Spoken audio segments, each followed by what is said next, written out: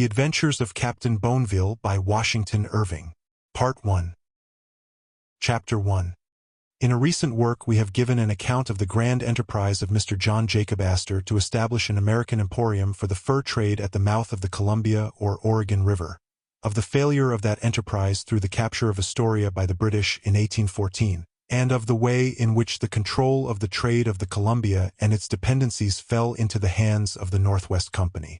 We have stated, likewise, the unfortunate supineness of the American government in neglecting the application of Mr. Astor for the protection of the American flag and a small military force to enable him to reinstate himself in the possession of Astoria at the return of peace, when the post was formally given up by the British government, though still occupied by the Northwest Company.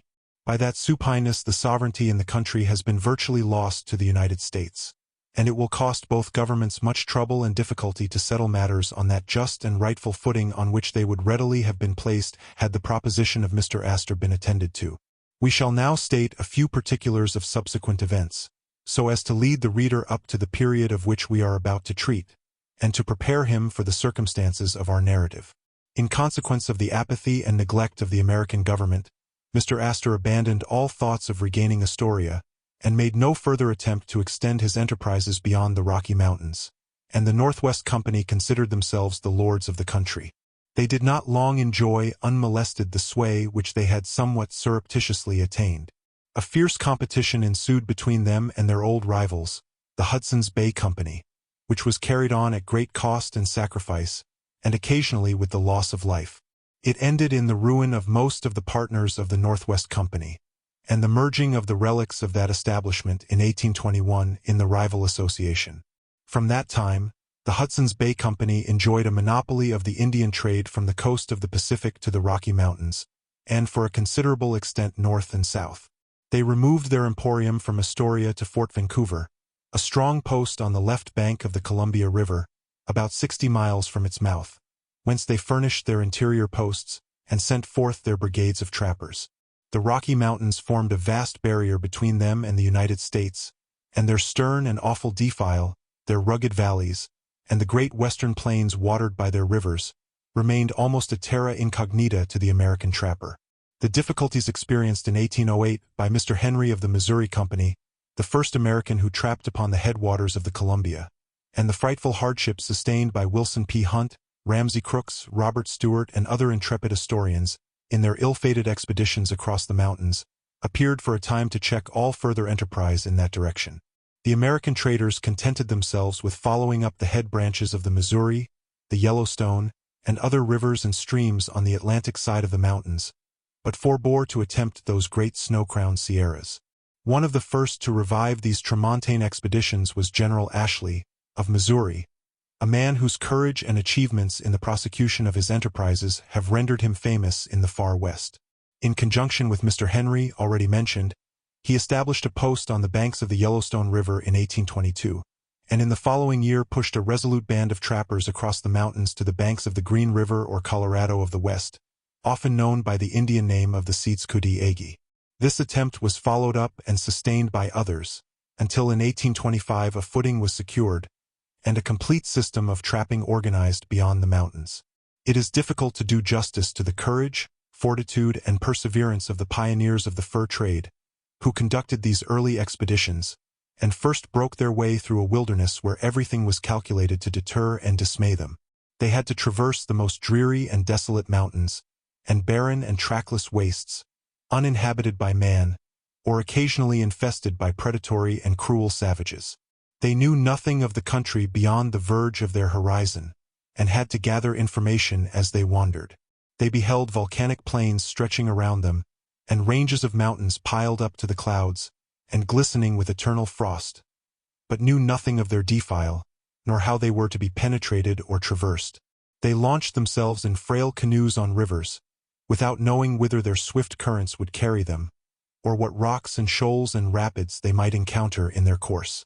They had to be continually on the alert, too, against the mountain tribes, who beset every defile, laid ambuscades in their path, or attacked them in their night encampments. So that, of the hardy bands of trappers that first entered into these regions, 3/5 are said to have fallen by the hands of savage foes. In this wild and warlike school a number of leaders have sprung up, originally in the employ, subsequently partners of Ashley.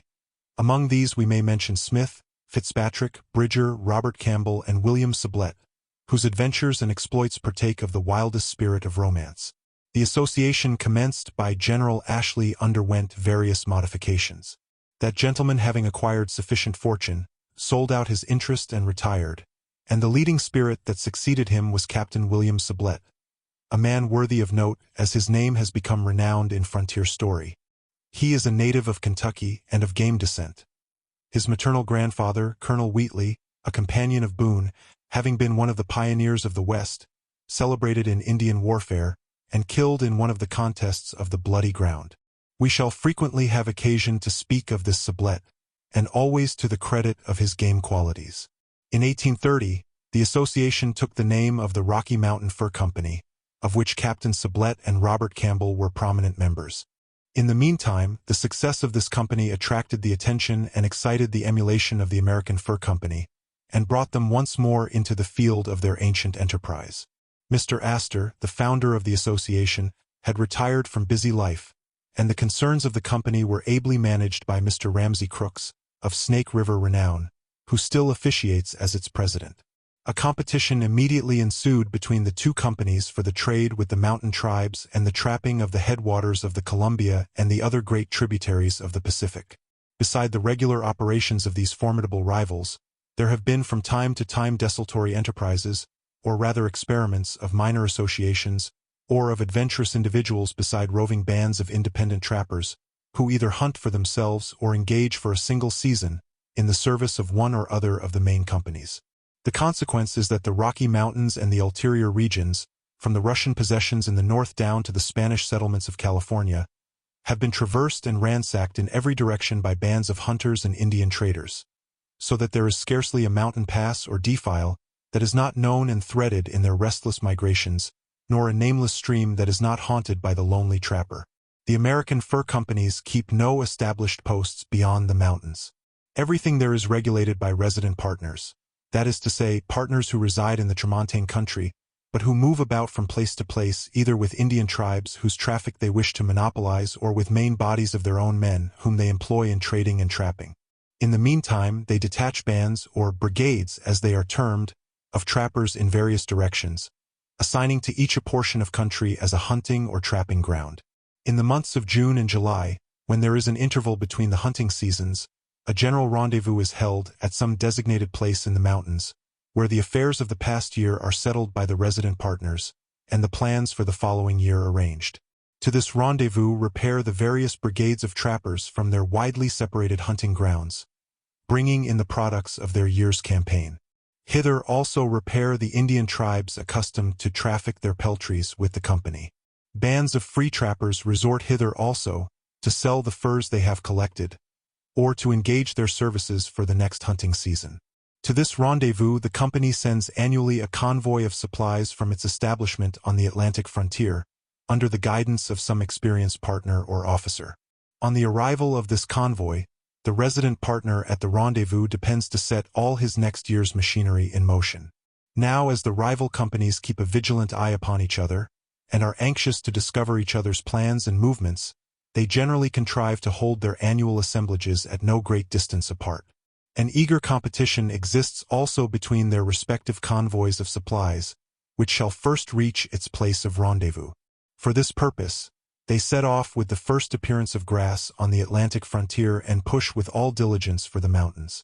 The company that can first open its tempting supplies of coffee, tobacco, ammunition, scarlet cloth, blankets, bright shawls, and glittering trinkets has the greatest chance to get all the peltries and furs of the Indians and free trappers, and to engage their services for the next season. It is able, also, to fit out and dispatch its own trappers the soonest, so as to get the start of its competitors, and to have the first dash into the hunting and trapping grounds. A new species of strategy has sprung out of this hunting and trapping competition. The constant study of the rival bands is to forestall and outwit each other, to supplant each other in the goodwill and custom of the Indian tribes, to cross each other's plans, to mislead each other as to routes. In a word, next to his own advantage, the study of the Indian trader is the disadvantage of his competitor. The influx of this wandering trade has had its effects on the habits of the mountain tribes. They have found the trapping of the beaver their most profitable species of hunting, and the traffic with the white man has opened to them sources of luxury of which they previously had no idea.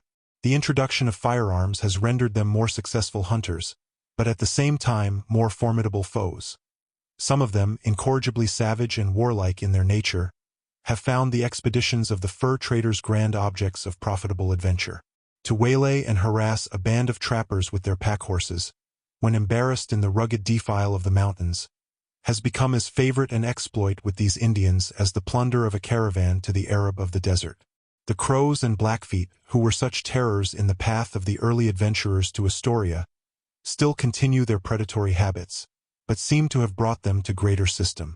They know the routes and resorts of the trappers, where to waylay them on their journeys, where to find them in the hunting seasons, and where to hover about them in winter quarters. The life of a trapper, therefore, is a perpetual state militant, and he must sleep with his weapons in his hands. A new order of trappers and traders also has grown out of this system of things. In the old times of the Great Northwest Company, when the trade in furs was pursued chiefly about the lakes and rivers, the expeditions were carried on in bateaux and canoes. The voyagers or boatmen were the rank and file in the service of the trader, and even the hardy men of the north, those great rufflers and game birds, were fain to be paddled from point to point of their migrations. A totally different class has now sprung up, the mountaineers, the traders and trappers that scale the vast mountain chains, and pursue their hazardous vocations amidst their wild recesses. They move from place to place on horseback. The equestrian exercises, therefore, in which they are engaged, the nature of the countries they traverse, vast plains and mountains, pure and exhilarating in atmospheric qualities, seem to make them physically and mentally a more lively and mercurial race than the fur traders and trappers of former days, the self-vaunting men of the north. A man who bestrides a horse must be essentially different from a man who cowers in a canoe. We find them, accordingly, hardy, lithe, vigorous, and active, extravagant in word and thought and deed, heedless of hardship, daring of danger, prodigal of the present and thoughtless of the future. A difference is to be perceived even between these mountain hunters and those of the lower regions along the waters of the Missouri. The latter, generally French Creoles, live comfortably in cabins and log huts, well sheltered from the inclemencies of the seasons. They are within the reach of frequent supplies from the settlements. Their life is comparatively free from danger, and from most of the vicissitudes of the upper wilderness. The consequence is that they are less hardy, self-dependent, and game-spirited than the mountaineer. If the latter by chance comes among them on his way to and from the settlements, he is like a gamecock among the common roosters of the poultry yard. Accustomed to live in tents, or to bivouac in the open air, he despises the comforts and is impatient of the confinement of the log house. If his meal is not ready in season, he takes his rifle, hies to the forest or prairie, shoots his own game, lights his fire, and cooks his repast. With his horse and his rifle, he is independent of the world, and spurns at all its restraints. The very superintendents at the lower posts will not put him to mess with the common men, the hirelings of the establishment, but treat him as something superior. There is, perhaps, no class of men on the face of the earth, says Captain Bonneville, who lead a life of more continued exertion, peril, and excitement, and who are more enamored of their occupations, than the free trappers of the West. No toil, no danger, no privation can turn the trapper from his pursuit. His passionate excitement at times resembles a mania. In vain may the most vigilant and cruel savages beset his path. In vain may rocks and precipices and wintry torrents oppose his progress. Let but a single track of a beaver meet his eye, and he forgets all dangers and defies all difficulties.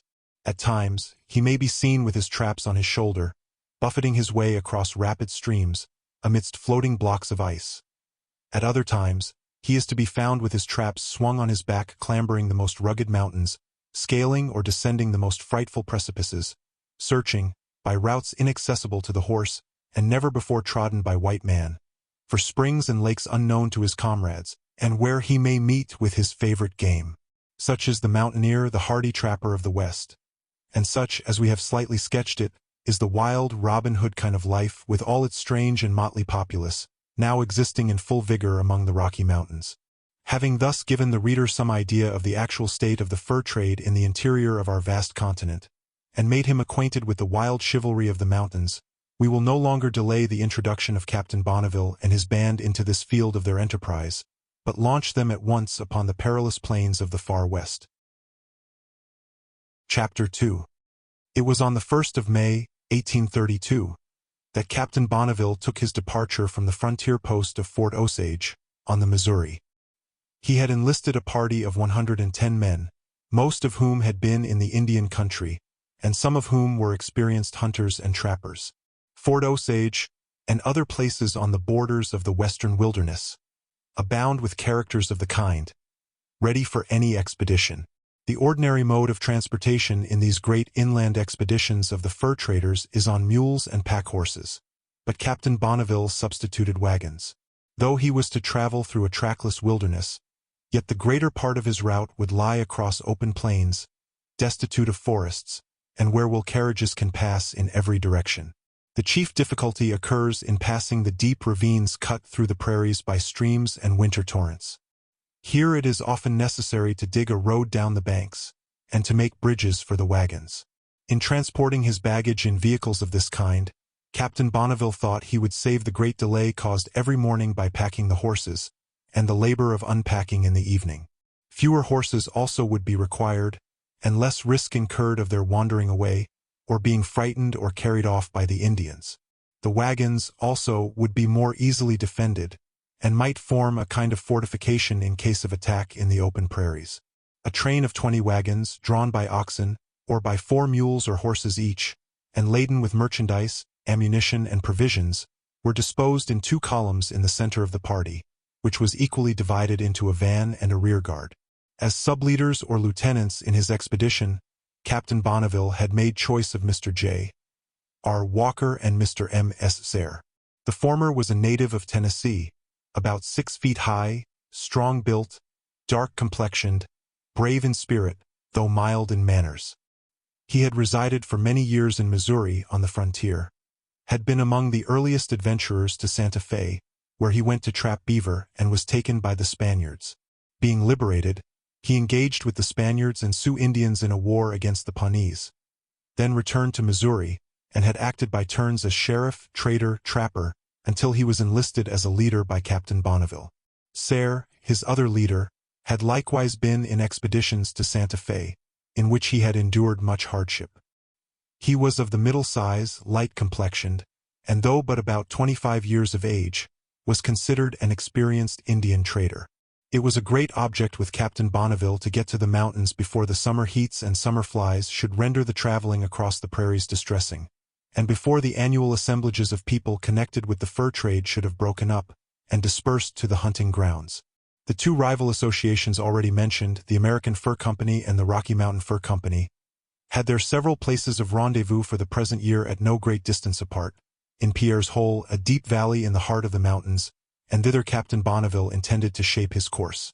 It is not easy to do justice to the exulting feelings of the worthy captain at finding himself at the head of a stout band of hunters, trappers, and woodmen, fairly launched on the broad prairies, with his face to the boundless west. The tamest inhabitant of cities, the veriest spoiled child of civilization, feels his heart dilate and his pulse beat high on finding himself on horseback in the glorious wilderness. What then must be the excitement of one whose imagination had been stimulated by a residence on the frontier, and to whom the wilderness was a region of romance? His hardy followers partook of his excitement. Most of them had already experienced the wild freedom of savage life, and looked forward to a renewal of past scenes of adventure and exploit. Their very appearance and equipment exhibited a piebald mixture, half civilized and half savage. Many of them looked more like Indians than white men in their garbs and accoutrements, and their very horses were caparisoned in barbaric style, with fantastic trappings. The outset of a band of adventurers on one of these expeditions is always animated and joyous. The welkin rang with their shouts and yelps, after the manner of the savages, and with boisterous jokes and light-hearted laughter. As they passed the straggling hamlets and solitary cabins that fringed the skirts of the frontier, they would startle their inmates by Indian yells and war-whoops, or regale them with grotesque feats of horsemanship, well suited to their half-savage appearance. Most of these abodes were inhabited by men who had themselves been in similar expeditions. They welcomed the travelers, therefore, as brother trappers, treated them with a hunter's hospitality, and cheered them with an honest Godspeed at parting. And here we would remark a great difference, in point of character and quality, between the two classes of trappers, the American and French, as they are called in contradistinction. The latter is meant to designate the French Creole of Canada or Louisiana. The former, the trapper of the old American stock, from Kentucky, Tennessee, and others of the western states. The French trapper is represented as a lighter, softer, more self-indulgent kind of man. He must have his Indian wife, his lodge, and his petty conveniences. He is gay and thoughtless, takes little heed of landmarks, depends upon his leaders and companions to think for the common weal, and, if left to himself, is easily perplexed and lost. The American trapper stands by himself, and is peerless for the service of the wilderness. Drop him in the midst of a prairie, or in the heart of the mountains, and he is never at a loss. He notices every landmark, can retrace his route through the most monotonous plains or the most perplexed labyrinths of the mountains. No danger nor difficulty can appall him, and he scorns to complain under any privation. In equipping the two kinds of trappers, the Creole and Canadian are apt to prefer the light fusil. The American always grasps his rifle. He despises what he calls the shotgun. We give these estimates on the authority of a trader of long experience and a foreigner by birth. "I consider one American," said he, "equal to 3 Canadians in point of sagacity, aptness at resources, self-dependence, and fearlessness of spirit. In fact, no one can cope with him as a stark tramper of the wilderness." Beside the two classes of trappers just mentioned, Captain Bonneville had enlisted several Delaware Indians in his employ, on whose hunting qualifications he placed great reliance. On the 6th of May the travelers passed the last border habitation, and bade a long farewell to the ease and security of civilization. The buoyant and clamorous spirits with which they had commenced their march gradually subsided as they entered upon its difficulties.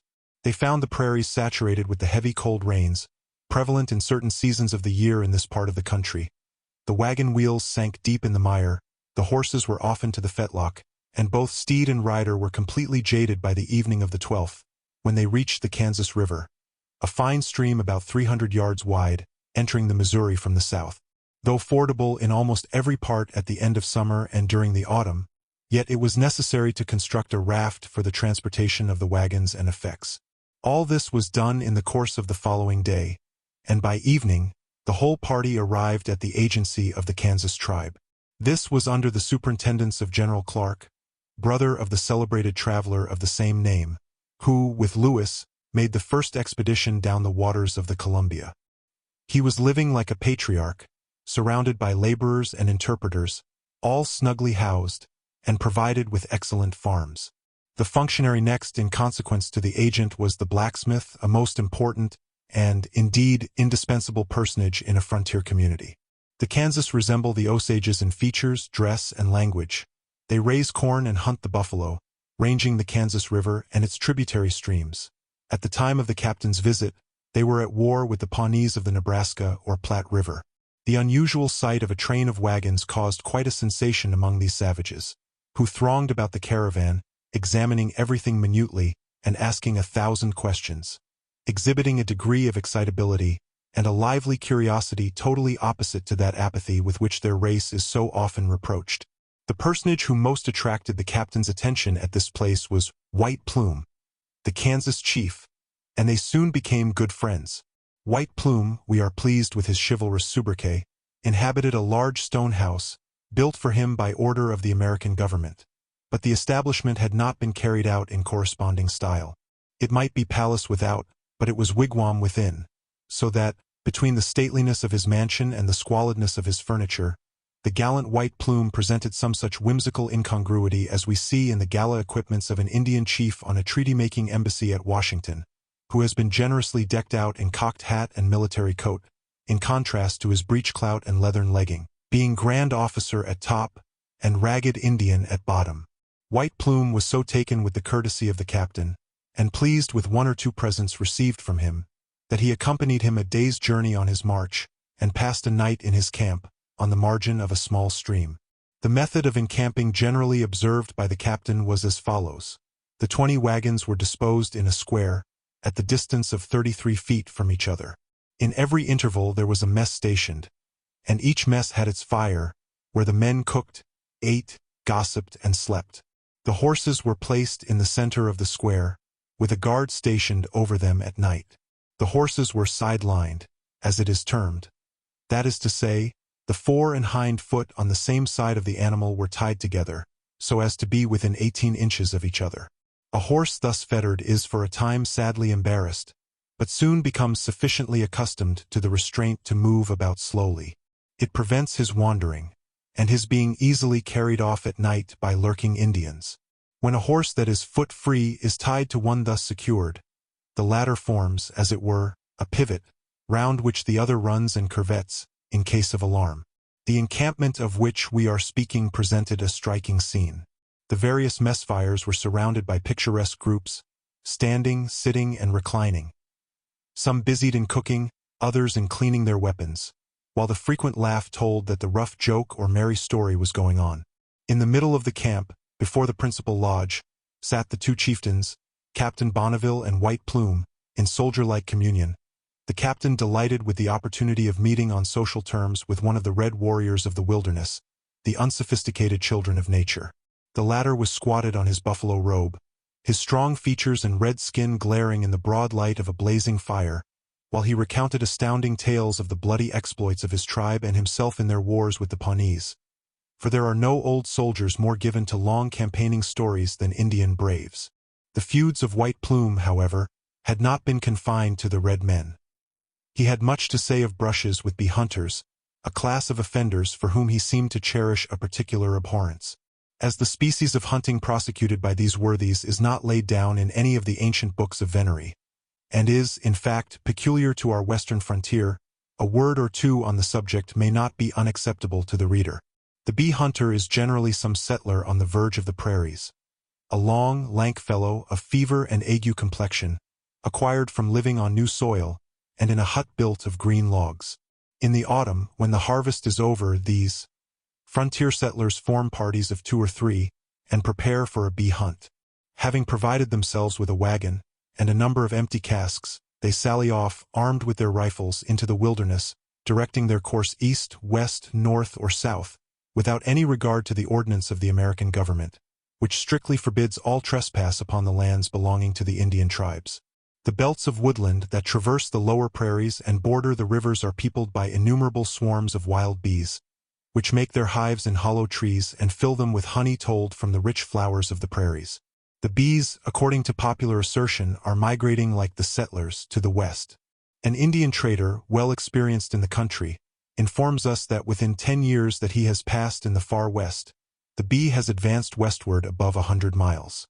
It is said on the Missouri that the wild turkey and the wild bee go up the river together. Neither is found in the upper regions. It is but recently that the wild turkey has been killed on the Nebraska or Platte, and his traveling competitor, the wild bee, appeared there about the same time. Be all this as it may, the course of our party of bee hunters is to make a wide circuit through the woody river bottoms and the patches of forest on the prairies, marking, as they go out, every tree in which they have detected a hive. These marks are generally respected by any other bee hunter that should come upon their track.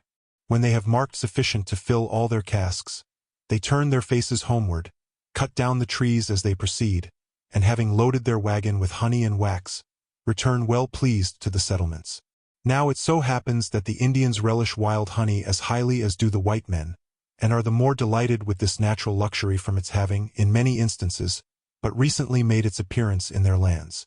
The consequence is numberless disputes and conflicts between them and the bee hunters, and often a party of the latter, returning, laden with rich spoil from one of their forays, are apt to be waylaid by the native lords of the soil, their honey to be seized, their harness cut to pieces, and themselves left to find their way home the best way they can, happy to escape with no greater personal harm than a sound rib roasting. Such were the marauders of whose offenses the gallant White Plume made the most bitter complaint. They were chiefly the settlers of the western part of Missouri, who are the most famous bee hunters on the frontier, and whose favorite hunting ground lies within the lands of the Kansas tribe. According to the account of White Plume, however, matters were pretty fairly balanced between him and the offenders, he having as often treated them to a taste of the bitter as they had robbed him of the sweets. It is but justice to this gallant chief to say that he gave proofs of having acquired some of the lights of civilization from his proximity to the whites, as was evinced in his knowledge of driving a bargain. He required hard cash in return for some corn with which he supplied the worthy captain, and left the latter at a loss which most to admire, his native chivalry as a brave, or his acquired adroitness as a traitor. Chapter 3. From the middle to the end of May, Captain Bonneville pursued a western course over vast undulating plains, destitute of tree or shrub, rendered miry by occasional rain, and cut up by deep watercourses where they had to dig roads for their wagons down the soft crumbling banks and to throw bridges across the streams. The weather had attained the summer heat, the thermometer standing about 57 degrees in the morning, early, but rising to about 90 degrees at noon. The incessant breezes, however, which sweep these vast plains render the heats endurable. Game was scanty, and they had to eke out their scanty fare with wild roots and vegetables, such as the Indian potato, the wild onion, and the prairie tomato, and they met with quantities of red root, from which the hunters make a very palatable beverage. The only human being that crossed their path was a Kansas warrior, returning from some solitary expedition of bravado or revenge, bearing a Pawnee scalp as a trophy. The country gradually rose as they proceeded westward, and their route took them over high ridges, commanding wide and beautiful prospects. The vast plain was studded on the west with innumerable hills of conical shape, such as are seen north of the Arkansas River. These hills have their summits apparently cut off about the same elevation, so as to leave flat surfaces at top. It is conjectured by some that the whole country may originally have been of the altitude of these tabular hills, but through some process of nature may have sunk to its present level, these insulated eminences being protected by broad foundations of solid rock. Captain Bonneville mentions another geological phenomenon north of Red River, where the surface of the earth in considerable tracts of country is covered with broad slabs of sandstone, having the form and position of gravestones, and looking as if they had been forced up by some subterranean agitation. The resemblance, says he, which these very remarkable spots have in many places to old churchyards is curious in the extreme. One might almost fancy himself among the tombs of the pre-Adamites. On the 2d of June, they arrived on the main stream of the Nebraska or Platte River, 25 miles below the head of the great island. The low banks of this river give it an appearance of great width. Captain Bonneville measured it in one place, and found it 2,200 yards from bank to bank. Its depth was from 3 to 6 feet, the bottom full of quicksands. The Nebraska is studded with islands covered with that species of poplar called the cottonwood tree. Keeping up along the course of this river for several days, they were obliged, from the scarcity of game, to put themselves upon short allowance, and occasionally to kill a steer. They bore their daily labors and privations, however, with great good humor, taking their tone, in all probability, from the buoyant spirit of their leader. If the weather was inclement, said the captain, we watched the clouds and hoped for a sight of the blue sky and the merry sun. If food was scanty, we regaled ourselves with the hope of soon falling in with herds of buffalo, and having nothing to do but slay and eat. We doubt whether the genial captain is not describing the cheeriness of his own breast, which gave a cheery aspect to everything around him. There certainly were evidences, however, that the country was not always equally destitute of game. At one place, they observed a field decorated with buffalo skulls, arranged in circles, curves, and other mathematical figures, as if for some mystic rite or ceremony. They were almost innumerable, and seemed to have been a vast hecatomb offered up in thanksgiving to the Great Spirit for some signal success in the chase. On the 11th of June, they came to the fork of the Nebraska, where it divides itself into two equal and beautiful streams.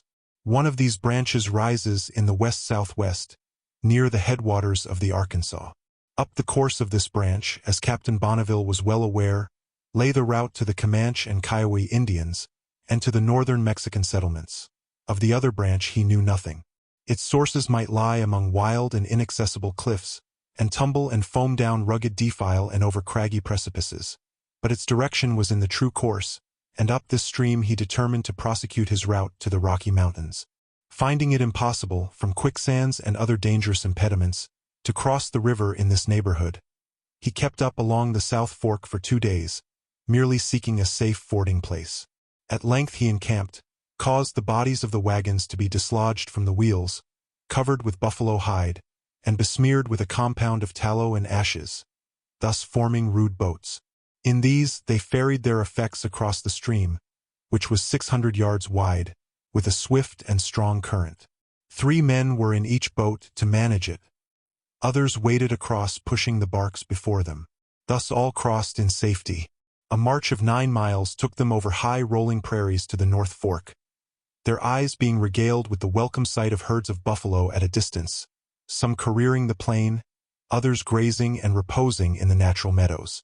Skirting along the North Fork for a day or two, excessively annoyed by mosquitoes and buffalo gnats, they reached, in the evening of the 17th, a small but beautiful grove, from which issued the confused notes of singing birds, the first they had heard since crossing the boundary of Missouri. After so many days of weary traveling through a naked, monotonous, and silent country, it was delightful once more to hear the song of the bird and to behold the verdure of the grove. It was a beautiful sunset, and a sight of the glowing rays, mantling the treetops and rustling branches, gladdened every heart. They pitched their camp in the grove, kindled their fires, partook merrily of their rude fare, and resigned themselves to the sweetest sleep they had enjoyed since their outset upon the prairies. The country now became rugged and broken. High bluffs advanced upon the river, and forced the travelers occasionally to leave its banks and wind their course into the interior. In one of the wild and solitary passes they were startled by the trail of 4 or 5 pedestrians, whom they supposed to be spies from some predatory camp of either Arikara or Crow Indians. This obliged them to redouble their vigilance at night, and to keep a special watch upon their horses. In these rugged and elevated regions they began to see the black-tailed deer, a species larger than the ordinary kind, and chiefly found in rocky and mountainous countries. They had reached also a great buffalo range. Captain Bonneville ascended a high bluff, commanding an extensive view of the surrounding plains. As far as his eye could reach, the country seemed absolutely blackened by innumerable herds. No language, he says, could convey an adequate idea of the vast living mass thus presented to his eye. He remarked that the bulls and cows generally congregated in separate herds. Opposite to the camp at this place was a singular phenomenon, which is among the curiosities of the country. It is called the chimney. The lower part is a conical mound, rising out of the naked plain. From the summit shoots up a shaft or column, about 120 feet in height, from which it derives its name. The height of the whole, according to Captain Bonneville, is 175 yards. It is composed of indurated clay, with alternate layers of red and white sandstone, and may be seen at the distance of upward of 30 miles. On the 21st, they encamped amidst high and beetling cliffs of indurated clay and sandstone, bearing the semblance of towers, castles, churches, and fortified cities. At a distance, it was scarcely possible to persuade oneself that the works of art were not mingled with these fantastic freaks of nature. They have received the name of Scott's Bluffs, from a melancholy circumstance. A number of years since, a party were descending the upper part of the river in canoes, when their frail barks were overturned and all their powder spoiled. Their rifles being thus rendered useless, they were unable to procure food by hunting and had to depend upon roots and wild fruits for subsistence. After suffering extremely from hunger, they arrived at Laramie's Fork, a small tributary of the north branch of the Nebraska, about 60 miles above the cliffs just mentioned. Here one of the party, by the name of Scott, was taken ill, and his companions came to a halt until he should recover health and strength sufficient to proceed. While they were searching round in quest of edible roots, they discovered a fresh trail of white men, who had evidently but recently preceded them. What was to be done?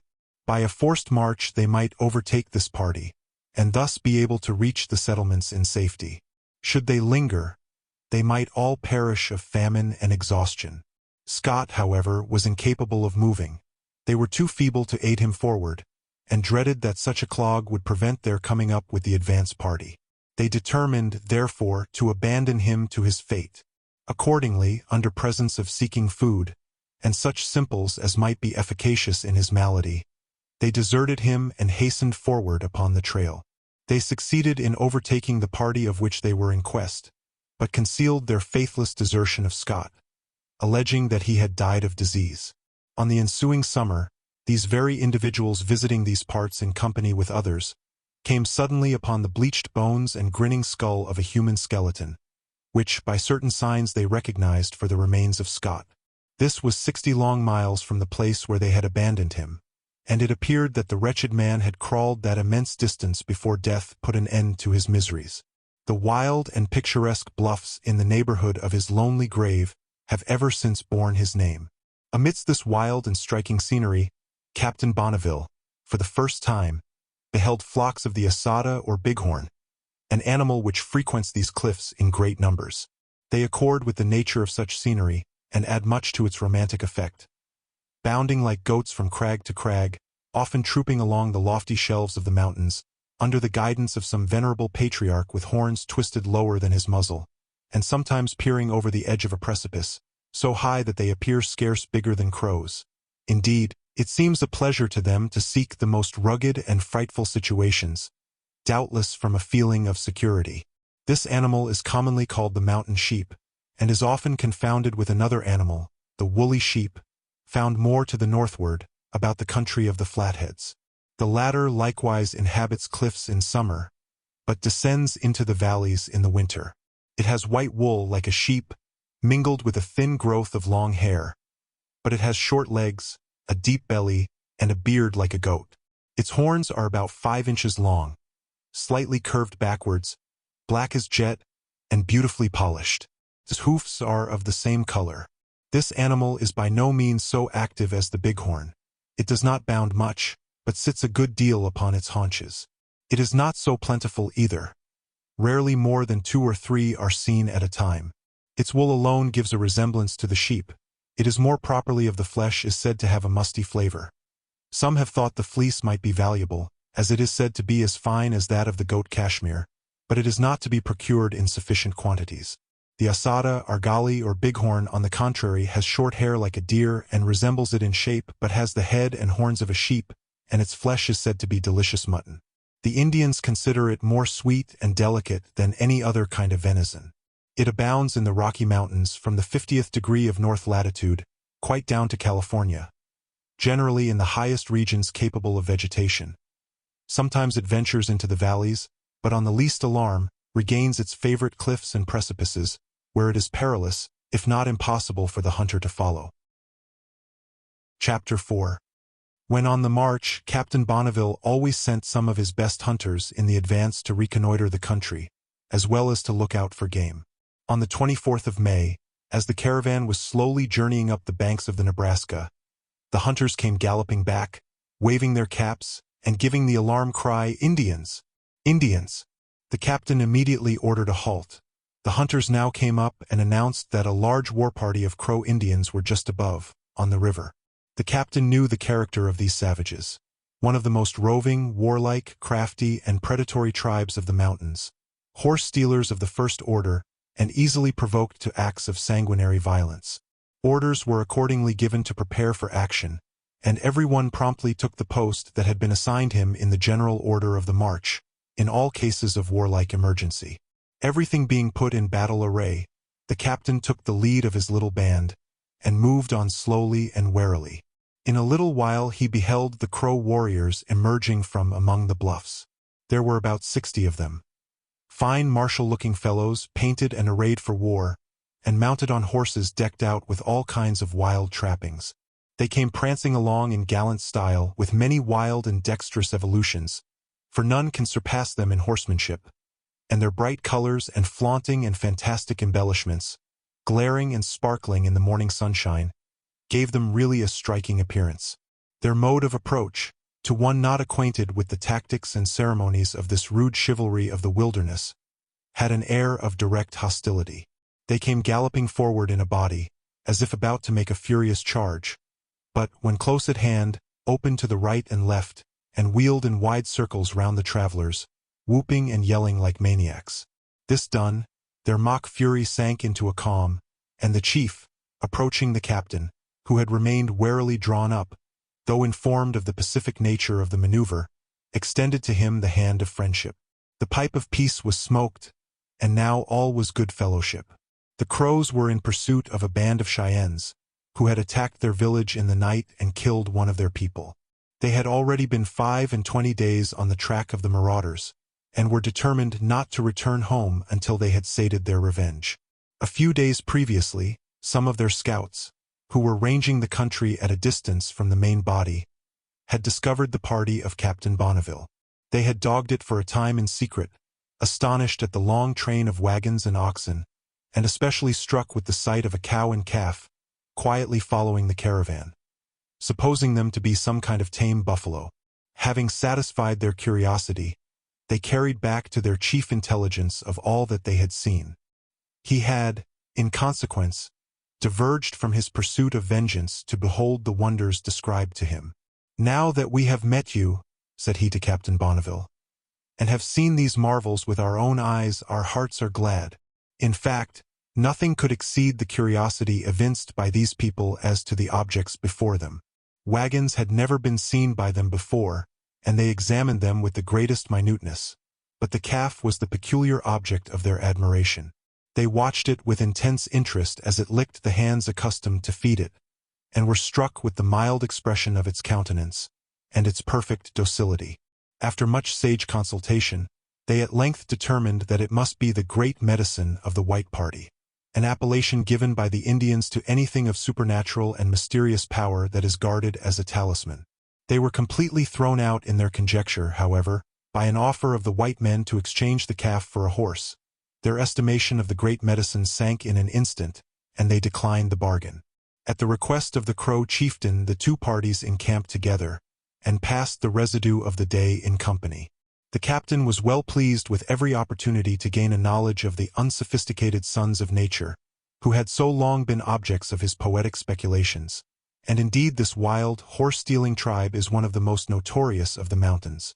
The chief, of course, had his scalps to show and his battles to recount. The Blackfoot is the hereditary enemy of the Crow, toward whom hostility is like a cherished principle of religion. For every tribe, besides its casual antagonists, has some enduring foe with whom there can be no permanent reconciliation. The Crows and Blackfeet, upon the whole, are enemies worthy of each other, being rogues and ruffians of the first water. As their predatory excursions extend over the same regions, they often come in contact with each other, and these casual conflicts serve to keep their wits awake and their passions alive. The present party of Crows, however, evinced nothing of the invidious character for which they are renowned.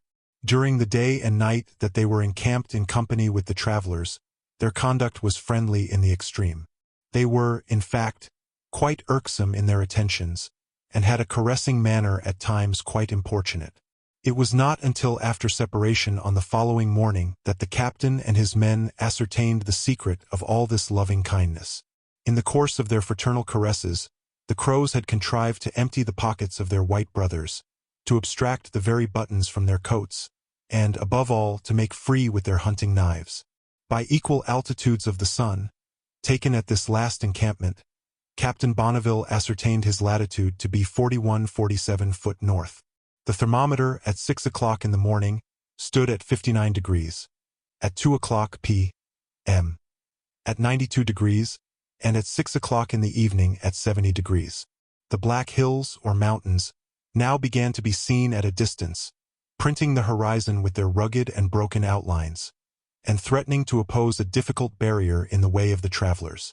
On the 26th of May, the travelers encamped at Laramie's Fork, a clear and beautiful stream, rising in the west-southwest, maintaining an average width of 20 yards, and winding through broad meadows abounding in currants and gooseberries, and adorned with groves and clumps of trees.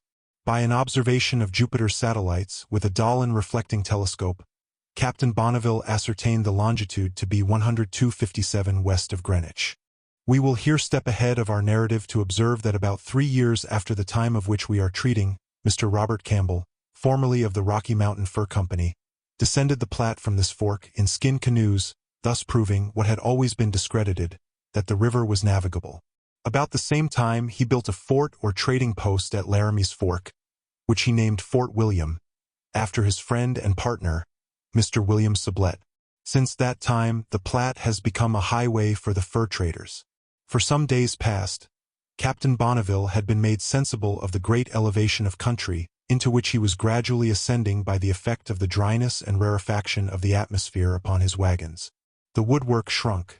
The paint boxes of the wheels were continually working out, and it was necessary to support the spokes by stout props to prevent their falling asunder. The travelers were now entering one of those great steppes of the far west, where the prevalent aridity of the atmosphere renders the country unfit for cultivation. In these regions there is a fresh sweet growth of grass in the spring, but it is scanty and short and parches up in the course of the summer, so that there is none for the hunters to set fire to in the autumn. It is a common observation that, above the forks of the Platte, the grass does not burn. All attempts at agriculture and gardening in the neighborhood of Fort William have been attended with very little success. The grain and vegetables raised there have been scanty in quantity and poor in quality. The great elevation of these plains, and the dryness of the atmosphere, will tend to retain these immense regions in a state of pristine wildness. In the course of a day or two more, the travelers entered that wild and broken tract of the Crow country called the Black Hills, and here their journey became toilsome in the extreme. Rugged steeps and deep ravines incessantly obstructed their progress, so that a great part of the day was spent in the painful toil of digging through banks, filling up ravines, forcing the wagons up the most forbidding ascents, or swinging them with ropes down the face of dangerous precipices. The shoes of their horses were worn out, and their feet injured by the rugged and stony roads. The travelers were annoyed also by frequent but brief storms, which would come hurrying over the hills, or through the mountain defile, rage with great fury for a short time, and then pass off, leaving everything calm and serene again. For several nights the camp had been infested by vagabond Indian dogs, prowling about in quest of food. They were about the size of a large pointer, with ears short and erect, and a long bushy tail. Altogether, they bore a striking resemblance to a wolf. These skulking visitors would keep about the purlieus of the camp until daylight, when, on the first stir of life among the sleepers, they would scamper off until they reached some rising ground, where they would take their seats, and keep a sharp and hungry watch upon every movement. The moment the travelers were fairly on the march, and the camp was abandoned, these starving hangers-on would hasten to the deserted fires, to seize upon the half-picked bones, the offal and garbage that lay about, and having made a hasty meal, with many a snap and snarl and growl, would follow leisurely on the trail of the caravan. Many attempts were made to coax or catch them, but in vain. Their quick and suspicious eyes caught the slightest sinister movement, and they turned and scampered off. At length one was taken. He was terribly alarmed, and crouched and trembled as if expecting instant death. Soothed, however, by caresses, he began after a time to gather confidence and wag his tail, and at length was brought to follow close at the heels of his captors, still, however, darting around furtive and suspicious glances, and evincing a disposition to scamper off upon the least alarm. On the 1st of July the band of Crow warriors again crossed their path. They came in vaunting and vainglorious style, displaying 5 Cheyenne scalps, the trophies of their vengeance. They were now bound homewards, to appease the manes of their comrade by these proofs that his death had been revenged, and intended to have scalp dances and other triumphant rejoicings. Captain Bonneville and his men, however, were by no means disposed to renew their confiding intimacy with these crafty savages, and above all, took care to avoid their pilfering caresses. They remarked one precaution of the Crows with respect to their horses. To protect their hoofs from the sharp and jagged rocks among which they had to pass, they had covered them with shoes of buffalo hide. The route of the travelers lay generally along the course of the Nebraska or Platte, but occasionally, where steep promontories advanced to the margin of the stream, they were obliged to make inland circuits. One of these took them through a bold and stern country, bordered by a range of low mountains, running east and west. Everything around bore traces of some fearful convulsion of nature in times long past. Hitherto the various strata of rock had exhibited a gentle elevation toward the southwest, but here everything appeared to have been subverted and thrown out of place. In many places there were heavy beds of white sandstone resting upon red. Immense strata of rocks jutted up into crags and cliffs, and sometimes formed perpendicular walls and overhanging precipices. An air of sterility prevailed over these savage wastes. The valleys were destitute of herbage, and scantily clothed with a stunted species of wormwood, generally known among traders and trappers by the name of sage. From an elevated point of their march through this region, the travelers caught a beautiful view of the Powder River Mountains away to the north, stretching along the very verge of the horizon, and seeming, from the snow with which they were mantled, to be a chain of small white clouds, connecting sky and earth. Though the thermometer at midday ranged from 80 to 90, and even sometimes rose to 93 degrees, yet occasional spots of snow were to be seen on the tops of the low mountains, among which the travelers were journeying. Proofs of the great elevation of the whole region. The Nebraska, in its passage through the Black Hills, is confined to a much narrower channel than that through which it flows in the plains below, but it is deeper and clearer, and rushes with a stronger current. The scenery, also, is more varied and beautiful. Sometimes it glides rapidly but smoothly through a picturesque valley, between wooded banks. Then, forcing its way into the bosom of rugged mountains, it rushes impetuously through narrow defile, roaring and foaming down rocks and rapids, until it is again soothed to rest in some peaceful valley. On the 12th of July, Captain Bonneville abandoned the main stream of the Nebraska, which was continually shouldered by rugged promontories, and making a bend to the southwest, for a couple of days, part of the time over plains of loose sand, encamped on the 14th on the banks of the Sweet Water, a stream about 20 yards in breadth, and 4 or 5 feet deep, flowing between low banks over a sandy soil, and forming one of the forks or upper branches of the Nebraska. Up this stream they now shaped their course for several successive days, tending generally to the west. The soil was light and sandy, the country much diversified. Frequently the plains were studded with isolated blocks of rock, sometimes in the shape of a half-globe, and from 300 to 400 feet high. These singular masses had occasionally a very imposing, and even sublime appearance, rising from the midst of a savage and lonely landscape. As the travelers continued to advance, they became more and more sensible of the elevation of the country. The hills around were more generally capped with snow. The men complained of cramps and colics, sore lips and mouths, and violent headaches. The woodwork of the wagons also shrank so much that it was with difficulty the wheels were kept from falling to pieces. The country bordering upon the river was frequently gashed with deep ravines, or traversed by high bluffs, to avoid which, the travelers were obliged to make wide circuits through the plains. In the course of these, they came upon immense herds of buffalo, which kept scouring off in the van, like a retreating army. Among the motley retainers of the camp was Tom Kane, a raw Irishman, who officiated as cook, whose various blunders and expedients in his novel situation, and in the wild scenes and wild kind of life into which he had suddenly been thrown, had made him a kind of butt or droll of the camp. Tom, however, began to discover an ambition superior to his station, and the conversation of the hunters, and their stories of their exploits, inspired him with a desire to elevate himself to the dignity of their order. The buffalo in such immense droves presented a tempting opportunity for making his first essay. He rode in the line of march all prepared for action, his powder flask and shot pouch knowingly slung at the pommel of his saddle to be at hand, his rifle balanced on his shoulder. While in this plight, a troop of buffalo came trotting by in great alarm. In an instant, Tom sprang from his horse and gave chase on foot. Finding they were leaving him behind, he leveled his rifle and pulled the trigger. His shot produced no other effect than to increase the speed of the buffalo, and to frighten his own horse, who took to his heels, and scampered off with all the ammunition. Tom scampered after him, hallooing with might and main, and the wild horse and wild Irishman soon disappeared among the ravines of the prairie.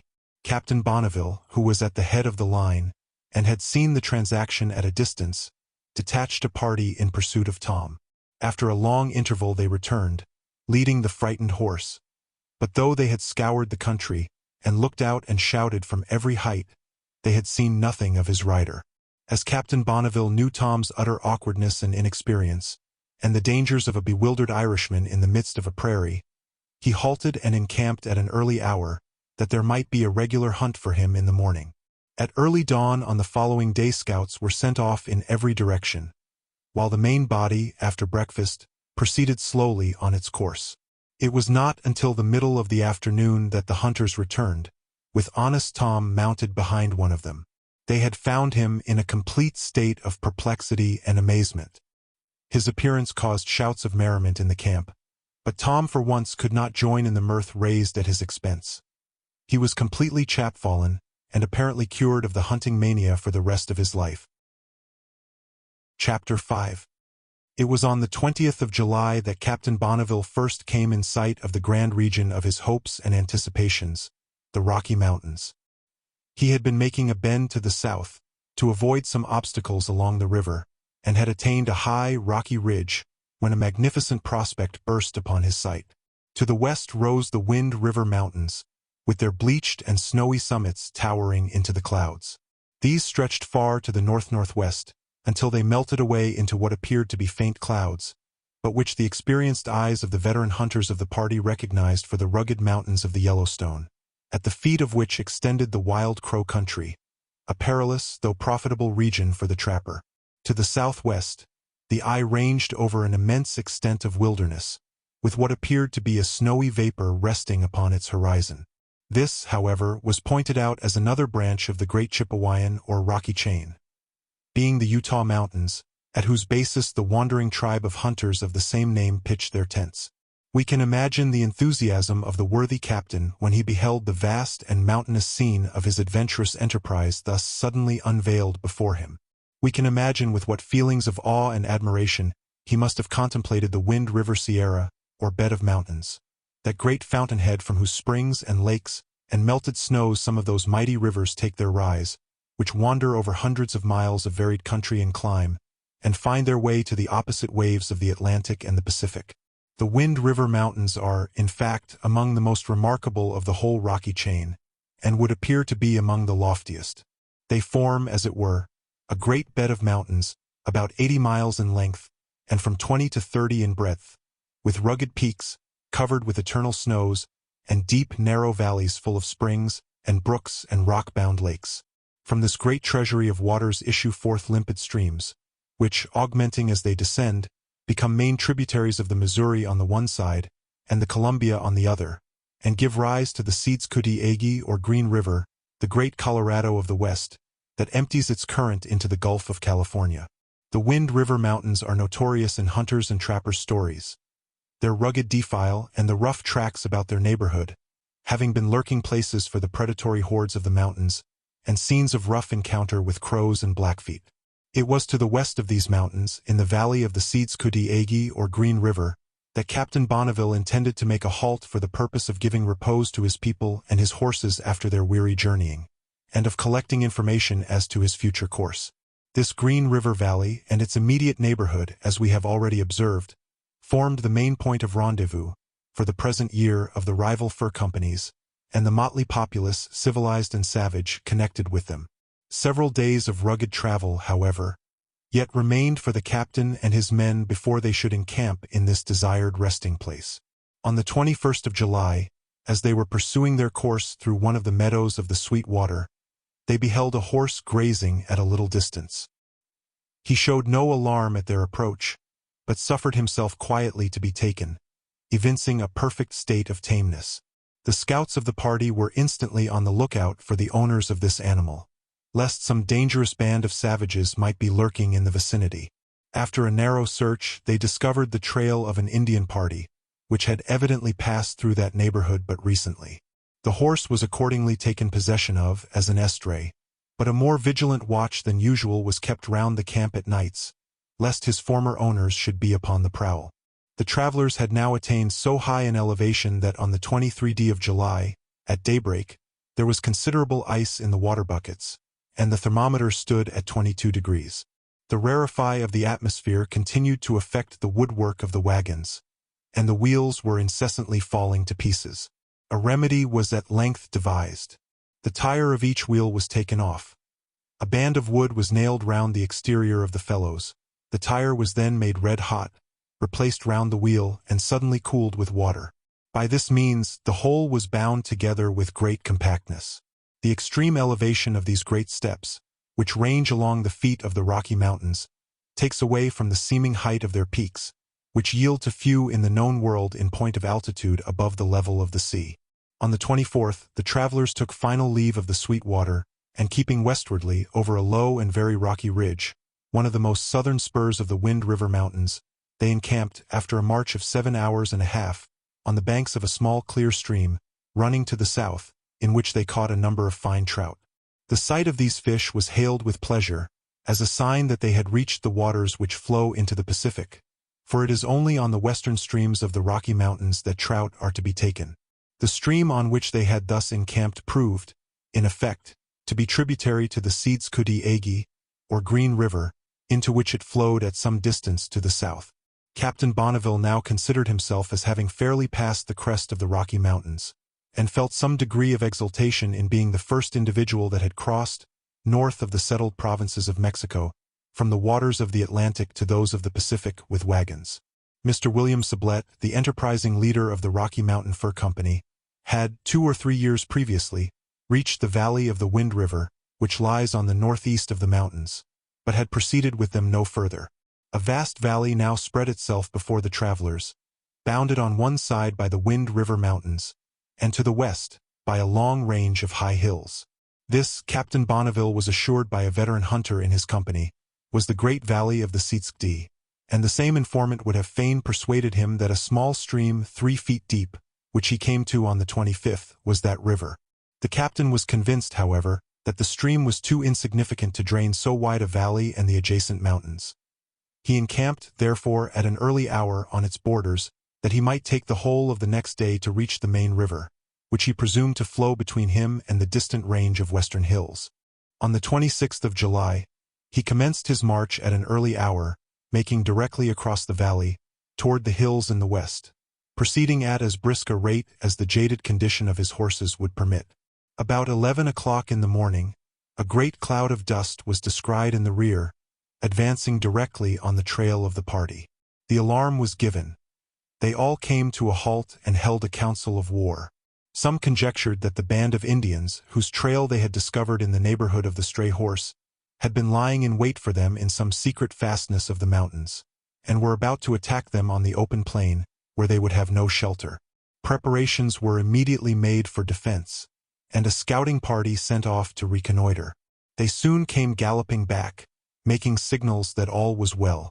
The cloud of dust was made by a band of 50 or 60 mounted trappers, belonging to the American Fur Company, who soon came up, leading their pack horses. They were headed by Mr. Fontenelle, an experienced leader or partisan, as a chief of a party is called in the technical language of the trappers. Mr. Fontenelle informed Captain Bonneville that he was on his way from the company's trading post on the Yellowstone to the yearly rendezvous, with reinforcements and supplies for their hunting and trading parties beyond the mountains, and that he expected to meet, by appointment, with a band of free trappers in that very neighborhood. He had fallen upon the trail of Captain Bonneville's party, just after leaving the Nebraska, and finding that they had frightened off all the game, had been obliged to push on by forced marches to avoid famine. Both men and horses were, therefore, much travel-worn. But this was no place to halt. The plain before them, he said, was destitute of grass and water, neither of which would be met with short of the Green River, which was yet at a considerable distance. He hoped, he added, as his party were all on horseback, to reach the river, with hard traveling, by nightfall, but he doubted the possibility of Captain Bonneville's arrival there with his wagons before the day following. Having imparted this information, he pushed forward with all speed. Captain Bonneville followed on as fast as circumstances would permit. The ground was firm and gravelly, but the horses were too much fatigued to move rapidly. After a long and harassing day's march, without pausing for a noontide meal, they were compelled, at 9 o'clock at night, to encamp in an open plain, destitute of water or pasturage.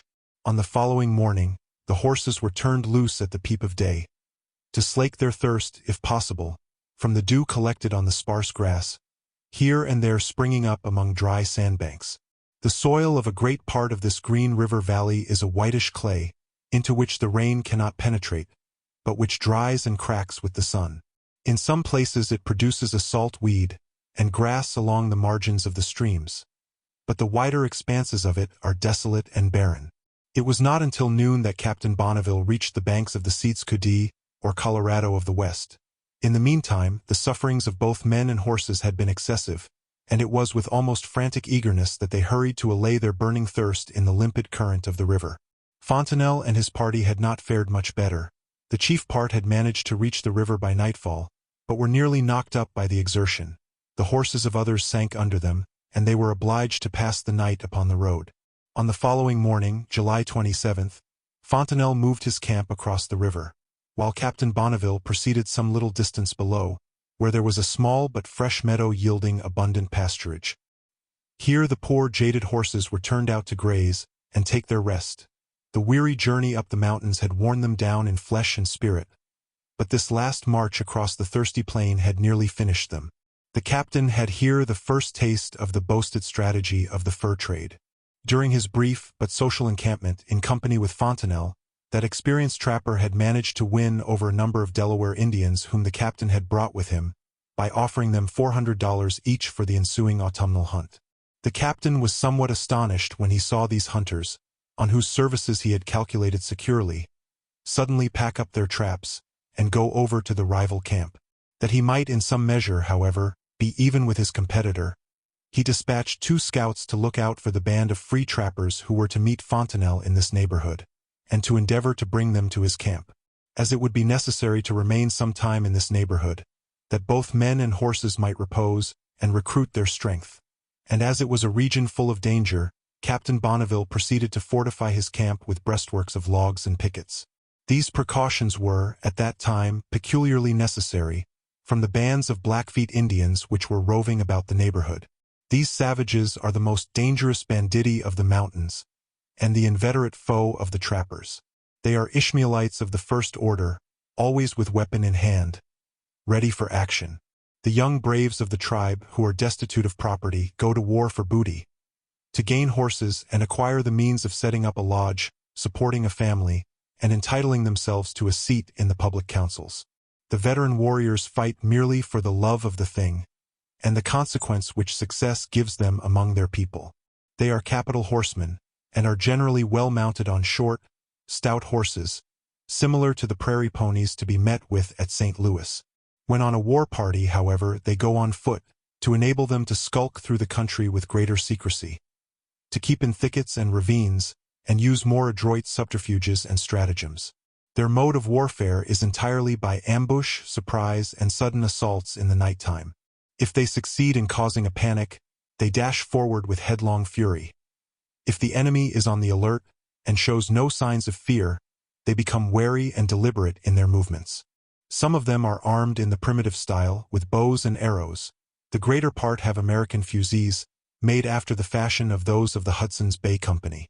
These they procure at the trading post of the American Fur Company, on Marias River, where they traffic their peltries for arms, ammunition, clothing, and trinkets. They are extremely fond of spirituous liquors and tobacco, for which nuisances they are ready to exchange not merely their guns and horses, but even their wives and daughters.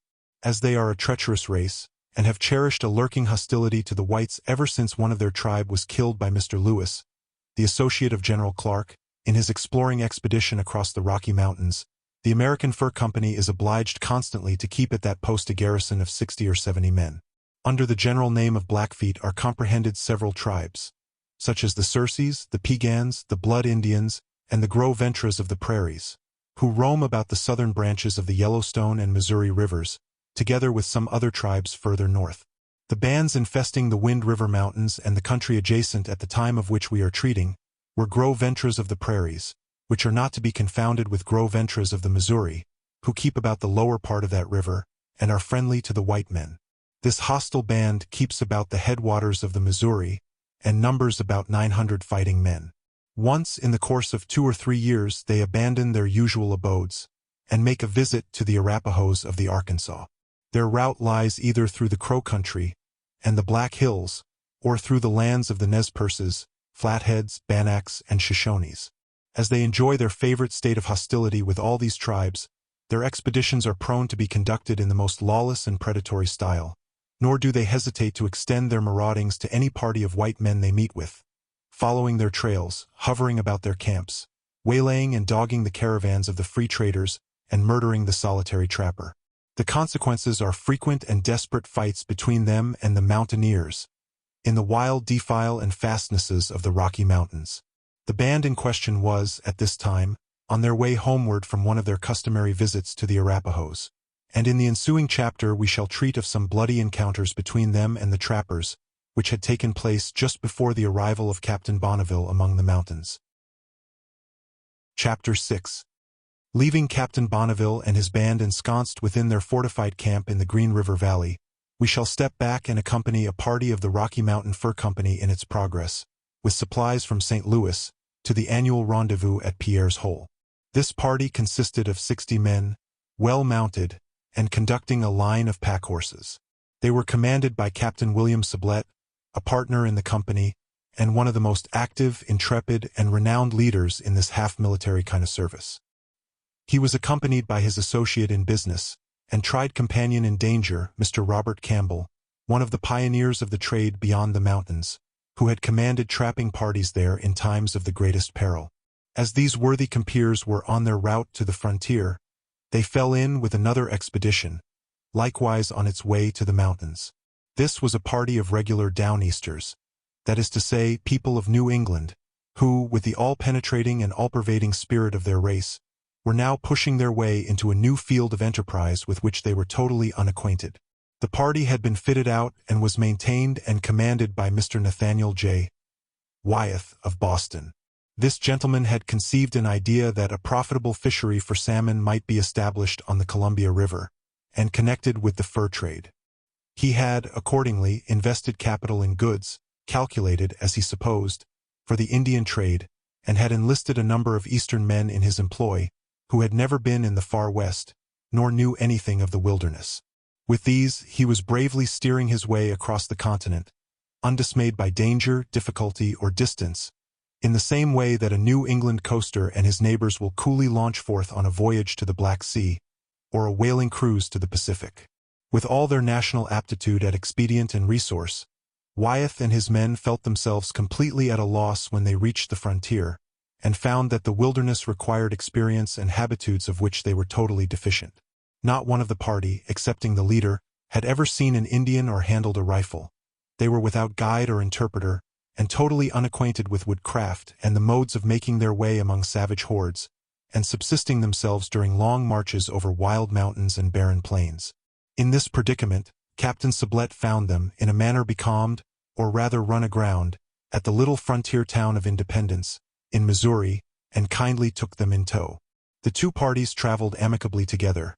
The frontier men of Sublette's party gave their Yankee comrades some lessons in hunting, and some insight into the art and mystery of dealing with the Indians, and they all arrived without accident at the upper branches of the Nebraska or Platte River.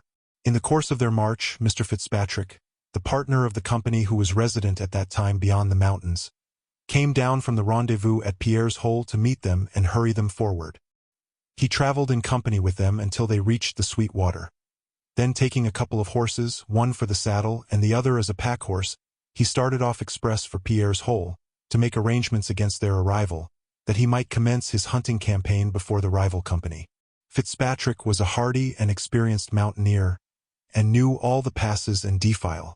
As he was pursuing his lonely course up the Green River Valley, he described several horsemen at a distance, and came to a halt to reconnoiter.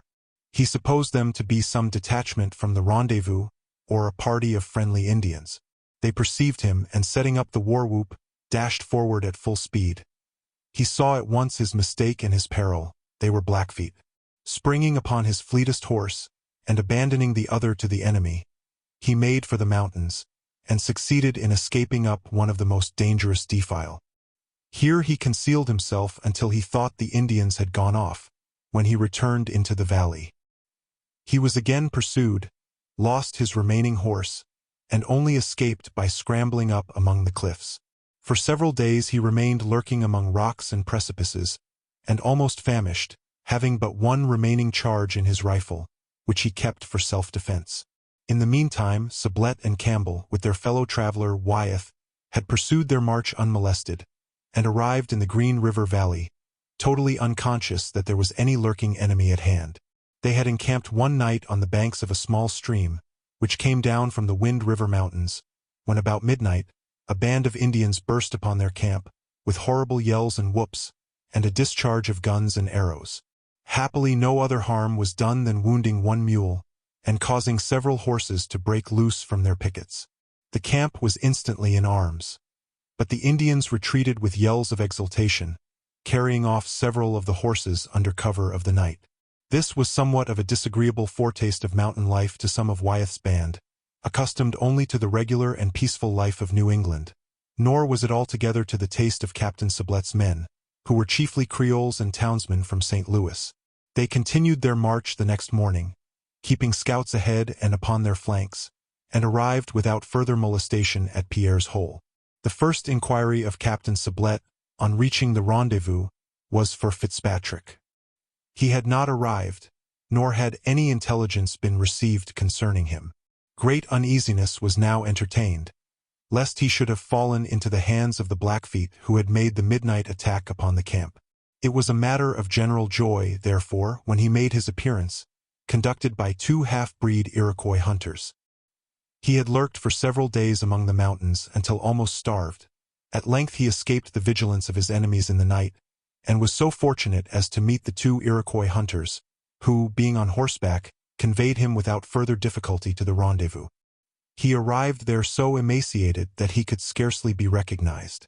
The valley called Pierre's Hole is about 30 miles in length and 15 in width, bounded to the west and south by low and broken ridges, and overlooked to the east by 3 lofty mountains, called the 3 Tetons, which domineer as landmarks over a vast extent of country.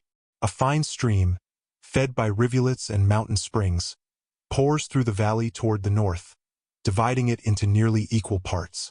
The meadows on its borders are broad and extensive, covered with willow and cottonwood trees, so closely interlocked and matted together as to be nearly impassable. In this valley was congregated the motley populace connected with the fur trade. Here the 2 rival companies had their encampments, with their retainers of all kinds. Traders, trappers, hunters, and half-breeds, assembled from all quarters, awaiting their yearly supplies, and their orders to start off in new directions.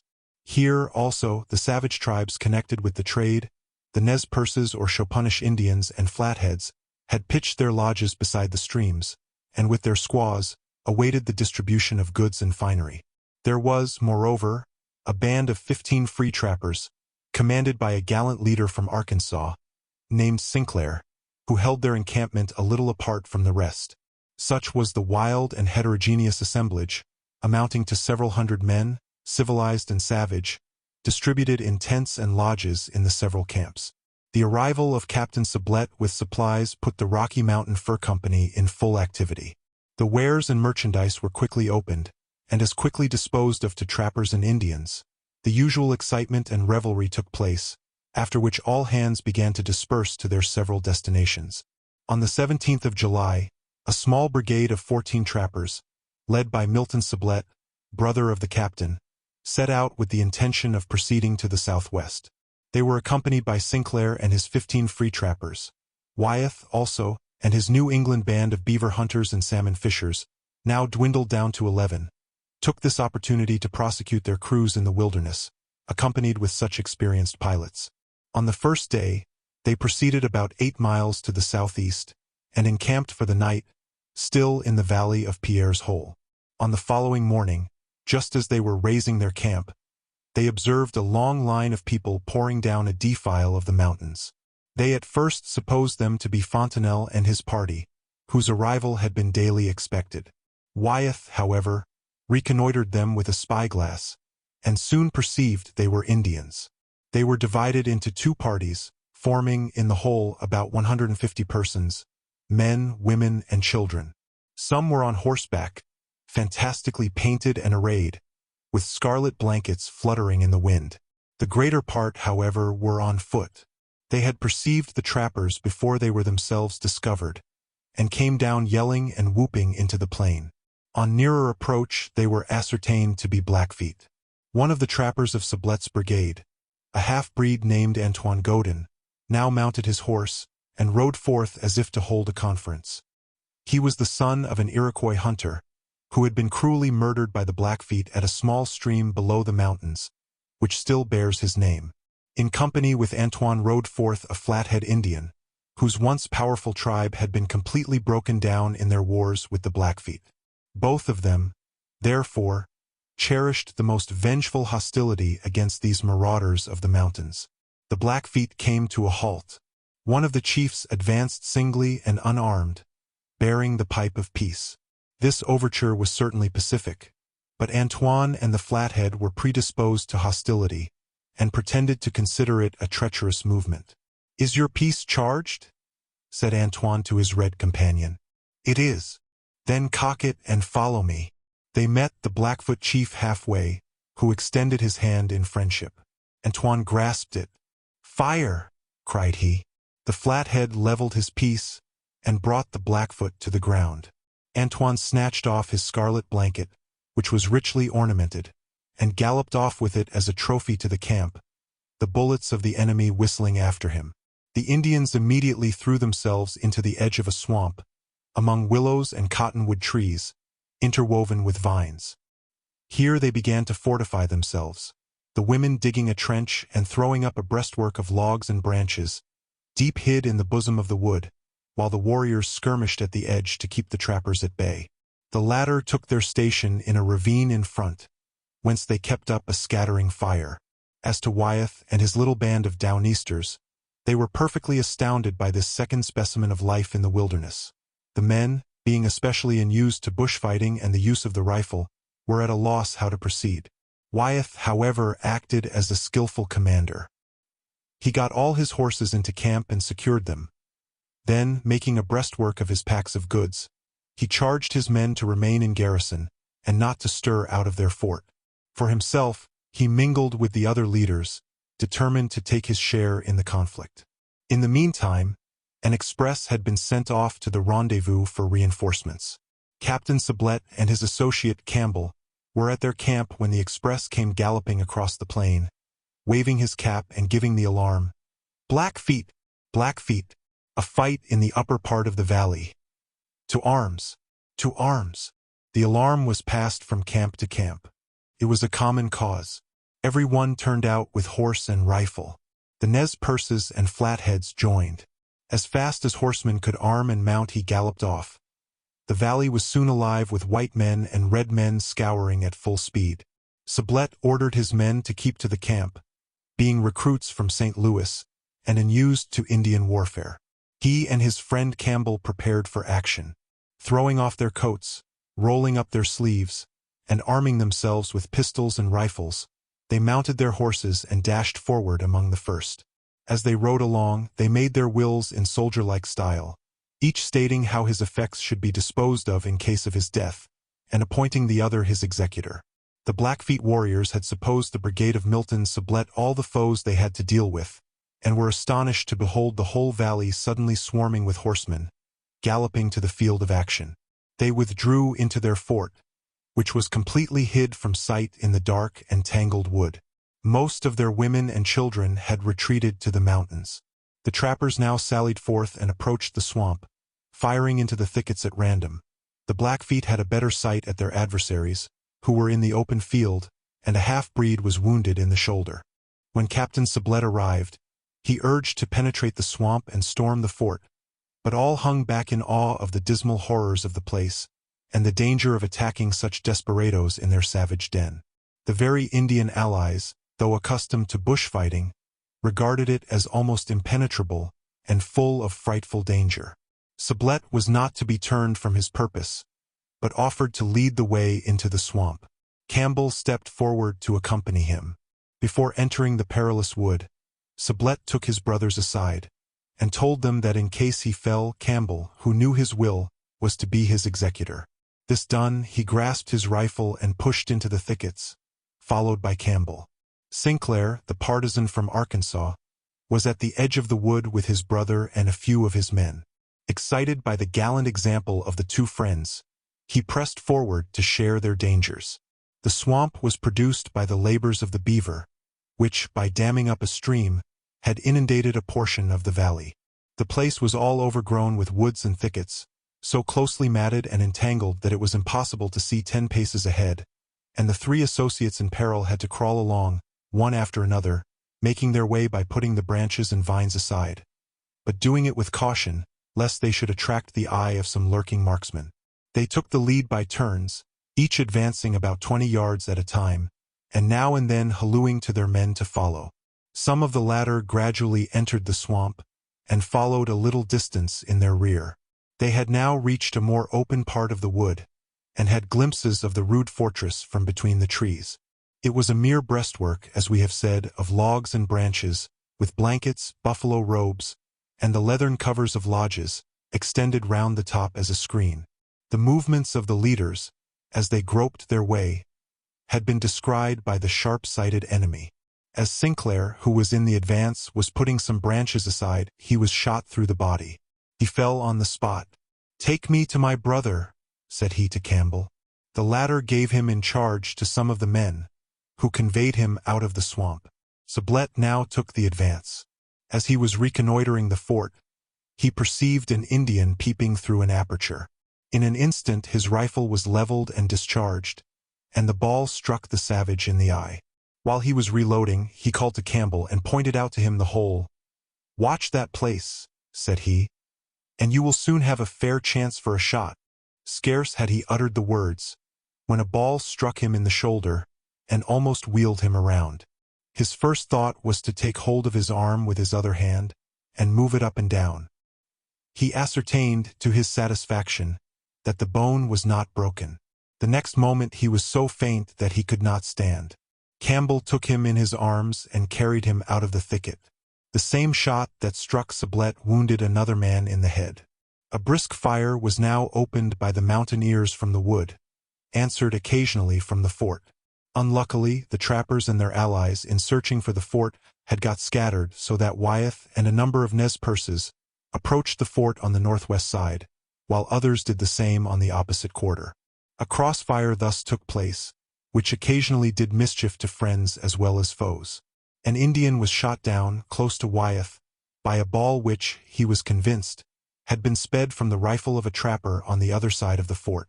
The number of whites and their Indian allies had by this time so much increased by arrivals from the rendezvous, that the Blackfeet were completely overmatched. They kept doggedly in their fort, however, making no offer of surrender. An occasional firing into the breastwork was kept up during the day. Now and then one of the Indian allies, in bravado, would rush up to the fort, fire over the ramparts, tear off a buffalo robe or a scarlet blanket, and return with it in triumph to his comrades. Most of the savage garrison that fell, however, were killed in the first part of the attack. At one time it was resolved to set fire to the fort, and the squaws belonging to the allies were employed to collect combustibles. This, however, was abandoned, the Nez Perces being unwilling to destroy the robes and blankets, and other spoils of the enemy, which they felt sure would fall into their hands. The Indians, when fighting, are prone to taunt and revile each other. During one of the pauses of the battle, the voice of the Blackfeet chief was heard. "So long," said he. "As we had powder and ball, we fought you in the open field. When those were spent, we retreated here to die with our women and children.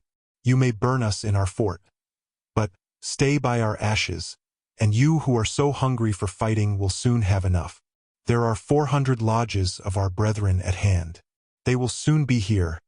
Their arms are strong. Their hearts are big. They will avenge us." This speech was translated 2 or 3 times by Nez Perce and Creole interpreters. By the time it was rendered into English, the chief was made to say that 400 lodges of his tribe were attacking the encampment at the other end of the valley. Everyone now was for hurrying to the defense of the rendezvous. A party was left to keep watch upon the fort. The rest galloped off to the camp. As night came on, the trappers drew out of the swamp and remained about the skirts of the wood. By morning, their companions returned from the rendezvous with the report that all was safe. As the day opened, they ventured within the swamp and approached the fort. All was silent. They advanced up to it without opposition. They entered. It had been abandoned in the night, and the Blackfeet had effected their retreat, carrying off their wounded on litters made of branches, leaving bloody traces on the herbage. The bodies of 10 Indians were found within the fort, among them the one shot in the eye by Sublette. The Blackfeet afterward reported that they had lost 26 warriors in this battle. 32 horses were likewise found killed. Among them were some of those recently carried off from Sublette's party, in the night, which showed that these were the very savages that had attacked him. They proved to be an advance party of the main body of Blackfeet, which had been upon the trail of Sublet's party. 5 white men and 1 half-breed were killed, and several wounded. 7 of the Nez Perces were also killed, and 6 wounded. They had an old chief who was reputed as invulnerable. In the course of the action he was hit by a spent ball, and threw up blood, but his skin was unbroken. His people were now fully convinced that he was proof against powder and ball. A striking circumstance is related as having occurred the morning after the battle. As some of the trappers and their Indian allies were approaching the fort through the woods, they beheld an Indian woman, of noble form and features, leaning against a tree. Their surprise at her lingering here alone, to fall into the hands of her enemies, was dispelled when they saw the corpse of a warrior at her feet. Either she was so lost in grief as not to perceive their approach, or a proud spirit kept her silent and motionless. The Indians set up a yell on discovering her, and before the trappers could interfere, her mangled body fell upon the corpse which she had refused to abandon. We have heard this anecdote discredited by one of the leaders who had been in the battle, but the fact may have taken place without his seeing it, and been concealed from him. It is an instance of female devotion, even to the death, which we are well disposed to believe and to record. After the battle, the brigade of Milton Sublet, together with the Free Trappers and Wyeth's New England band, remained some days at the rendezvous, to see if the main body of Blackfeet intended to make an attack. Nothing of the kind occurring, they once more put themselves in motion, and proceeded on their route toward the southwest.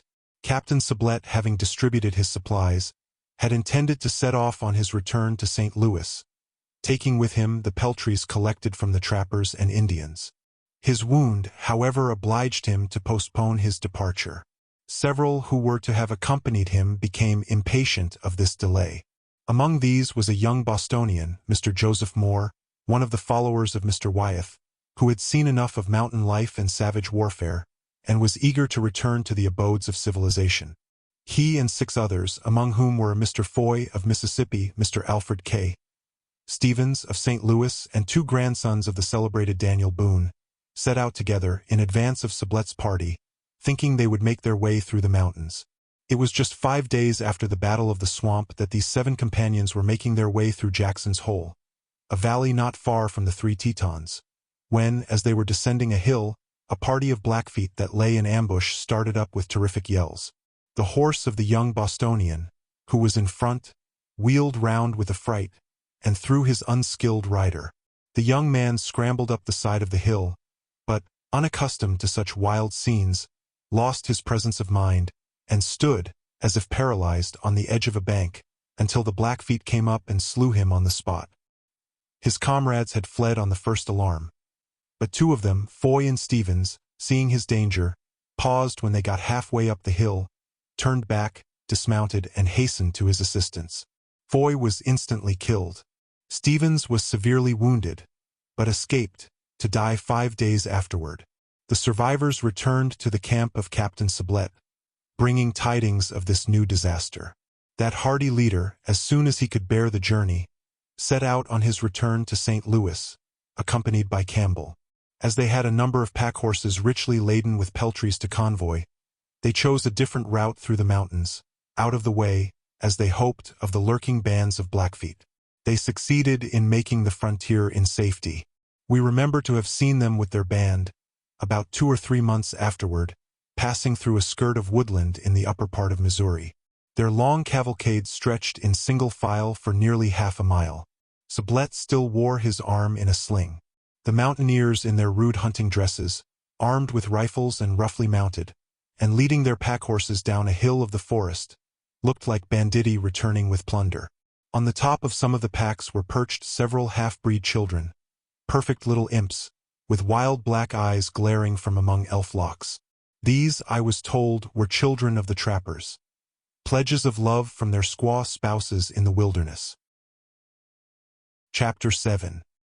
The Blackfeet warriors, when they effected their midnight retreat from their wild fastness in Pierre's Hole, fell back into the valley of the Seats Coudee, or Green River, where they joined the main body of their band.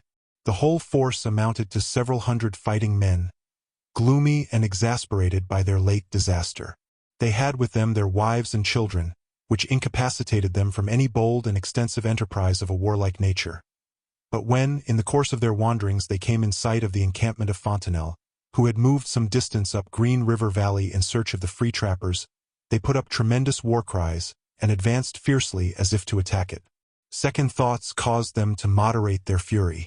They recollected the severe lesson just received, and could not but remark the strength of Fontenelle's position, which had been chosen with great judgment. A formal talk ensued. The Blackfeet said nothing of the late battle, of which Fontenelle had as yet received no accounts. The latter, however, knew the hostile and perfidious nature of these savages, and took care to inform them of the encampment of Captain Bonneville, that they might know there were more white men in the neighborhood. The conference ended.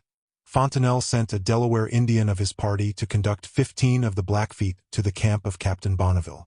There was sick at that time 2 Crow Indians in the captain's camp, who had recently arrived there.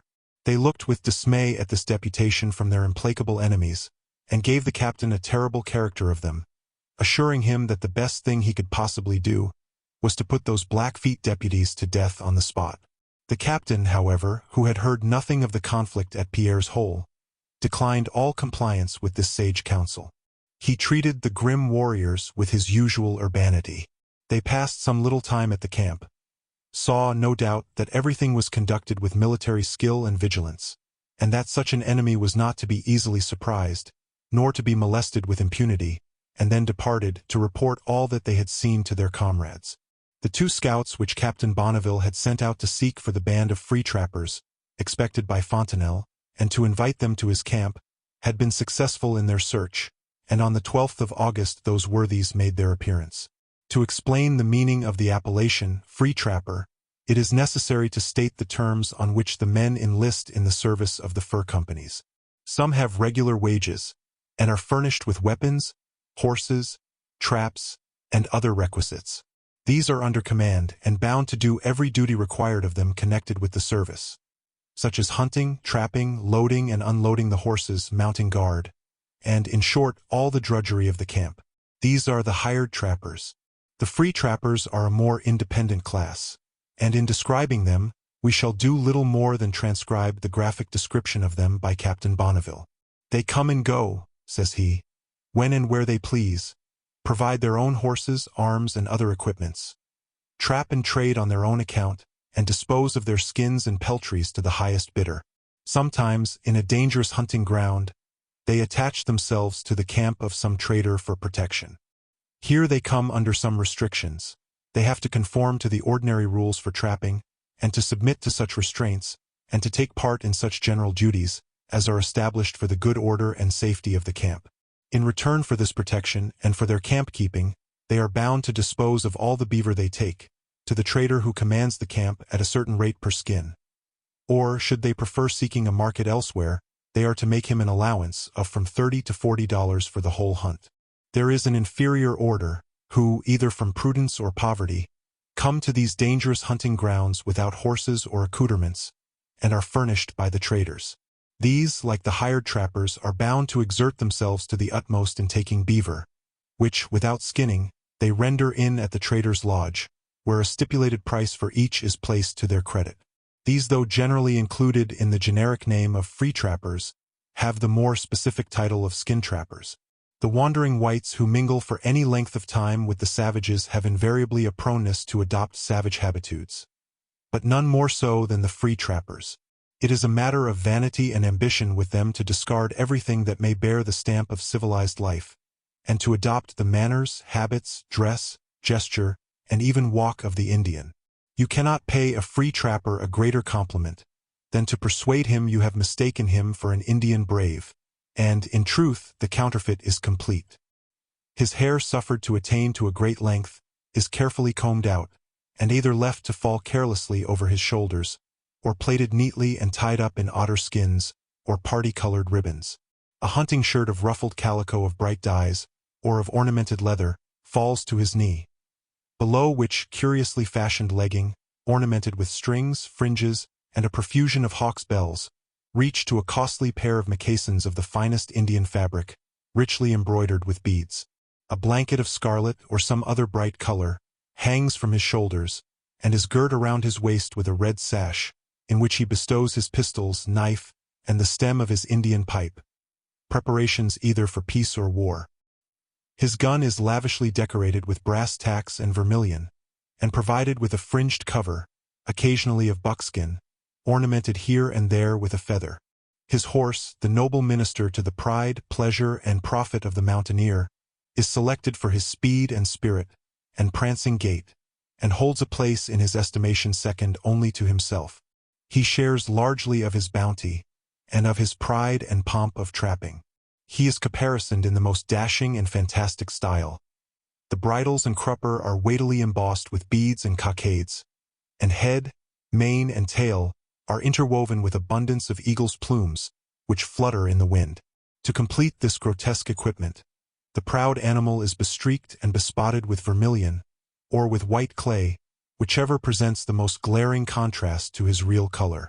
Such is the account given by Captain Bonneville of these rangers of the wilderness, and their appearance at the camp was strikingly characteristic. They came dashing forward at full speed, firing their fusées, and yelling in Indian style. Their dark sunburned faces, and long flowing hair, their legging, flaps, moccasins, and richly dyed blankets, and their painted horses gaudily caparisoned, gave them so much the air and appearance of Indians, that it was difficult to persuade oneself that they were white men, and had been brought up in civilized life. Captain Bonneville, who was delighted with the game look of these cavaliers of the mountains, welcomed them heartily to his camp, and ordered a free allowance of grog to regale them, which soon put them in the most braggart spirits. They pronounced the captain the finest fellow in the world, and his men all bones garçons, jovial lads, and swore they would pass the day with them. They did so, and a day it was of boast and swagger and rhodomantade. The prime bullies and braves among the free trappers had each his circle of novices, from among the captain's band. Mere greenhorns, men unused to Indian life, mangeurs de lard or pork-eaters, as such newcomers are superciliously called by the veterans of the wilderness. These he would astonish and delight by the hour, with prodigious tales of his doings among the Indians, and of the wonders he had seen, and the wonders he had performed, in his adventurous peregrinations among the mountains. In the evening, the free trappers drew off and returned to the camp of Fontenelle, highly delighted with their visit and with their new acquaintances, and promising to return the following day. They kept their word. Day after day their visits were repeated. They became hail fellow well met with Captain Bonneville's men. Treat after treat succeeded, until both parties got most potently convinced, or rather confounded, by liquor. Now came on confusion and uproar. The free trappers were no longer suffered to have all the swagger to themselves. The camp bullies and prime trappers of the party began to ruffle up, and to brag, in turn, of their perils and achievements. Each now tried to outboast and outtalk the other. A quarrel ensued as a matter of course, and a general fight according to frontier usage. The two factions drew out their forces for a pitched battle. They fell to work and belabored each other with might and main. Kicks and cuffs and dry blows were as well bestowed as they were well merited, until, having fought to their heart's content, and been drubbed into a familiar acquaintance with each other's prowess and good qualities, they ended the fight by becoming firmer friends than they could have been rendered by a year's peaceable companionship. While Captain Bonneville amused himself by observing the habits and characteristics of this singular class of men, and indulged them for the time in all their vagaries, he profited by the opportunity to collect from them information concerning the different parts of the country about which they had been accustomed to range, the characters of the tribes, and, in short, everything important to his enterprise. He also succeeded in securing the services of several to guide and aid him in his peregrinations among the mountains, and to trap for him during the ensuing season. Having strengthened his party with such valuable recruits, he felt in some measure consoled for the loss of the Delaware Indians, decoyed from him by Mr. Fontenelle. Chapter 8. The information derived from the free trappers determined Captain Bonneville as to his further movements. He learned that in the Green River Valley the winters were severe, the snow frequently falling to the depth of several feet, and that there was no good wintering ground in the neighborhood. The upper part of Salmon River was represented as far more eligible, besides being in an excellent beaver country, and thither the captain resolved to bend his course. The Salmon River is one of the upper branches of the Oregon or Columbia, and takes its rise from various sources, among a group of mountains to the northwest of the Wind River chain. It owes its name to the immense shoals of salmon which ascend it in the months of September and October. The salmon on the west side of the Rocky Mountains are, like the buffalo on the eastern plains, vast migratory supplies for the wants of man, that come and go with the seasons. As the buffalo in countless throngs find their certain way in the transient pasturage on the prairies, along the fresh banks of the rivers, and up every valley and green defile of the mountains, so the salmon, at their allotted seasons, regulated by a sublime and all-seeing providence, swarm in myriads up the great rivers, and find their way up their main branches, and into the minutest tributary streams, so as to pervade the great arid plains, and to penetrate even among barren mountains. Thus wandering tribes are fed in the desert places of the wilderness, where there is no herbage for the animals of the chase, and where, but for these periodical supplies, it would be impossible for man to subsist. The rapid currents of the rivers which run into the Pacific render the ascent of them very exhausting to the salmon. When the fish first run up the rivers, they are fat and in fine order. The struggle against impetuous streams and frequent rapids gradually renders them thin and weak, and great numbers are seen floating down the rivers on their backs. As the season advances and the water becomes chilled, they are flung in myriads on the shores, where the wolves and bears assemble to banquet on them. Often they rot in such quantities along the river banks as to taint the atmosphere. They are commonly from 2 to 3 feet long. Captain Bonneville now made his arrangements for the autumn and the winter. The nature of the country through which he was about to travel rendered it impossible to proceed with wagons. He had more goods and supplies of various kinds, also, than were required for present purposes, or than could be conveniently transported on horseback. Aided, therefore, by a few confidential men, he made caches or secret pits during the night, when all the rest of the camp were asleep, and in these deposited the superfluous effects, together with the wagons. All traces of the caches were then carefully obliterated. This is a common expedient with the traders and trappers of the mountains. Having no established posts and magazines, they make these caches or deposits at certain points, whither they repair occasionally for supplies. It is an expedient derived from the wandering tribes of Indians. Many of the horses were still so weak and lame as to be unfit for a long scramble through the mountains. These were collected into one cavalcade, and given in charge to an experienced trapper of the name of Matthew. He was to proceed westward with a brigade of trappers to Bear River, a stream to the west of the Green River or Colorado, where there was good pasturage for the horses. In this neighborhood it was expected he would meet the Shoshone villages or bands, on their yearly migrations, with whom he was to trade for peltries and provisions. After he had traded with these people, finished his trapping, and recruited the strength of the horses, he was to proceed to Salmon River and rejoin Captain Bonneville, who intended to fix his quarters there for the winter. While these arrangements were in progress in the camp of Captain Bonneville, there was a sudden bustle and stir in the camp of Fontenelle. One of the partners of the American Fur Company had arrived, in all haste, from the rendezvous at Pierre's Hole, in quest of the supplies. The competition between the two rival companies was just now at its height, and prosecuted with unusual zeal. The Tremontaine concerns of the Rocky Mountain Fur Company were managed by two resident partners, Fitzpatrick and Bridger. Those of the American Fur Company by Vanderburg and Drips. The latter were ignorant of the mountain regions, but trusted to make up by vigilance and activity for their want of knowledge of the country. Fitzpatrick, an experienced trader and trapper, knew the evils of competition in the same hunting grounds, and had proposed that the two companies should divide the country, so as to hunt in different directions.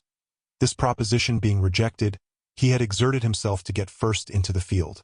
His exertions, as have already been shown, were effectual.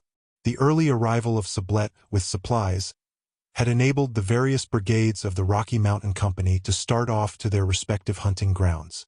Fitzpatrick himself, with his associate Bridger, had pushed off with a strong party of trappers for a prime beaver country to the north-northwest. This had put Vanderburg upon his mettle. He had hastened on to meet Fontenelle. Finding him at his camp in Green River Valley, he immediately furnished himself with the supplies, put himself at the head of the free trappers and Delawares, and set off with all speed, determined to follow hard upon the heels of Fitzpatrick and Bridger. Of the adventures of these parties among the mountains, and the disastrous effects of their competition, we shall have occasion to treat in a future chapter.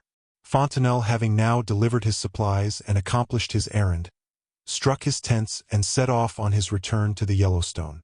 Captain Bonneville and his band, therefore, remained alone in the Green River Valley, and their situation might have been perilous had the Blackfeet band still lingered in the vicinity.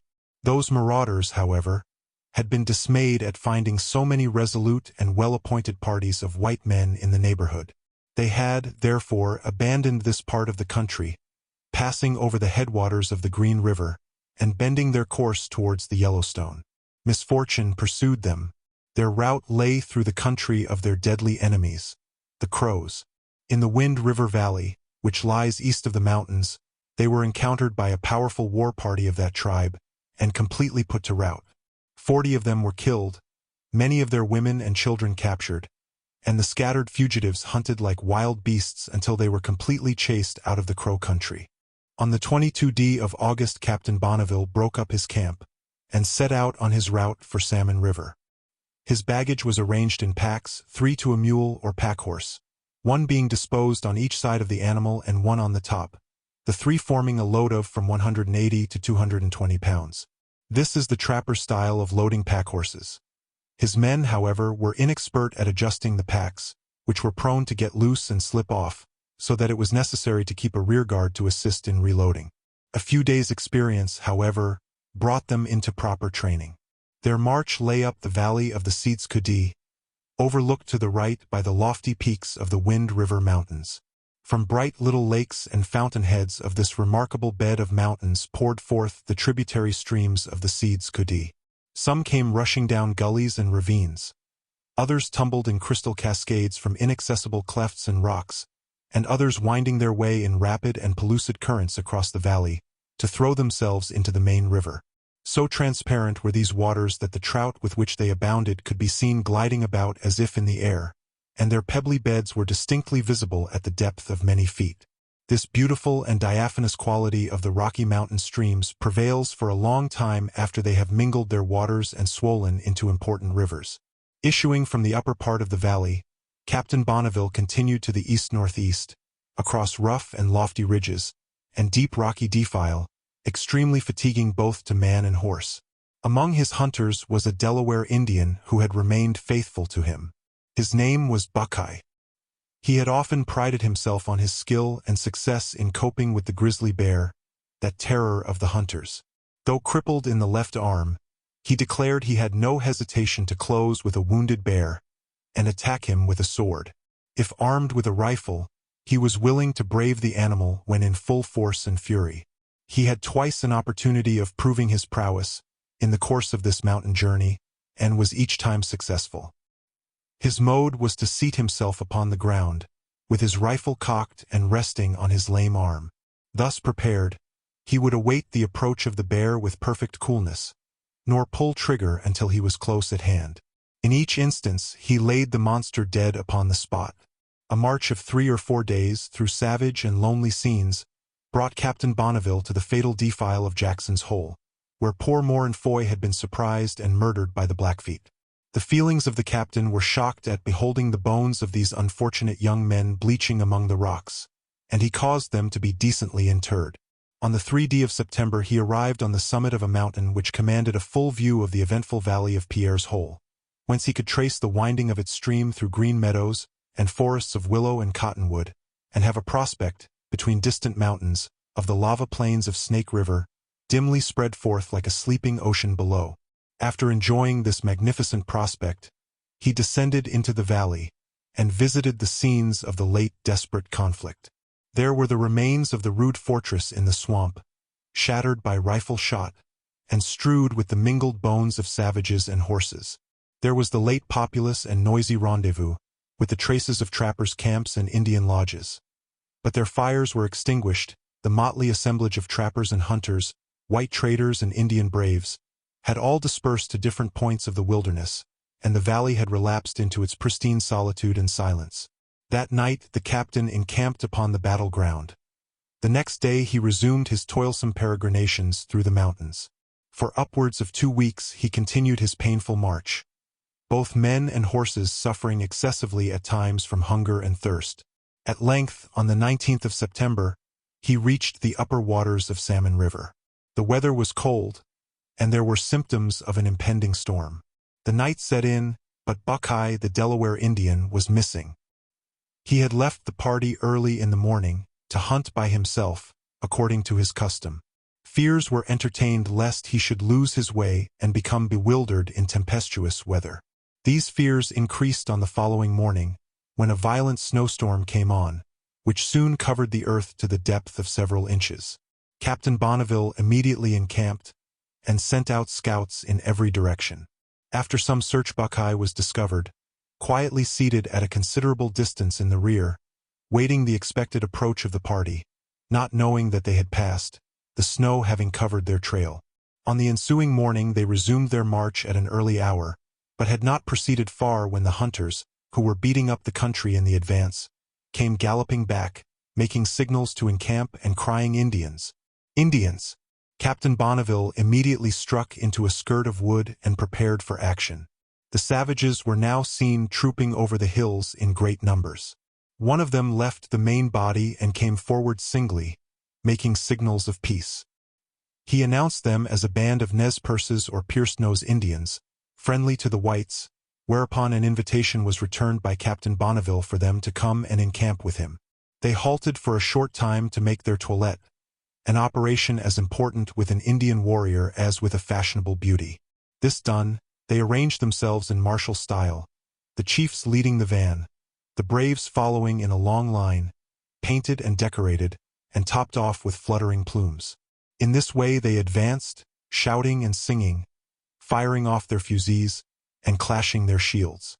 The two parties encamped hard by each other. The Nez Perces were on a hunting expedition, but had been almost famished on their march. They had no provisions left but a few dried salmon, yet finding the white men equally in want, they generously offered to share even this meager pittance, and frequently repeated the offer, with an earnestness that left no doubt of their sincerity. Their generosity won the heart of Captain Bonneville, and produced the most cordial good will on the part of his men. For 2 days that the parties remained in company, the most amicable intercourse prevailed, and they parted the best of friends. Captain Bonneville detached a few men under Mr. Sayre, an able leader, to accompany the Nez Perces on their hunting expedition, and to trade with them for meat for the winter's supply. After this, he proceeded down the river about 5 miles below the forks, when he came to a halt on the 26th of September, to establish his winter quarters. Chapter 9. It was gratifying to Captain Bonneville, after so long and toilsome a course of travel, to relieve his poor jaded horses of the burden under which they were almost ready to give out, and to behold them rolling upon the grass, and taking a long repose after all their sufferings. Indeed, so exhausted were they, that those employed under the saddle were no longer capable of hunting for the daily subsistence of the camp. All hands now set to work to prepare a winter cantonment. A temporary fortification was thrown up for the protection of the party, a secure and comfortable pen, into which the horses could be driven at night, and huts were built for the reception of the merchandise. This done, Captain Bonneville made a distribution of his forces. 20 men were to remain with him in garrison to protect the property. The rest were organized into 3 brigades and sent off in different directions, to subsist themselves by hunting the buffalo, until the snow should become too deep. Indeed, it would have been impossible to provide for the whole party in this neighborhood. It was at the extreme western limit of the buffalo range, and these animals had recently been completely hunted out of the neighborhood by the Nez Perces, so that, although the hunters of the garrison were continually on the alert, ranging the country round, they brought in scarce game sufficient to keep famine from the door. Now and then there was a scanty meal of fish or wildfowl, occasionally an antelope. But frequently the cravings of hunger had to be appeased with roots, or the flesh of wolves and muskrats. Rarely could the inmates of the cantonment boast of having made a full meal, and never of having wherewithal for the morrow. In this way they starved along until the 8th of October, when they were joined by a party of 5 families of Nez Perces, who in some measure reconciled them to the hardships of their situation by exhibiting a lot still more destitute. A more forlorn set they had never encountered. They had not a morsel of meat or fish, nor anything to subsist on excepting roots, wild rosebuds, the barks of certain plants, and other vegetable production. Neither had they any weapon for hunting or defense excepting an old spear, yet the poor fellows made no murmur nor complaint, but seemed accustomed to their hard fare. If they could not teach the white men their practical stoicism, they at least made them acquainted with the edible properties of roots and wild rosebuds, and furnished them a supply from their own store. The necessities of the camp at length became so urgent that Captain Bonneville determined to dispatch a party to the Horse Prairie, a plain to the north of his cantonment, to procure a supply of provisions. When the men were about to depart, he proposed to the Nez Perces that they, or some of them, should join the hunting party. To his surprise, they promptly declined. He inquired the reason for their refusal, seeing that they were in nearly as starving a situation as his own people. They replied that it was a sacred day with them, and the Great Spirit would be angry should they devote it to hunting. They offered, however, to accompany the party if it would delay its departure until the following day. But this the pinching demands of hunger would not permit, and the detachment proceeded. A few days afterward, 4 of them signified to Captain Bonneville that they were about to hunt. "What?" exclaimed he. "Without guns or arrows, and with only one old spear, what do you expect to kill?" They smiled among themselves, but made no answer. Preparatory to the chase, they performed some religious rites, and offered up to the Great Spirit a few short prayers for safety and success. Then, having received the blessings of their wives, they leaped upon their horses and departed, leaving the whole party of Christian spectators amazed and rebuked by this lesson of faith and dependence on a supreme and benevolent being. "Accustomed," adds Captain Bonneville, "as I had heretofore been, to find the wretched Indian reveling in blood, and stained by every vice which can degrade human nature, I could scarcely realize the scene which I had witnessed. Wonder at such unaffected tenderness and piety, where it was least to have been sought, contended in all our bosoms with shame and confusion, at receiving such pure and wholesome instructions from creatures so far below us in the arts and comforts of life. The simple prayers of the poor Indians were not unheard. In the course of 4 or 5 days they returned, laden with meat. Captain Bonneville was curious to know how they had attained such success with such scanty means. They gave him to understand that they had chased the buffalo at full speed, until they tired them down, when they easily dispatched them with the spear, and made use of the same weapon to flay the carcasses.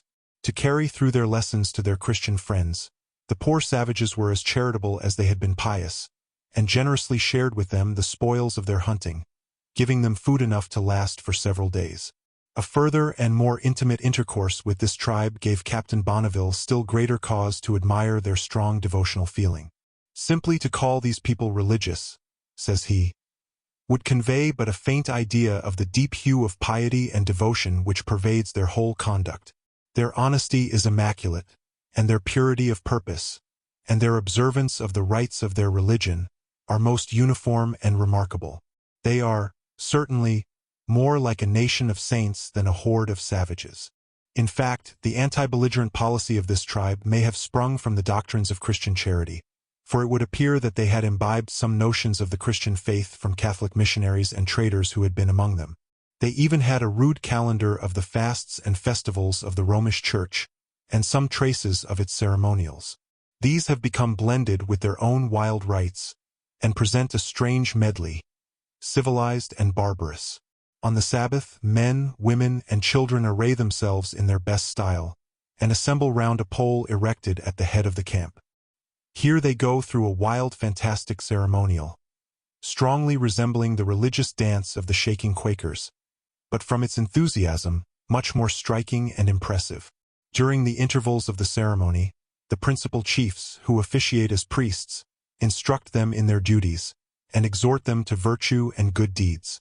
"There is something antique and patriarchal," observes Captain Bonneville, "in this union of the offices of leader and priest, as there is in many of their customs and manners, which are all strongly imbued with religion.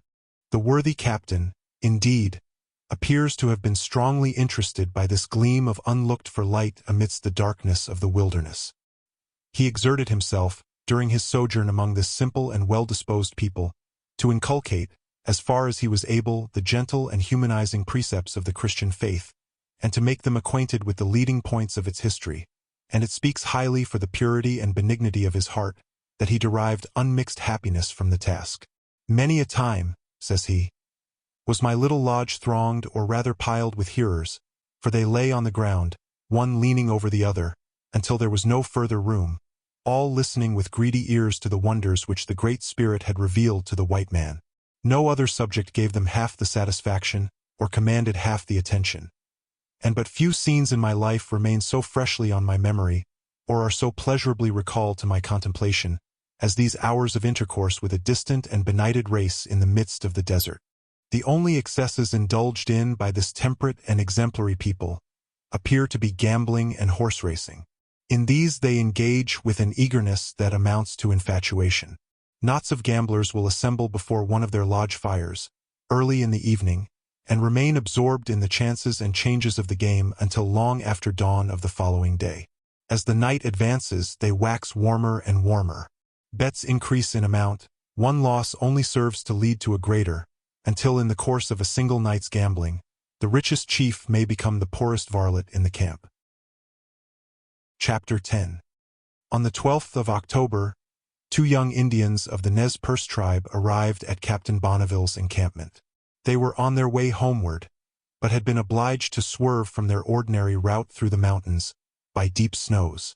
Their new route took them through the horse prairie. In traversing it, they had been attracted by the distant smoke of a campfire, and on stealing near to reconnoiter, had discovered a war party of Blackfeet. They had several horses with them, and, as they generally go on foot on warlike excursions, it was concluded that these horses had been captured in the course of their maraudings. This intelligence awakened solicitude on the mind of Captain Bonneville for the party of hunters whom he had sent to that neighborhood, and the Nez Perces, when informed of the circumstances, shook their heads, and declared their belief that the horses they had seen had been stolen from that very party. Anxious for information on the subject, Captain Bonneville dispatched 2 hunters to beat up the country in that direction. They searched in vain. Not a trace of the men could be found, but they got into a region destitute of game, where they were well-nigh famished. At one time they were 3 entire days without a mouthful of food. At length they beheld a buffalo grazing at the foot of the mountain. After maneuvering so as to get within shot, they fired but merely wounded him. He took to flight, and they followed him over hill and dale, with the eagerness and perseverance of starving men. A more lucky shot brought him to the ground. Stanfield sprang upon him, plunged his knife into his throat, and allayed his raging hunger by drinking his blood. A fire was instantly kindled beside the carcass, when the 2 hunters cooked and ate again and again, until, perfectly gorged, they sank to sleep before their hunting fire. On the following morning they rose early, made another hearty meal, then loading themselves with buffalo meat, set out on their return to the camp, to report the fruitlessness of their mission. At length, after 6 weeks' absence, the hunters made their appearance, and were received with joy proportioned to the anxiety that had been felt on their account. They had hunted with success on the prairie, but, while busy drying buffalo meat, were joined by a few panic-stricken flatheads, who informed them that a powerful band of Blackfeet was at hand. The hunters immediately abandoned the dangerous hunting ground, and accompanied the flatheads to their village. Here they found Mr. Sayre, and the detachment of hunters sent with him to accompany the hunting party of the Nez Perces. After remaining some time at the village, until they supposed the Blackfeet to have left the neighborhood, they set off with some of Mr. Sayre's men for the cantonment at Salmon River, where they arrived without accident. They informed Captain Bonneville, however, that not far from his quarters they had found a wallet of fresh meat and a cord, which they supposed had been left by some prowling Blackfeet. A few days afterward Mr. Sayre, with the remainder of his men, likewise arrived at the cantonment. Mr. Walker, one of his sub-leaders, who had gone with a band of 20 hunters to range the country just beyond the horse prairie, had likewise his share of adventures with the all-pervading Blackfeet. At one of his encampments the guard stationed to keep watch round the camp grew weary of their duty, and feeling a little too secure, and too much at home on these prairies, retired to a small grove of willows to amuse themselves with a social game of cards called Old Sledge, which is as popular among these trampers of the prairies as whist or écarté among the polite circles of the cities. From the midst of their sport they were suddenly roused by a discharge of firearms and a shrill war-whoop. Starting on their feet, and snatching up their rifles, they beheld in dismay their horses and mules already in possession of the enemy, who had stolen upon the camp unperceived, while they were spellbound by the magic of Old Sledge. The Indians sprang upon the animals barebacked, and endeavored to urge them off under a galling fire that did some execution. The mules, however, confounded by the hurly-burly and disliking their new riders, kicked up their heels and dismounted half of them, in spite of their horsemanship. This threw the rest into confusion. They endeavored to protect their unhorsed comrades from the furious assaults of the whites. But after a scene of confusion worse confounded, horses and mules were abandoned, and the Indians betook themselves to the bushes. Here they quickly scratched holes in the earth about 2 feet deep, in which they prostrated themselves, and while thus screened from the shots of the white men, were enabled to make such use of their bows and arrows and fusées as to repulse their assailants and to effect their retreat. This adventure threw a temporary stigma upon the game of old sledge. In the course of the autumn, for Iroquois hunters, driven by the snow from their hunting grounds, made their appearance at the cantonment. They were kindly welcomed, and during their sojourn made themselves useful in a variety of ways, being excellent trappers and first-rate woodsmen. They were of the remnants of a party of Iroquois hunters that came from Canada into these mountain regions many years previously, in the employ of the Hudson's Bay Company. They were led by a brave chieftain, named Pierre, who fell by the hands of the Blackfeet, and gave his name to the fated valley of Pierre's Hole. This branch of the Iroquois tribe has ever since remained among these mountains, at mortal enmity with the Blackfeet, and have lost many of their prime hunters in their feuds with that ferocious race. Some of them fell in with General Ashley, in the course of one of his gallant excursions into the wilderness, and have continued ever since in the employ of the company. Among the motley visitors to the winter quarters of Captain Bonneville was a party of Pennzo'Riles, or Hanging Ears, and their chief. These Indians have a strong resemblance, in character and customs, to the Nez Perces. They amount to about 300 lodges, are well armed, and possess great numbers of horses.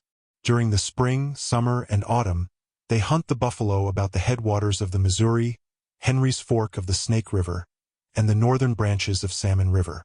Their winter quarters are upon the Racine Amir, where they subsist upon roots and dried buffalo meat. Upon this river the Hudson's Bay Company have established a trading post, where the Pennzo'Riles and the Flatheads bring their peltries to exchange for arms, clothing, and trinkets.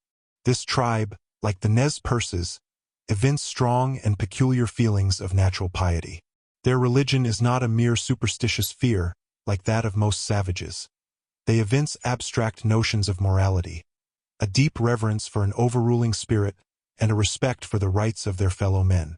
In one respect their religion partakes of the pacific doctrines of the Quakers.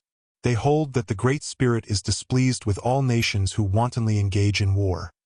They abstain, therefore, from all aggressive hostilities. But though thus unoffending in their policy, they are called upon continually to wage defensive warfare, especially with the Blackfeet, with whom, in the course of their hunting expeditions, they come in frequent collision and have desperate battles. Their conduct as warriors is without fear or reproach, and they can never be driven to abandon their hunting grounds. Like most savages, they are firm believers in dreams, and in the power and efficacy of charms and amulets, or medicines as they term them. Some of their braves, also, who have had numerous hairbreadth escapes, like the old Nez Perce chief in the Battle of Pierre's Hole, are believed to wear a charmed life and to be bulletproof. Of these gifted beings marvelous anecdotes are related, which are most potently believed by their fellow savages, and sometimes almost credited by the white hunters. Chapter 11. While Captain Bonneville and his men are sojourning among the Nez Perces, on Salmon River, we will inquire after the fortunes of those doughty rivals of the Rocky Mountains and American Fur Companies, who started off for the trapping grounds to the north-northwest. Fitzpatrick and Bridger, of the former company, as we have already shown, having received their supplies, had taken the lead, and hoped to have the first sweep of the hunting grounds. Vanderburg and Drips, however, the two resident partners of the opposite company, by extraordinary exertions were enabled soon to put themselves upon their traces, and pressed forward with such speed as to overtake them just as they had reached the heart of the beaver country. In fact, being ignorant of the best trapping grounds, it was their object to follow on, and profit by the superior knowledge of the other party. Nothing could equal the chagrin of Fitzpatrick and Bridger at being dogged by their inexperienced rivals, especially after their offer to divide the country with them. They tried in every way to blind and baffle them, to steal a march upon them, or lead them on a wrong scent, but all in vain. Vanderburg made up by activity and intelligence for his ignorance of the country, was always wary, always on the alert, discovered every movement of his rivals, however secret, and was not to be eluded or misled. Fitzpatrick and his colleague now lost all patience. Since the others persisted in following them, they determined to give them an unprofitable chase, and to sacrifice the hunting season rather than share the products with their rivals. They accordingly took up their line of march down the course of the Missouri, keeping the main Blackfoot Trail, and tramping doggedly forward, without stopping to set a single trap. The others beat the hoof after them for some time, but by degrees began to perceive that they were on a wild goose chase, and getting into a country perfectly barren to the trapper. They now came to a halt, and bethought themselves how to make up for lost time, and improve the remainder of the season. It was thought best to divide their forces and try different trapping grounds. While Drips went in one direction, Vanderburg, with about 50 men, proceeded in another. The latter, in his headlong march, had got into the very heart of the Blackfoot country, yet seems to have been unconscious of his danger. As his scouts were out one day, they came upon the traces of a recent band of savages. There were the deserted fires still smoking, surrounded by the carcasses of buffaloes just killed. It was evident a party of Blackfeet had been frightened from their hunting camp, and had retreated, probably to seek reinforcements. The scouts hastened back to the camp, and told Vanderburg what they had seen. He made light of the alarm, and, taking 9 men with him, galloped off to reconnoiter for himself. He found the deserted hunting camp just as they had represented it. There lay the carcasses of buffaloes partly dismembered. There were the smoldering fires still sending up their wreaths of smoke. Everything bore traces of recent and hasty retreat, and gave reason to believe that the savages were still lurking in the neighborhood. With heedless daring, Vanderburg put himself upon their trail, to trace them to their place of concealment. It led him over prairies, and through skirts of woodland, until it entered a dark and dangerous ravine. Vanderburg pushed in, without hesitation, followed by his little band. They soon found themselves in a gloomy dell, between steep banks overhung with trees, where the profound silence was only broken by the tramp of their own horses. Suddenly the horrid war-whoop burst on their ears, mingled with the sharp report of rifles, and a legion of savages sprang from their concealments, yelling, and shaking their buffalo robes to frighten the horses. Vanderburg's horse fell, mortally wounded by the first discharge. In his fall he pinned his rider to the ground, who called in vain upon his men to assist in extricating him. One was shot down, scalped a few paces distant. Most of the others were severely wounded, and sought their safety in flight. The savages approached to dispatch the unfortunate leader, as he lay struggling beneath his horse. He had still his rifle in his hand and his pistols in his belt. The first savage that advanced received the contents of the rifle in his breast, and fell dead upon the spot. But before Vanderburg could draw a pistol, a blow from a tomahawk laid him prostrate, and he was dispatched by repeated wounds. Such was the fate of Major Henry Vanderburg, one of the best and worthiest leaders of the American Fur Company, who by his manly bearing and dauntless courage is said to have made himself universally popular among the bold-hearted rovers of the wilderness. Those of the little band who escaped fled in consternation to the camp, and spread direful reports of the force and ferocity of the enemy. The party, being without a head, were in complete confusion and dismay, and made a precipitate retreat, without attempting to recover the remains of their butchered leader. They made no halt until they reached the encampment of the Penzo-Riles, or Hanging Ears, where they offered a reward for the recovery of the body, but without success. It never could be found. In the meantime Fitzpatrick and Bridger of the Rocky Mountain Company fared but little better than their rivals. In their eagerness to mislead them they betrayed themselves into danger, and got into a region infested with the Blackfeet. They soon found that foes were on the watch for them, but they were experienced in Indian warfare, and not to be surprised at night, nor drawn into an ambush in the daytime. As the evening advanced, the horses were all brought in and picketed, and a guard was stationed round the camp. At the earliest streak of day one of the leaders would mount his horse, and gallop off full speed for about half a mile, then look round for Indian trails to ascertain whether there had been any lurkers round the camp. Returning slowly, he would reconnoiter every ravine and thicket where there might be an ambush. This done, he would gallop off in an opposite direction and repeat the same scrutiny. Finding all things safe, the horses would be turned loose to graze, but always under the eye of a guard. A caution equally vigilant was observed in the march, on approaching any defile or place where an enemy might lie in wait, and scouts were always kept in the advance, or along the ridges and rising grounds on the flanks.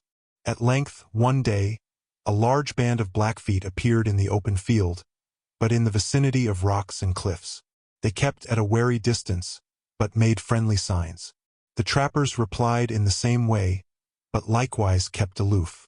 A small party of Indians now advanced, bearing the pipe of peace.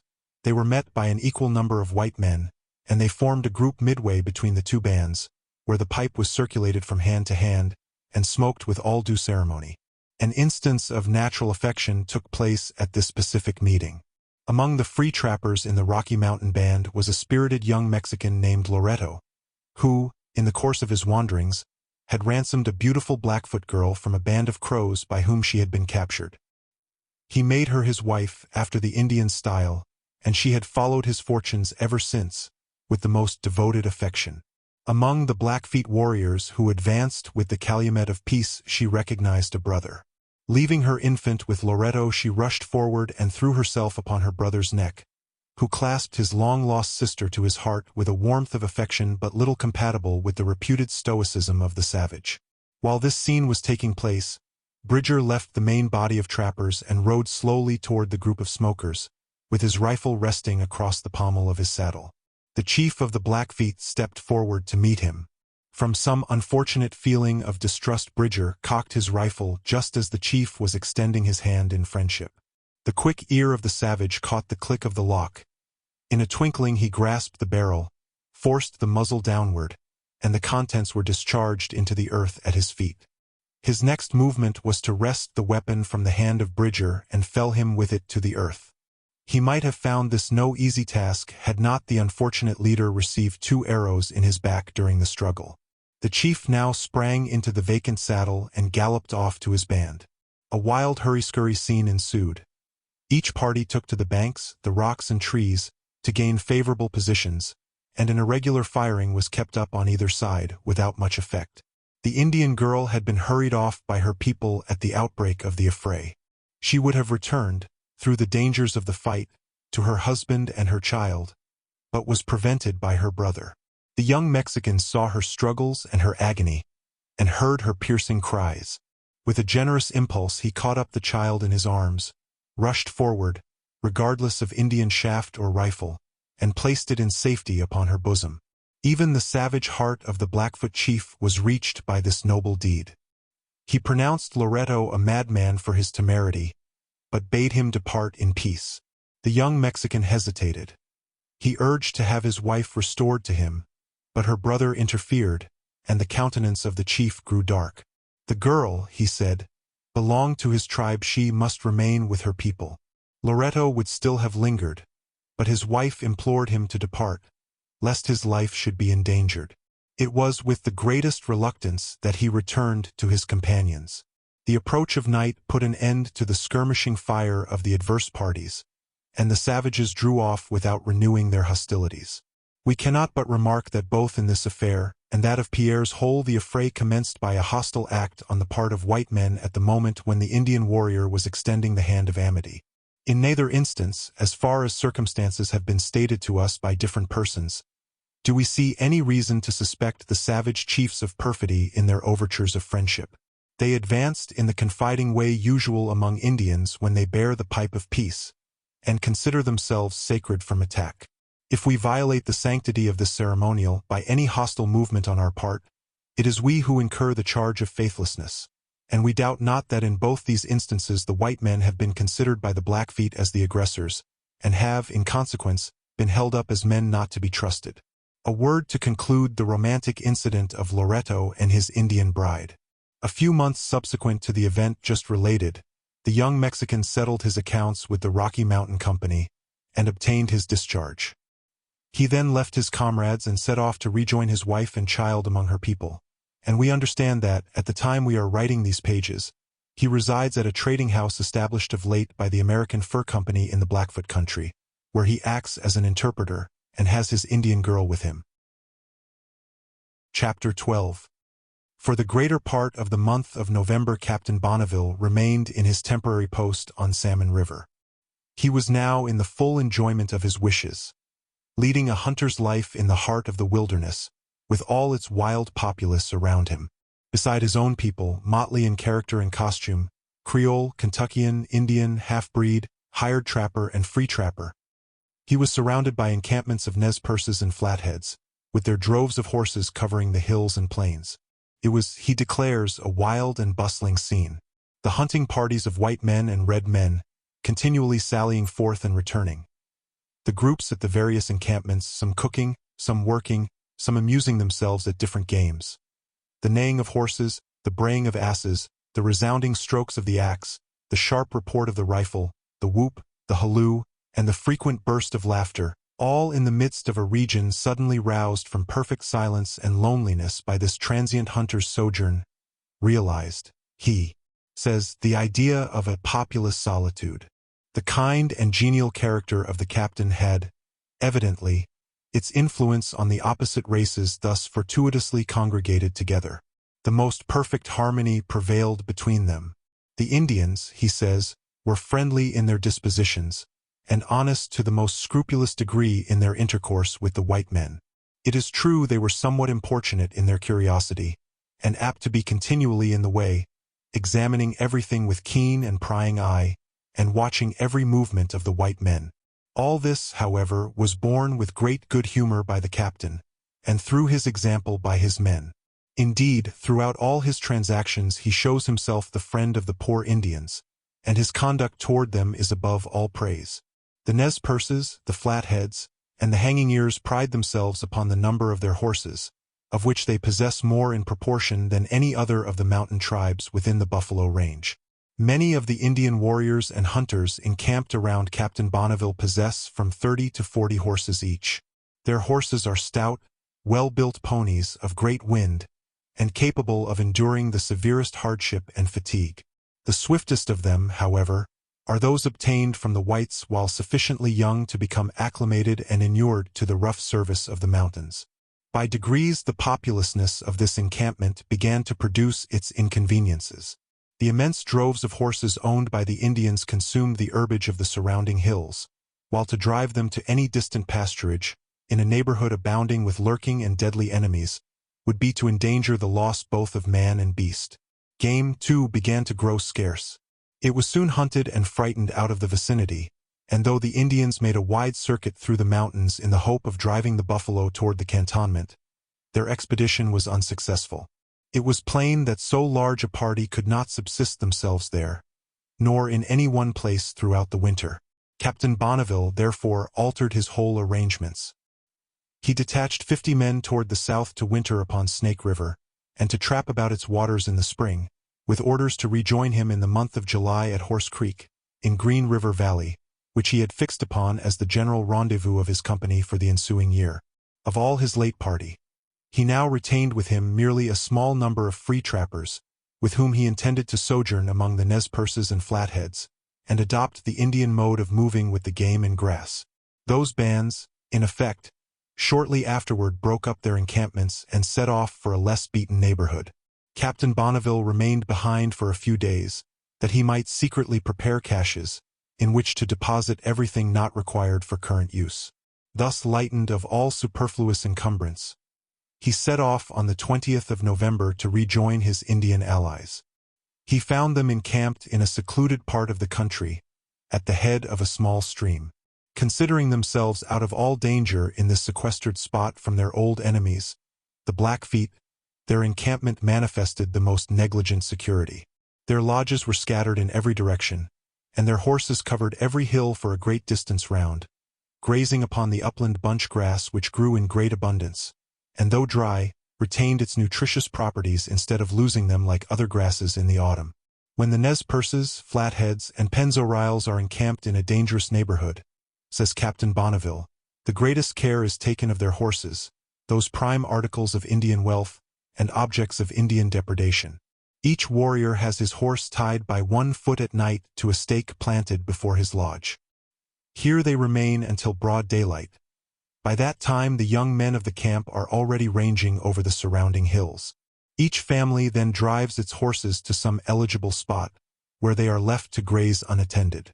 A young Indian repairs occasionally to the pasture to give them water, and to see that all is well. So accustomed are the horses to this management, that they keep together in the pasture where they have been left. As the sun sinks behind the hills, they may be seen moving from all points toward the camp, where they surrender themselves to be tied up for the night. Even in situations of danger, the Indians rarely set guards over their camp at night, entrusting that office entirely to their vigilant and well-trained dogs. In an encampment, however, of such fancied security as that in which Captain Bonneville found his Indian friends, much of these precautions with respect to their horses are omitted.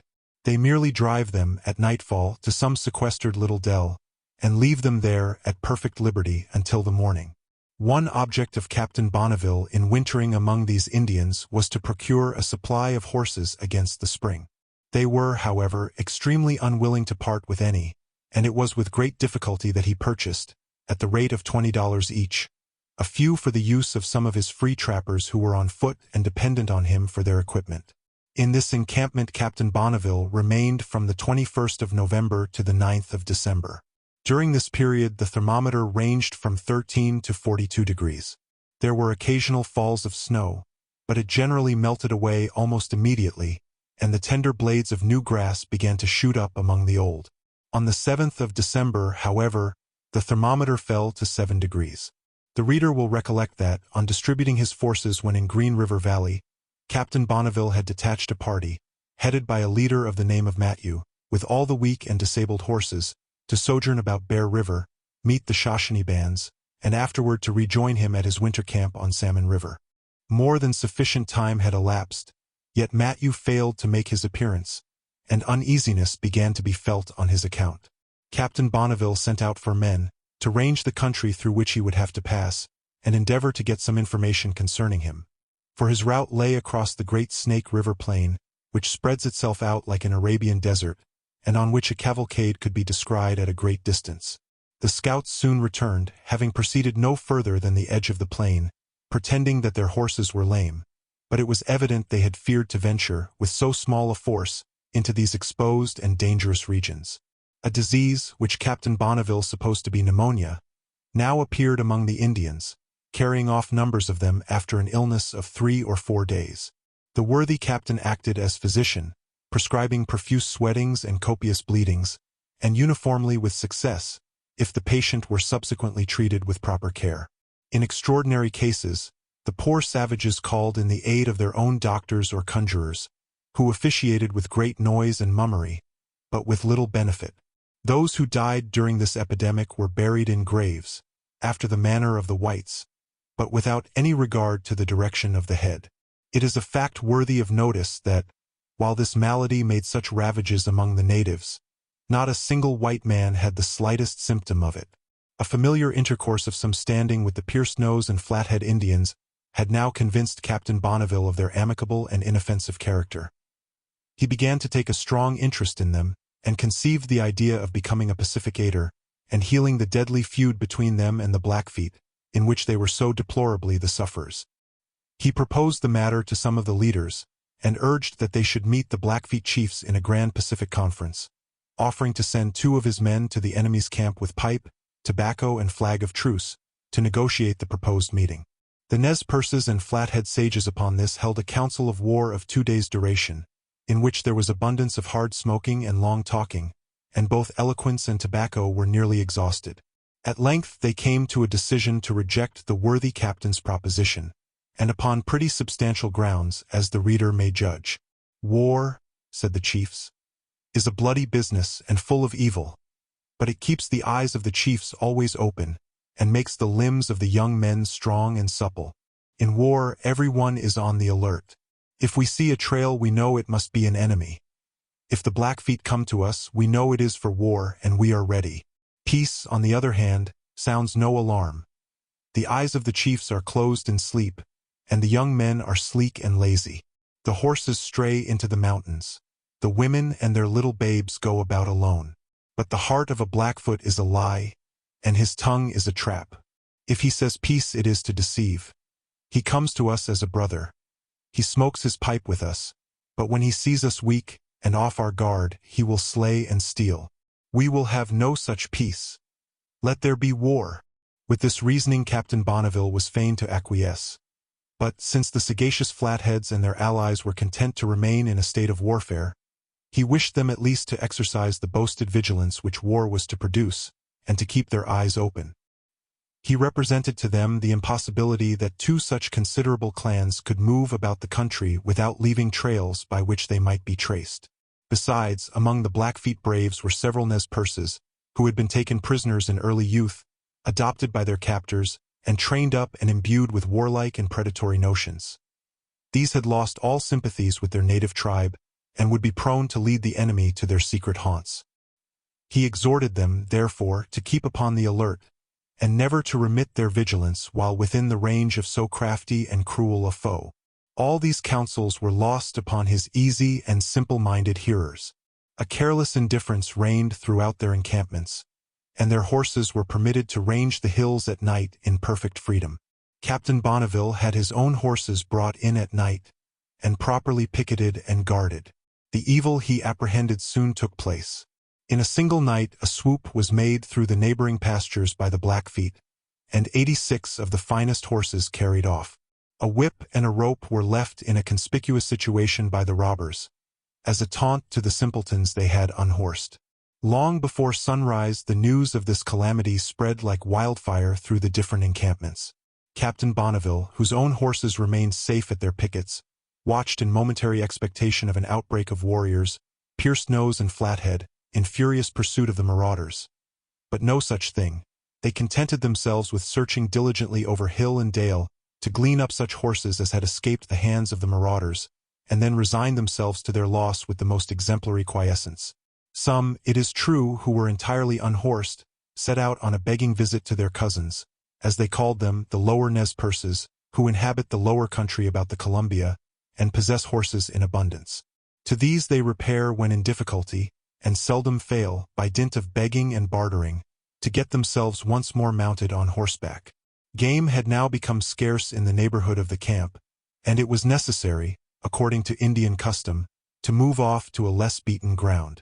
Captain Bonneville proposed the horse prairie, but his Indian friends objected that many of the Nez Perces had gone to visit their cousins, and that the whites were few in number, so that their united force was not sufficient to venture upon the buffalo grounds, which were infested by bands of Blackfeet. They now spoke of a place at no great distance, which they represented as a perfect hunter's elysium. It was on the right branch or head stream of the river, locked up among cliffs and precipices where there was no danger from roving bands, and where the Blackfeet dare not enter. Here, they said, the elk abounded, and the mountain sheep were to be seen trooping upon the rocks and hills. A little distance beyond it, also, herds of buffalo were to be met with out of range of danger. Thither they proposed to move their camp. The proposition pleased the captain, who was desirous, through the Indians, of becoming acquainted with all the secret places of the land. Accordingly, on the 9th of December, they struck their tents, and moved forward by short stages, as many of the Indians were yet feeble from the late malady. Following up the right fork of the river, they came to where it entered a deep gorge of the mountains, up which lay the secluded region so much valued by the Indians. Captain Bonneville halted and encamped for 3 days before entering the gorge. In the meantime he detached 5 of his free trappers to scour the hills, and kill as many elk as possible, before the main body should enter, as they would then be soon frightened away by the various Indian hunting parties. While thus encamped, they were still liable to the marauds of the Blackfeet, and Captain Bonneville admonished his Indian friends to be upon their guard. The Nez Perces, however, notwithstanding their recent loss, were still careless of their horses, merely driving them to some secluded spot, and leaving them there for the night without setting any guard upon them. The consequence was a second swoop, in which 41 were carried off. This was borne with equal philosophy with the first, and no effort was made either to recover the horses, or to take vengeance on the thieves. The Nez Perces, however, grew more cautious with respect to their remaining horses, driving them regularly to the camp every evening, and fastening them to pickets. Captain Bonneville, however, told them that this was not enough. It was evident they were dogged by a daring and persevering enemy, who was encouraged by past impunity. They should, therefore, take more than usual precautions, and post a guard at night over their cavalry. They could not, however, be persuaded to depart from their usual custom. The horse once picketed, the care of the owner was over for the night, and he slept profoundly. None waked in the camp but the gamblers, who, absorbed in their play, were more difficult to be roused to external circumstances than even the sleepers. The Blackfeet are bold enemies and fond of hazardous exploits.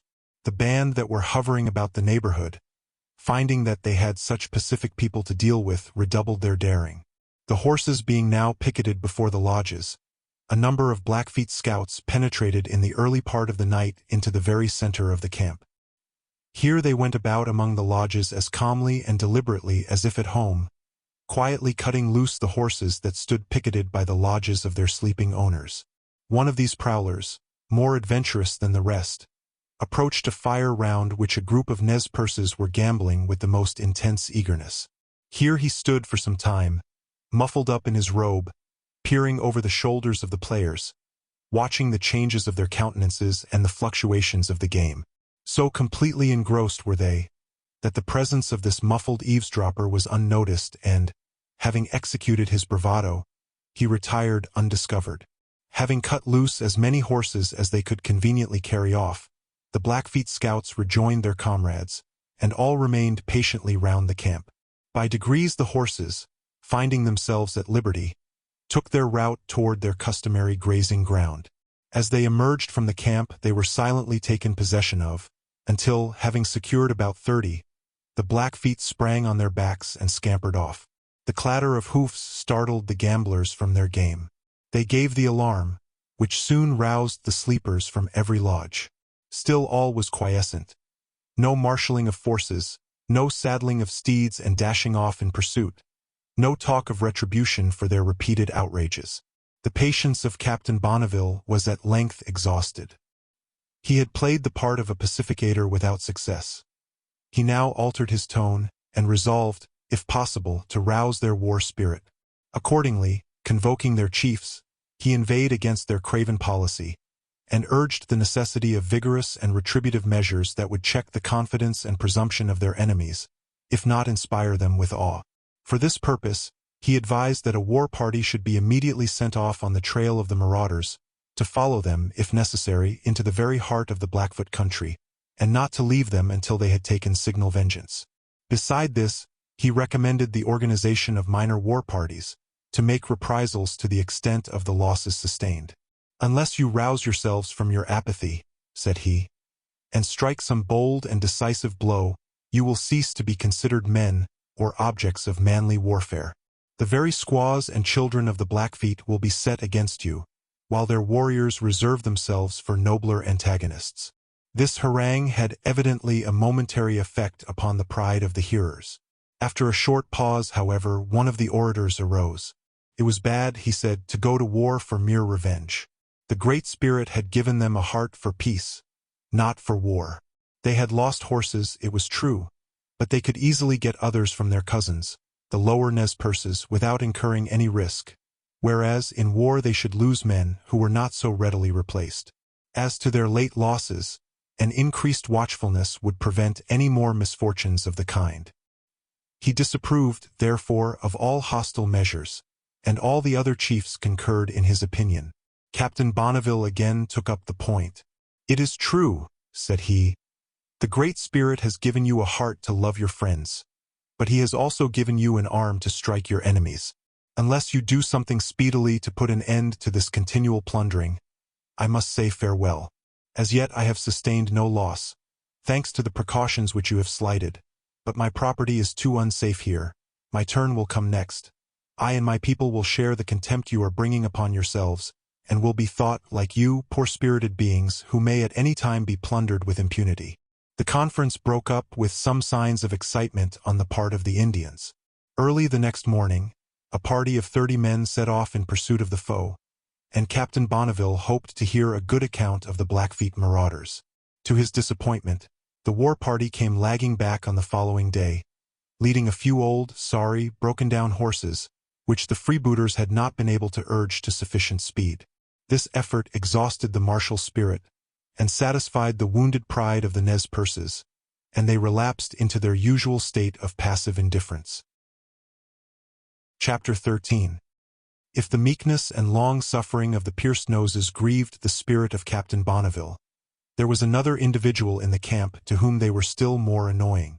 This was a Blackfoot renegado, named Cosato, a fiery, hot-blooded youth who, with a beautiful girl of the same tribe, had taken refuge among the Nez Perces.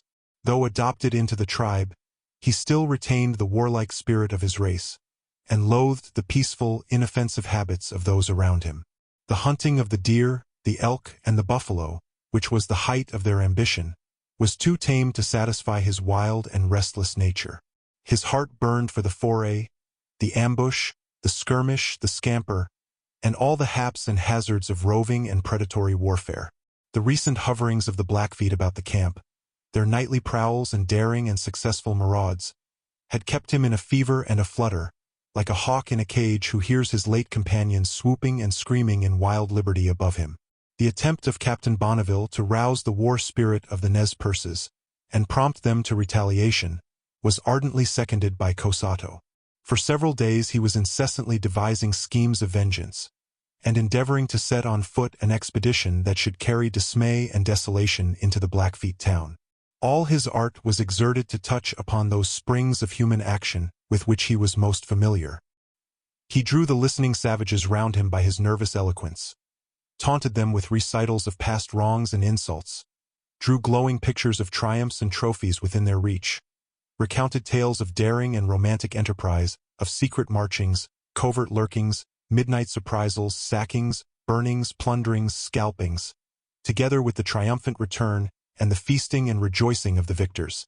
These wild tales were intermingled with the beating of the drum, the yell, the war whoop, and the war dance, so inspiring to Indian valor.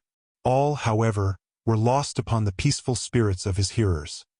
Not a Nez Perce was to be roused to vengeance or stimulated to glorious war. In the bitterness of his heart, the Blackfoot renegade repined at the mishap which had severed him from a race of congenial spirits and driven him to take refuge among beings so destitute of martial fire. The character and conduct of this man attracted the attention of Captain Bonneville, and he was anxious to hear the reason why he had deserted his tribe, and why he looked back upon them with such deadly hostility. Cosato told him his own story briefly. It gives a picture of the deep, strong passions that work in the bosoms of these miscalled Stoics. "You see my wife," said he. "She is good, she is beautiful, I love her, yet she has been the cause of all my troubles. She was the wife of my chief. I loved her more than he did, and she knew it. We talked together, we laughed together. We were always seeking each other's society, but we were as innocent as children. The chief grew jealous, and commanded her to speak with me no more. His heart became hard toward her. His jealousy grew more furious. He beat her without cause and without mercy, and threatened to kill her outright if she even looked at me. Do you want traces of his fury? Look at that scar. His rage against me was no less persecuting. War parties of the Crows were hovering round us. Our young men had seen their trail. All hearts were roused for action. My horses were before my lodge. Suddenly the chief came, took them to his own pickets, and called them his own. What could I do? He was a chief. I durst not speak, but my heart was burning. I joined no longer in the council, the hunt, or the war feast. What had I to do there? An unhorsed, degraded warrior. I kept by myself, and thought of nothing but these wrongs and outrages. I was sitting one evening upon a knoll that overlooked the meadow where the horses were pastured. I saw the horses that were once mine grazing among those of the chief. This maddened me, and I sat brooding for a time over the injuries I had suffered, and the cruelties which she I loved had endured for my sake, until my heart swelled and grew sore, and my teeth were clenched. As I looked down upon the meadow, I saw the chief walking among his horses. I fastened my eyes upon him as a hawk's. My blood boiled. I drew my breath hard. He went among the willows. In an instant I was on my feet. My hand was on my knife. I flew rather than ran. Before he was aware, I sprang upon him, and with 2 blows laid him dead at my feet.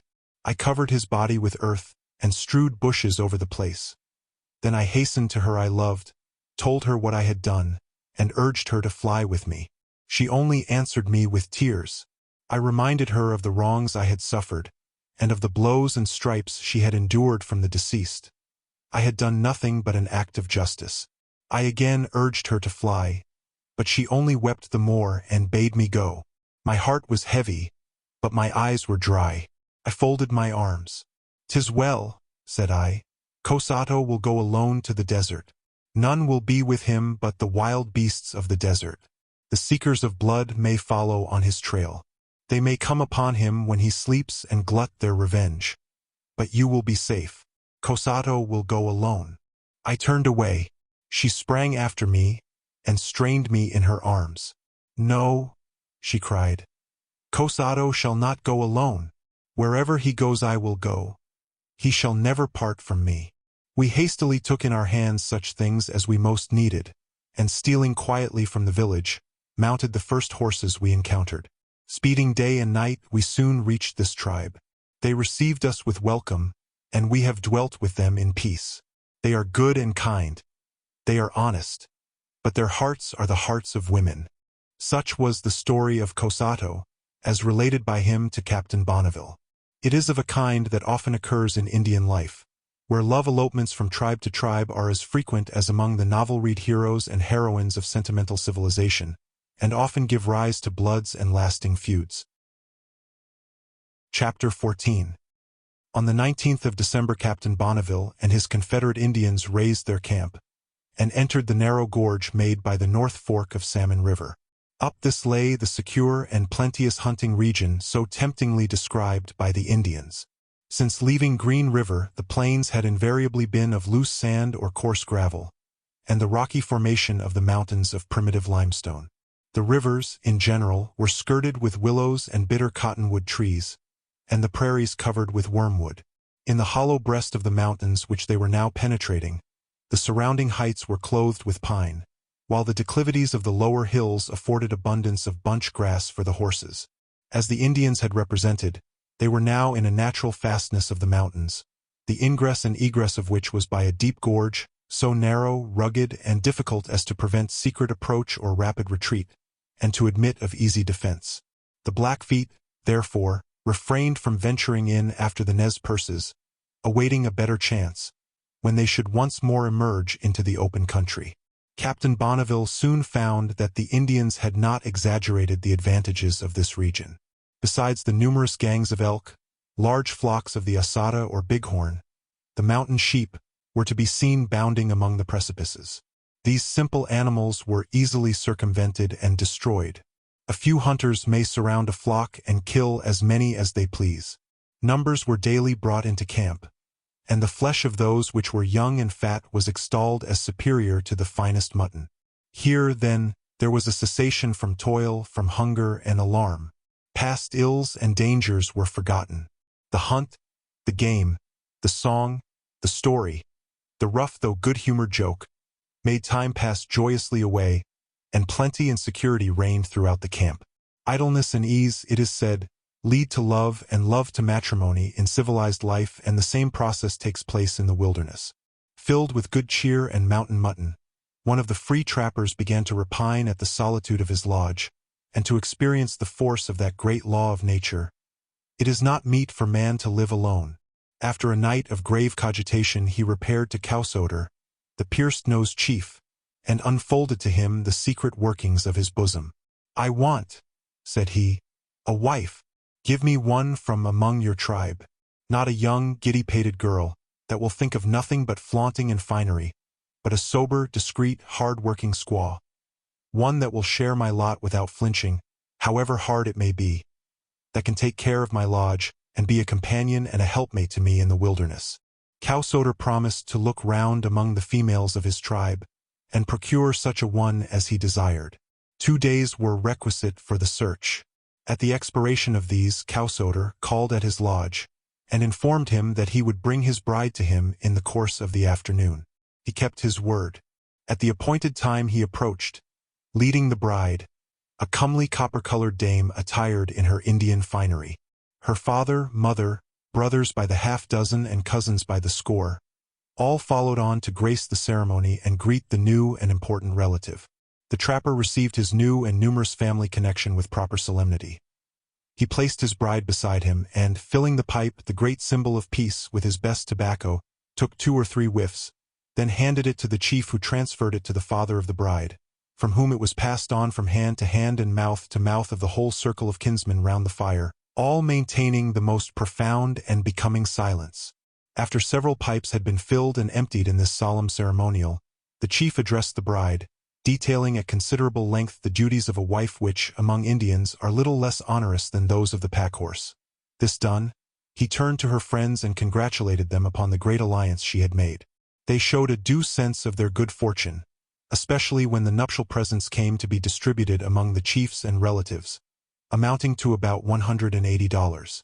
The company soon retired, and now the worthy trapper found indeed that he had no green girl to deal with, for the knowing dame at once assumed the style and dignity of a trapper's wife, taking possession of the lodge as her undisputed empire, arranging everything according to her own taste and habitudes, and appearing as much at home and on as easy terms with the trapper as if they had been man and wife for years.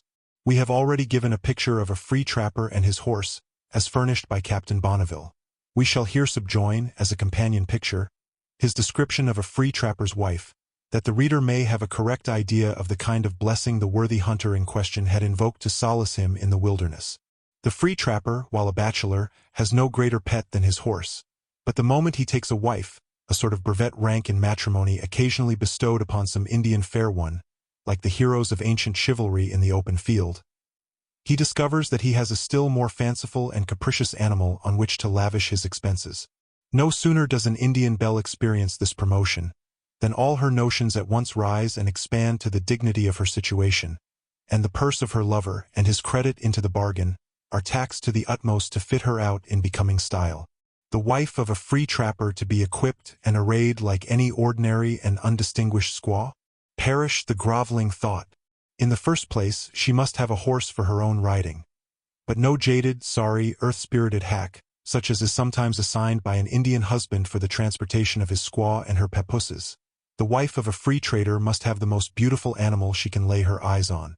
And then, as to his decoration, headstall, breastbands, saddle, and crupper are lavishly embroidered with beads, and hung with thimbles, hawk's bells, and bunches of ribbons. From each side of the saddle hangs an escamote, a sort of pocket, in which she bestows the residue of her trinkets and knickknacks, which cannot be crowded on the decoration of her horse or herself. Over this she folds, with great care, a drapery of scarlet and bright-colored calicoes, and now considers the caparison of her steed complete. As to her own person, she is even still more extravagant. Her hair, esteemed beautiful in proportion to its length, is carefully plaited, and made to fall with seeming negligence over either breast. Her riding hat is stuck full of party-colored feathers. Her robe, fashioned somewhat after that of the whites, is of red, green, and sometimes gray cloth, but always of the finest texture that can be procured. Her leggings and moccasins are of the most beautiful and expensive workmanship, and fitted neatly to the foot and ankle, which with the Indian woman are generally well-formed and delicate. Then as to jewelry, in the way of finger rings, earrings, necklaces, and other female glories, nothing within reach of the trapper's means is omitted that can tend to impress the beholder with an idea of the lady's high estate. To finish the whole, she selects from among her blankets of various dyes one of some glowing color, and throwing it over her shoulders with a native grace, vaults into the saddle of her gay, prancing steed, and is ready to follow her mountaineer to the last gasp with love and loyalty. Such is the general picture of the free trapper's wife, given by Captain Bonneville. How far it applied in its details to the one in question does not altogether appear, though it would seem from the outset of her connubial career that she was ready to avail herself of all the pomp and circumstance of her new condition. It is worthy of mention that wherever there are several wives of free trappers in a camp, the keenest rivalry exists between them, to the sore detriment of their husbands' purses. Their whole time is expended and their ingenuity tasked by endeavors to eclipse each other in dress and decoration. The jealousies and heartburnings thus occasioned among these so-styled children of nature are equally intense with those of the rival leaders of style and fashion in the luxurious abodes of civilized life. The genial festival of Christmas, which throughout all Christendom lights up the fireside of home with mirth and jollity, followed hard upon the wedding just described. Though far from kindred and friends, Captain Bonneville and his handful of free trappers were not disposed to suffer the festival to pass unenjoyed. They were in a region of good cheer and were disposed to be joyous, so it was determined to light up the Yule clog and celebrate a Merry Christmas in the heart of the wilderness. On Christmas Eve, accordingly, they began their rude fetes and rejoicings. In the course of the night, the free trappers surrounded the lodge of the pierced-nosed chief and, in lieu of Christmas carols, saluted him with a feu de joie. Cowsoder received it in a truly Christian spirit, and after a speech in which he expressed his high gratification at the honor done him, invited the whole company to a feast on the following day. His invitation was gladly accepted. A Christmas dinner in the wigwam of an Indian chief. There was novelty in the idea. Not one failed to be present. The banquet was served up in primitive style. Skins of various kinds, nicely dressed for the occasion, were spread upon the ground. Upon these were heaped up abundance of venison, elk meat, and mountain mutton, with various bitter roots which the Indians use as condiments. After a short prayer, the company all seated themselves cross-legged, in Turkish fashion, to the banquet, which passed off with great hilarity. After which various games of strength and agility by both white men and Indians closed the Christmas festivities. Chapter 15. The continued absence of Matthew and his party had, by this time, caused great uneasiness in the mind of Captain Bonneville, and, finding there was no dependence to be placed upon the perseverance and courage of scouting parties in so perilous a quest, he determined to set out himself on the search, and to keep on until he should ascertain something of the object of his solicitude. Accordingly, on the December 20th he left the camp, accompanied by 13 stark trappers and hunters, all well mounted and armed for dangerous enterprise. On the following morning they passed out at the head of the mountain gorge and sallied forth into the open plain. As they confidently expected a brush with the Blackfeet, or some other predatory horde, they moved with great circumspection, and kept vigilant watch in their encampments. In the course of another day they left the main branch of Salmon River, and proceeded south toward a pass called John Day's Defile. It was severe and arduous traveling. The plains were swept by keen and bitter blasts of wintry wind. The ground was generally covered with snow, game was scarce, so that hunger generally prevailed in the camp, while the want of pasturage soon began to manifest itself in the declining vigor of the horses. The party had scarcely encamped on the afternoon of the 28th, when 2 of the hunters who had sallied forth in quest of game came galloping back in great alarm. While hunting they had perceived a party of savages, evidently maneuvering to cut them off from the camp, and nothing had saved them from being entrapped but the speed of their horses. These tidings struck dismay into the camp. Captain Bonneville endeavored to reassure his men by representing the position of their encampment and its capability of defense. He then ordered the horses to be driven in and picketed, and threw up a rough breastwork of fallen trunks of trees and the vegetable rubbish of the wilderness. Within this barrier was maintained a vigilant watch throughout the night, which passed away without alarm.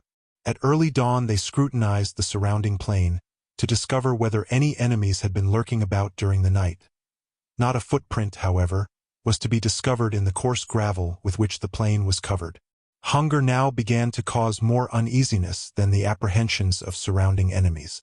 After marching a few miles they encamped at the foot of a mountain, in hopes of finding buffalo.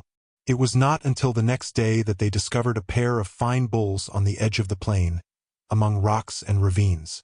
Having now been 2 days and a half without a mouthful of food, they took especial care that these animals should not escape them. While some of the surest marksmen advanced cautiously with their rifles into the rough ground, 4 of the best mounted horsemen took their stations in the plain, to run the bulls down should they only be maimed. The buffalo were wounded and set off in headlong flight. The half-famished horses were too weak to overtake them on the frozen ground, but succeeded in driving them on the ice, where they slipped and fell and were easily dispatched. The hunters loaded themselves with beef for present and future supply, and then returned and encamped at the last night's fire. Here they passed the remainder of the day, cooking and eating with a voracity proportioned to previous starvation, forgetting in the hearty revel of the moment the certain dangers with which they were environed. The cravings of hunger being satisfied, they now began to debate about their further progress. The men were much disheartened by the hardships they had already endured. Indeed, Two who had been in the rear guard, taking advantage of their position, had deserted and returned to the lodges of the Nez Perces. The prospect ahead was enough to stagger the stoutest heart. They were in the dead of winter. As far as the eye could reach, the wild landscape was wrapped in snow, which was evidently deepening as they advanced. Over this they would have to toil, with the icy wind blowing in their faces. Their horses might give out through want of pasturage, and they themselves must expect intervals of horrible famine like that they had already experienced. With Captain Bonneville, however, perseverance was a matter of pride, and having undertaken this enterprise, nothing could turn him back until it was accomplished, though he declares that, had he anticipated the difficulties and sufferings which attended it, he should have flinched from the undertaking. Onward, therefore, the little band urged their way, keeping along the course of a stream called John Day's Creek. The cold was so intense that they had frequently to dismount and travel on foot, lest they should freeze in their saddles. The days, which at this season are short enough even in the open prairies, were narrowed to a few hours by the high mountains, which allowed the travelers but a brief enjoyment of the cheering rays of the sun. The snow was generally at least 20 inches in depth, and in many places much more. Those who dismounted had to beat their way with toilsome steps. 8 miles were considered a good day's journey. The horses were almost famished, for the herbage was covered by the deep snow, so that they had nothing to subsist upon but scanty wisps of the dry bunch grass which peered above the surface, and the small branches and twigs of frozen willows and wormwood. In this way they urged their slow and painful course to the south down John Day's Creek, until it lost itself in a swamp. Here they encamped upon the ice among stiffened willows, where they were obliged to beat down and clear away the snow to procure pasturage for their horses. Hence they toiled on to Godin River, so called after an Iroquois hunter in the service of Sublette, who was murdered there by the Blackfeet. Many of the features of this remote wilderness are thus named after scenes of violence and bloodshed that occurred to the early pioneers. It was an act of filial vengeance on the part of Godin's son Antoine that, as the reader may recollect, brought on the recent battle at Pierre's Hole. From Godin's River, Captain Bonneville and his followers came out upon the plain of the Three Beauties, so called from 3 singular and isolated hills that rise from the midst. It is a part of the great desert of Snake River, one of the most remarkable tracts beyond the mountains. Could they have experienced a respite from their sufferings and anxieties, the immense landscape spread out before them was calculated to inspire admiration. Winter has its beauties and glories as well as summer, and Captain Bonneville had the soul to appreciate them. Far away, says he, over the vast plains, and up the steep sides of the lofty mountains, the snow lay spread in dazzling whiteness, and whenever the sun emerged in the morning above the giant peaks, or burst forth from among clouds in his midday course, mountain and dell, glazed rock and frosted tree, glowed and sparkled with surpassing luster. The tall pines seemed sprinkled with a silver dust, and the willows, studded with minute icicles reflecting the prismatic rays, brought to mind the fairy trees conjured up by the Caliph storyteller to adorn his veil of diamonds. The poor wanderers, however, nearly starved with hunger and cold, were in no mood to enjoy the glories of these brilliant scenes, though they stamped pictures on their memory which have been recalled with delight in more genial situations. Encamping at the West Butte, they found a place swept by the winds, so that it was bare of snow, and there was abundance of bunch grass. Here the horses were turned loose to graze throughout the night. Though for once they had ample pasturage, yet the keen winds were so intense that, in the morning, a mule was found frozen to death. The trappers gathered round and mourned over him as over a cherished friend. They feared their half-famished horses would soon share his fate, for there seemed scarce blood enough left in their veins to withstand the freezing cold. To beat the way further through the snow with these enfeebled animals seemed next to impossible, and despondency began to creep over their hearts, when, fortunately, they discovered a trail made by some hunting party. Into this they immediately entered, and proceeded with less difficulty. Shortly afterward, a fine buffalo bull came bounding across the snow, and was instantly brought down by the hunters. A fire was soon blazing and crackling, and an ample repast soon cooked and sooner dispatched, after which they made some further progress and then encamped. One of the men reached the camp nearly frozen to death, but good cheer and a blazing fire gradually restored life, and put his blood in circulation. Having now a beaten path, They proceeded the next morning with more facility. Indeed, the snow decreased in depth as they receded from the mountains, and the temperature became more mild. In the course of the day, they discovered a solitary horseman hovering at a distance before them on the plain. They spurred on to overtake him, but he was better mounted on a fresher steed, and kept at a wary distance, reconnoitering them with evident distrust. For the wild dress of the free trappers, their leggings, blankets, and cloth caps garnished with fur and topped off with feathers, even their very elf locks and weather-bronzed complexions, gave them the look of Indians rather than white men, and made him mistake them for a war party of some hostile tribe.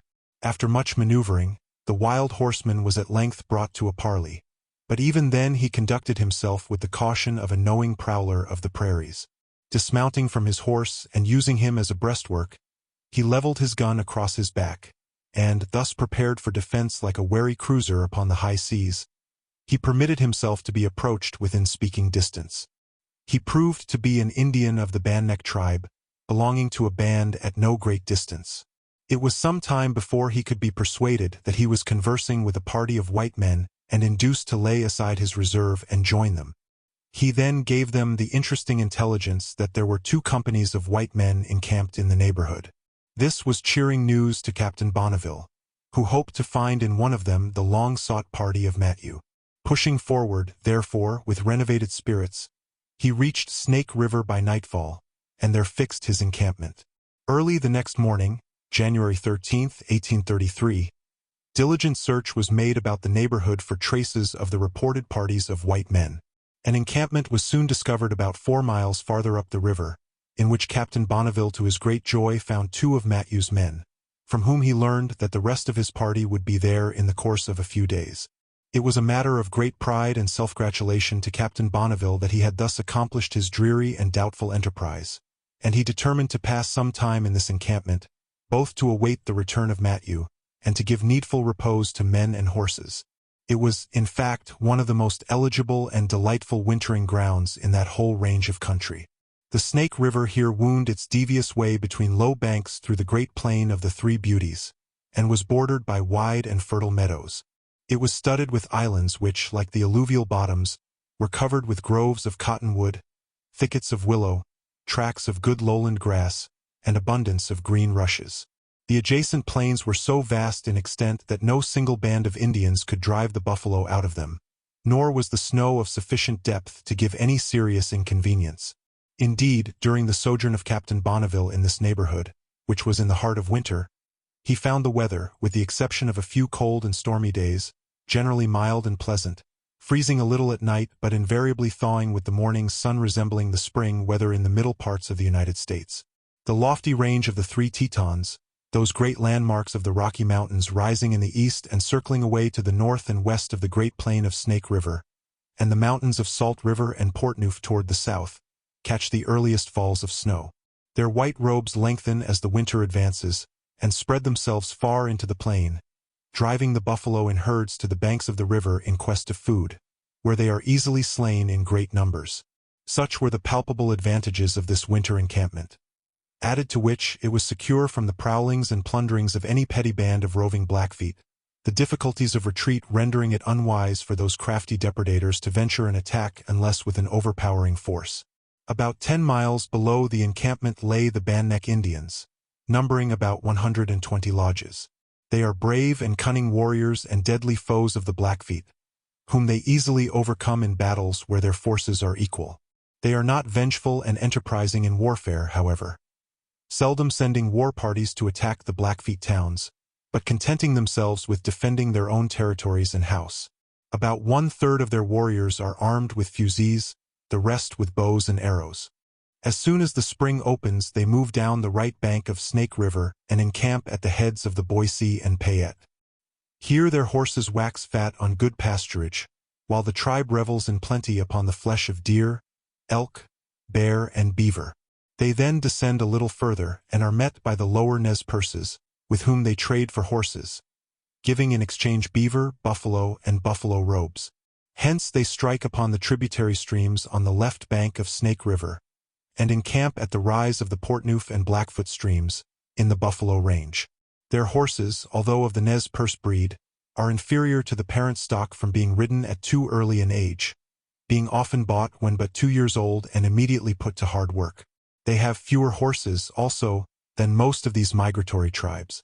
At the time that Captain Bonneville came into the neighborhood of these Indians, they were all in mourning for their chief, surnamed the Horse. This chief was said to possess a charmed life, or rather, to be invulnerable to lead. No bullet having ever hit him, though he had been in repeated battles, and often shot at by the surest marksman. He had shown great magnanimity in his intercourse with the white men. One of the great men of his family had been slain in an attack upon a band of trappers passing through the territories of his tribe. Vengeance had been sworn by the bandnecks, but the Horse interfered, declaring himself the friend of white men and, having great influence and authority among his people, he compelled them to forego all vindictive plans and to conduct themselves amicably whenever they came in contact with the traders. This chief had bravely fallen in resisting an attack made by the Blackfeet upon his tribe, while encamped at the head of Godin River. His fall in no wise lessened the faith of his people in his charmed life, for they declared that it was not a bullet which laid him low, but a bit of horn which had been shot into him by some Blackfoot marksman aware, no doubt, of the inefficacy of lead.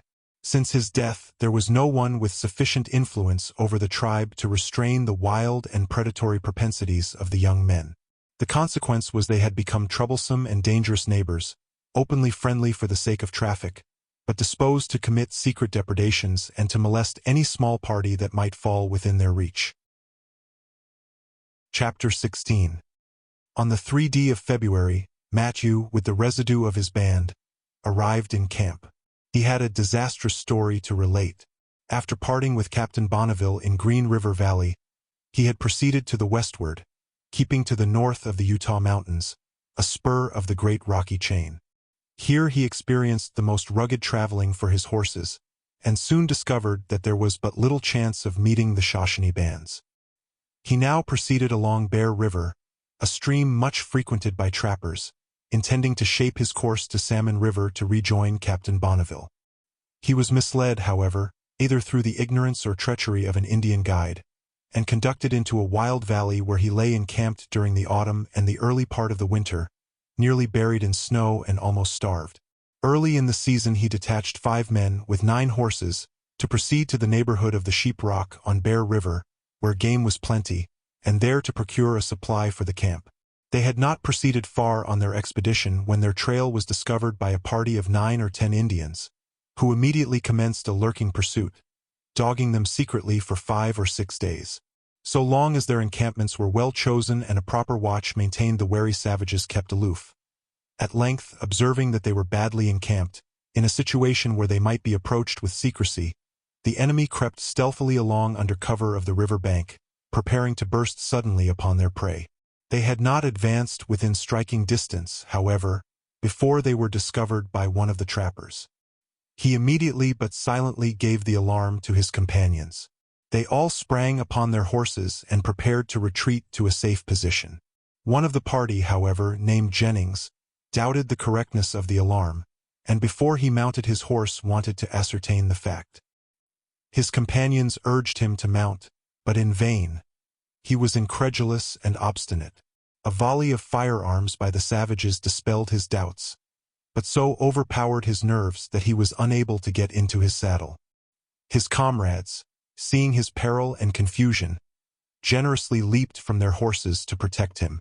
A shot from a rifle brought him to the earth. In his agony he called upon the others not to desert him. 2 of them, Leroy and Ross, after fighting desperately, were captured by the savages. The remaining 2 vaulted into their saddles and saved themselves by headlong flight, being pursued for nearly 30 miles. They got safe back to Matthew's camp, where their story inspired such dread of lurking Indians that the hunters could not be prevailed upon to undertake another foray in quest of provisions. They remained, therefore, almost starving in their camp, now and then killing an old or disabled horse for food, while the elk and the mountain sheep roamed unmolested among the surrounding mountains. The disastrous surprisal of this hunting party is cited by Captain Bonneville to show the importance of vigilant watching and judicious encampments in the Indian country.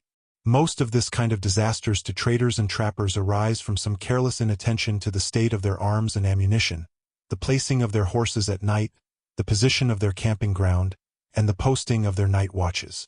The Indian is a vigilant and crafty foe, by no means given to harebrained assaults. He seldom attacks when he finds his foe well prepared and on the alert. Caution is at least as efficacious a protection against him as courage. The Indians who made this attack were at first supposed to be Blackfeet, until Captain Bonneville found subsequently, in the camp of the Bandnecks, a horse, saddle, and bridle, which he recognized as having belonged to one of the hunters.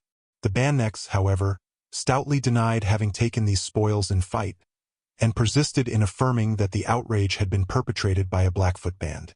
Captain Bonneville remained on Snake River nearly 3 weeks after the arrival of Matthew and his party. At length, his horses having recovered strength sufficient for a journey, he prepared to return to the Nez Perces, or rather to visit his caches on Salmon River, that he might take thence goods and equipments for the opening season. Accordingly, leaving 16 men at Snake River, he set out on the 19th of February with 16 others on his journey to the caches. Fording the river, he proceeded to the borders of the deep snow, when he encamped under the lee of immense piles of burned rock. On the 21st he was again floundering through the snow, on the Great Snake River plain, where it lay to the depth of 30 inches. It was sufficiently ink-rusted to bear a pedestrian, but the poor horses broke through the crust, and plunged and strained at every step. So lacerated were they by the ice that it was necessary to change the front every 100 yards, and put a different one in advance to break the way. The open prairies were swept by a piercing and biting wind from the northwest. At night, they had to task their ingenuity to provide shelter and keep from freezing. In the first place, they dug deep holes in the snow, piling it up in ramparts to windward as a protection against the blast. Beneath these they spread buffalo skins, upon which they stretched themselves in full dress, with caps, cloaks, and moccasins, and covered themselves with numerous blankets. Notwithstanding all which they were often severely pinched with the cold. On the 28th of February they arrived on the banks of Godin River. This stream emerges from the mountains opposite an eastern branch of the Malade River, running southeast, forms a deep and swift current about 20 yards wide, passing rapidly through a defile to which it gives its name, and then enters the Great Plain where, after meandering about 40 miles, it is finally lost in the region of the burned rocks. On the banks of this river Captain Bonneville was so fortunate as to come upon a buffalo trail. Following it up, he entered the defile, where he remained encamped for 2 days to allow the hunters time to kill and dry a supply of buffalo beef. In this sheltered defile the weather was moderate and grass was already sprouting more than an inch in height. There was abundance, too, of the salt weed which grows most plentiful in clayey and gravelly barrens. It resembles pennyroyal, and derives its name from a partial saltness. It is a nourishing food for the horses in the winter, but they reject it the moment the young grass affords sufficient pasturage. On the 6th of March, having cured sufficient meat, the party resumed their march, and moved on with comparative ease, excepting where they had to make their way through snowdrifts which had been piled up by the wind. On the 11th, a small cloud of smoke was observed rising in a deep part of the defile. An encampment was instantly formed and scouts were sent out to reconnoiter. They returned with intelligence that it was a hunting party of Flatheads, returning from the buffalo range laden with meat. Captain Bonneville joined them the next day, and persuaded them to proceed with his party a few miles below to the caches, whither he proposed also to invite the Nez Perces, whom he hoped to find somewhere in this neighborhood. In fact, on the 13th, he was rejoined by that friendly tribe who, since he separated from them on Salmon River, had likewise been out to hunt the buffalo, but had continued to be haunted and harassed by their old enemies the Blackfeet, who, as usual, had contrived to carry off many of their horses. In the course of this hunting expedition, a small band of 10 lodges separated from the main body in search of better pasturage for their horses.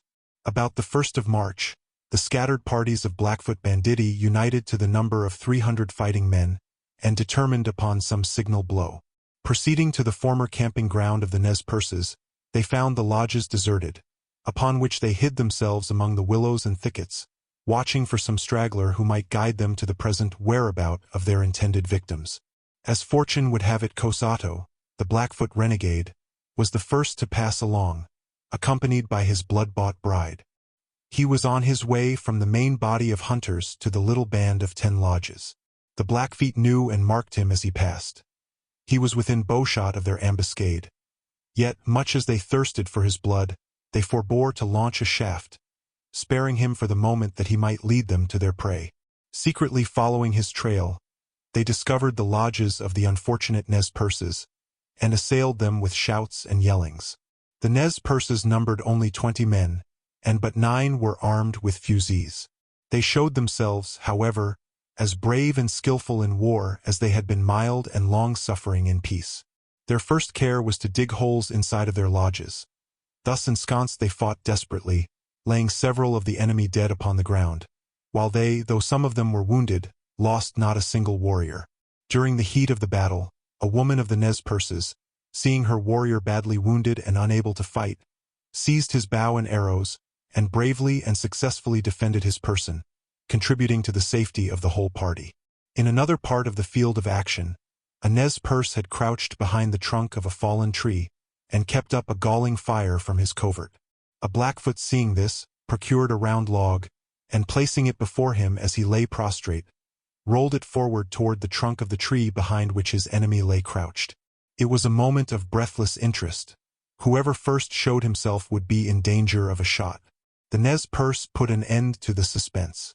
The moment the logs touched, he sprang upon his feet and discharged the contents of his fusee into the back of his antagonist. By this time the Blackfeet had got possession of the horses. Several of their warriors lay dead on the field, and the Nez Perces, ensconced in their lodges, seemed resolved to defend themselves to the last gasp. It so happened that the chief of the Blackfeet party was a renegade from the Nez Perces. Unlike Cosato, however, he had no vindictive rage against his native tribe, but was rather disposed, now he had got the booty, to spare all unnecessary effusion of blood. He held a long parley, therefore, with the besieged, and finally drew off his warriors, taking with him 70 horses. It appeared, afterward, that the bullets of the Blackfeet had been entirely expended in the course of the battle, so that they were obliged to make use of stones as substitute. At the outset of the fight, Cosato, the renegade, fought with fury rather than valor, animating the others by word as well as deed. A wound in the head from a rifle ball laid him senseless on the earth. There his body remained when the battle was over, and the victors were leading off the horses. His wife hung over him with frantic lamentations. The conquerors paused and urged her to leave the lifeless renegade, and return with them to her kindred. She refused to listen to their solicitations, and they passed on. As she sat watching the features of Cosato, and giving way to passionate grief, she thought she perceived him to breathe. She was not mistaken. The ball, which had been nearly spent before it struck him, had stunned instead of killing him. By the ministry of his faithful wife he gradually recovered, reviving to a redoubled love for her, and hatred of his tribe. As to the female who had so bravely defended her husband, she was elevated by the tribe to a rank far above her sex, and beside other honorable distinctions, was thenceforward permitted to take a part in the war dances of the braves. Chapter 17. Captain Bonneville found his caches perfectly secure, and having secretly opened them he selected such articles as were necessary to equip the free trappers and to supply the inconsiderable trade with the Indians, after which he closed them again. The free trappers, being newly rigged out and supplied, were in high spirits, and swaggered gaily about the camp. To compensate all hands for past sufferings, and to give a cheerful spur to further operations, Captain Bonneville now gave the men what, in frontier phrase, is termed a regular blowout. It was a day of uncouth gambols and frolics and rude feasting. The Indians joined in the sports and games, and all was mirth and good fellowship. It was now the middle of March, and Captain Bonneville made preparations to open the spring campaign. He had pitched upon Malade River for his main trapping ground for the season. This is a stream which rises among the great bed of mountains north of the lava plain, and after a winding course falls into Snake River. Previous to his departure the captain dispatched Mr. Sayre, with a few men, to visit the Indian villages and purchase horses. He furnished his clerk, Mr. Hotchkiss, also with a small stock of goods, to keep up a trade with the Indians during the spring, for such peltries as they might collect, appointing the caches on Salmon River as the point of rendezvous, where they were to rejoin him on the 15th of June following. This done he set out for Malade River, with a band of 28 men composed of hired and free trappers and Indian hunters, together with 8 squaws. Their route lay up along the right fork of Salmon River, as it passes through the deep defile of the mountains. They traveled very slowly, not above 5 miles a day, for many of the horses were so weak that they faltered and staggered as they walked. Pasturage, however, was now growing plentiful. There was abundance of fresh grass, which in some places had attained such height as to wave in the wind. The native flocks of the wilderness, the mountain sheep, as they are called by the trappers, were continually to be seen upon the hills between which they passed, and a good supply of mutton was provided by the hunters, as they were advancing toward a region of scarcity. In the course of his journey Captain Bonneville had occasion to remark an instance of the many notions, and almost superstitions, which prevail among the Indians, and among some of the white men, with respect to the sagacity of the beaver. The Indian hunters of his party were in the habit of exploring all the streams along which they passed, in search of beaver lodges, and occasionally set their traps with some success. One of them, however, though an experienced and skillful trapper, was invariably unsuccessful. Astonished and mortified at such unusual bad luck, he at length conceived the idea that there was some odor about his person of which the beaver got scent and retreated at his approach. He immediately set about a thorough purification. Making a rude sweating house on the banks of the river, he would shut himself up until in a reeking perspiration, and then suddenly emerging would plunge into the river. A number of these sweatings and plungings having, as he supposed, rendered his person perfectly inodorous, he resumed his trapping with renovated hope. About the beginning of April they encamped upon Godin's River, where they found the swamp full of muskrat houses. Here, therefore, Captain Bonneville determined to remain a few days and make his first regular attempt at trapping. That his maiden campaign might open with spirit, he promised the Indians and free trappers an extra price for every muskrat they should take. All now set to work for the next day's sport. The utmost animation and gaiety prevailed throughout the camp. Everything looked auspicious for their spring campaign. The abundance of muskrats in the swamp was but an earnest of the nobler game they were to find when they should reach the Malade River, and have a capital beaver country all to themselves, where they might trap at their leisure without molestation. In the midst of their gaiety, a hunter came galloping into the camp, shouting, or rather yelling, "A trail! A trail! Lodge poles! Lodge poles!" These were words full of meaning to a trapper's ear. They intimated that there was some band in the neighborhood, and probably a hunting party, as they had lodge poles for an encampment. The hunter came up and told his story. He had discovered a fresh trail, in which the traces made by the dragging of lodge poles were distinctly visible. The buffalo, too, had just been driven out of the neighborhood, which showed that the hunters had already been on the range. The gaiety of the camp was at an end. All preparations for muskrat trapping were suspended, and all hands sallied forth to examine the trail. Their worst fears were soon confirmed. Infallible signs showed the unknown party in the advance to be white men. Doubtless some rival band of trappers. Here was competition when least expected, and that too by a party already in the advance, who were driving the game before them. Captain Bonneville had now a taste of the sudden transitions to which a trapper's life is subject.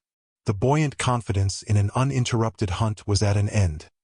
Every countenance lowered with gloom and disappointment. Captain Bonneville immediately dispatched 2 spies to overtake the rival party, and endeavor to learn their plans. In the meantime, he turned his back upon the swamp and its muskrat houses and followed on at long camps, which in trappers' language is equivalent to long stages. On the 6th of April he met his spies returning. They had kept on the trail like hounds until they overtook the party at the south end of Godin's defile. Here they found them comfortably encamped. 22 prime trappers, all well appointed, with excellent horses in capital condition led by Milton Sublette, and an able coadjutor named Jarvie, and in full march for the Malade hunting ground. This was stunning news. The Malade River was the only trapping ground within reach, but to have to compete there with veteran trappers, perfectly at home among the mountains and admirably mounted, while they were so poorly provided with horses and trappers, and had but one man in their party acquainted with the country, it was out of the question. The only hope that now remained was that the snow, which still lay deep among the mountains of Godin's River and blocked up the usual pass to the Malade country, might detain the other party until Captain Bonneville's horses should get once more into good condition in their present ample pasturage. The rival parties now encamped together, not out of companionship, but to keep an eye upon each other. Day after day passed by without any possibility of getting to the Malade country. Sublette and Jarvie endeavored to force their way across the mountain, but the snows lay so deep as to oblige them to turn back. In the meantime, the captain's horses were daily gaining strength, and their hoofs improving, which had been worn and battered by mountain service. The captain also was increasing his stock of provisions, so that the delay was all in his favor. To anyone who merely contemplates a map of the country, this difficulty of getting from Godin to Malade River will appear inexplicable, as the intervening mountains terminate in the Great Snake River Plain, so that, apparently, it would be perfectly easy to proceed round their bases. Here, however, occur some of the striking phenomena of this wild and sublime region. The great lower plain which extends to the feet of these mountains is broken up near their bases into crests, and ridges resembling the surges of the ocean breaking on a rocky shore. In a line with the mountains, the plain is gashed with numerous and dangerous chasms, from 4 to 10 feet wide, and of great depth. Captain Bonneville attempted to sound some of these openings, but without any satisfactory result. A stone dropped into one of them reverberated against the sides for apparently a very great depth, and, by its sound, indicated the same kind of substance with the surface, as long as the strokes could be heard.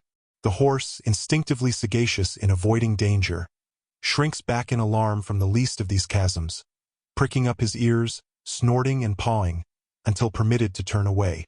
We have been told by a person well acquainted with the country that it is sometimes necessary to travel 50 and 60 miles to get round one of these tremendous ravines. Considerable streams, like that of Godin's River, that run with a bold, free current, lose themselves in this plain. Some of them end in swamps, others suddenly disappear, finding, no doubt, subterranean outlets. Opposite to these chasms, Snake River makes 2 desperate leaps over precipices, at a short distance from each other, one 20, the other 40 feet in height.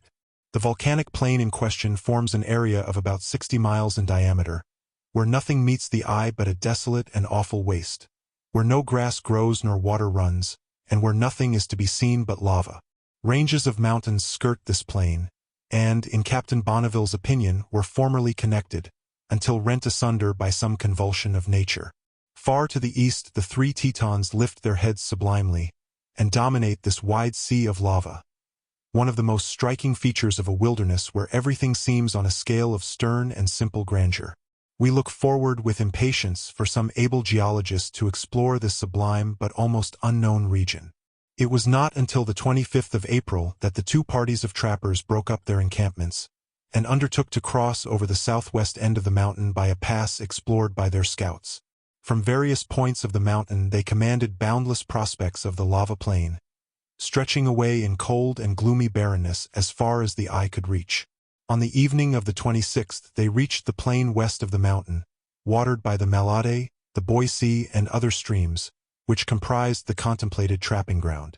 The country about the Boise, or Woody, River is extolled by Captain Bonneville as the most enchanting he had seen in the far west, presenting the mingled grandeur and beauty of mountain and plain, of bright running streams and vast grassy meadows waving to the breeze. We shall not follow the captain throughout his trapping campaign, which lasted until the beginning of June, nor detail all the maneuvers of the rival trapping parties and their various schemes to outwit and outtrap each other. Suffice it to say that, after having visited and camped about various streams with varying success, Captain Bonneville set forward early in June for the appointed rendezvous at the caches. On the way, he treated his party to a grand buffalo hunt. The scouts had reported numerous herds in a plain beyond an intervening height. There was an immediate halt. The fleetest horses were forthwith mounted, and the party advanced to the summit of the hill. Hence they beheld the great plain below, absolutely swarming with buffalo. Captain Bonneville now appointed the place where he would encamp, and toward which the hunters were to drive the game. He cautioned the latter to advance slowly, reserving the strength and speed of the horses until within a moderate distance of the herds. 22 horsemen descended cautiously into the plain, conformably to these directions. It was a beautiful sight, says the captain, to see the runners, as they are called, advancing in column at a slow trot until within 250 yards of the outskirts of the herd, then dashing on at full speed until lost in the immense multitude of buffaloes scouring the plain in every direction. All was now tumult and wild confusion. In the meantime Captain Bonneville and the residue of the party moved on to the appointed camping ground. Thither the most expert runners succeeded in driving numbers of buffalo, which were killed hard by the camp, and the flesh transported thither without difficulty. In a little while the whole camp looked like one great slaughterhouse. The carcasses were skillfully cut up, great fires were made, scaffolds erected for drying and jerking beef, and an ample provision was made for future subsistence. On the 15th of June, the precise day appointed for the rendezvous, Captain Bonneville and his party arrived safely at the caches. Here he was joined by the other detachments of his main party, all in good health and spirits. The caches were again opened, supplies of various kinds taken out, and a liberal allowance of aqua vitae distributed throughout the camp, to celebrate with proper conviviality this merry meeting. Chapter 18. Having now a pretty strong party, well armed and equipped, Captain Bonneville no longer felt the necessity of fortifying himself in the secret places and fastnesses of the mountains, but sallied forth boldly into the Snake River plain, in search of his clerk, Hotchkiss, who had remained with the Nez Perces. He found him on the 24th of June, and learned from him another chapter of misfortunes which had recently befallen that ill-fated race. After the departure of Captain Bonneville in March, Cosato, the renegade Blackfoot, had recovered from the wound received in battle, and with his strength revived all his deadly hostility to his native tribe. He now resumed his efforts to stir up the Nez Perces to reprisals upon their old enemies, reminding them incessantly of all the outrages and robberies they had recently experienced, and assuring them that such would continue to be their lot until they proved themselves men by some signal retaliation. The impassioned eloquence of the desperado at length produced an effect, and a band of braves enlisted under his guidance to penetrate into the Blackfoot country, harass their villages, carry off their horses, and commit all kinds of depredations.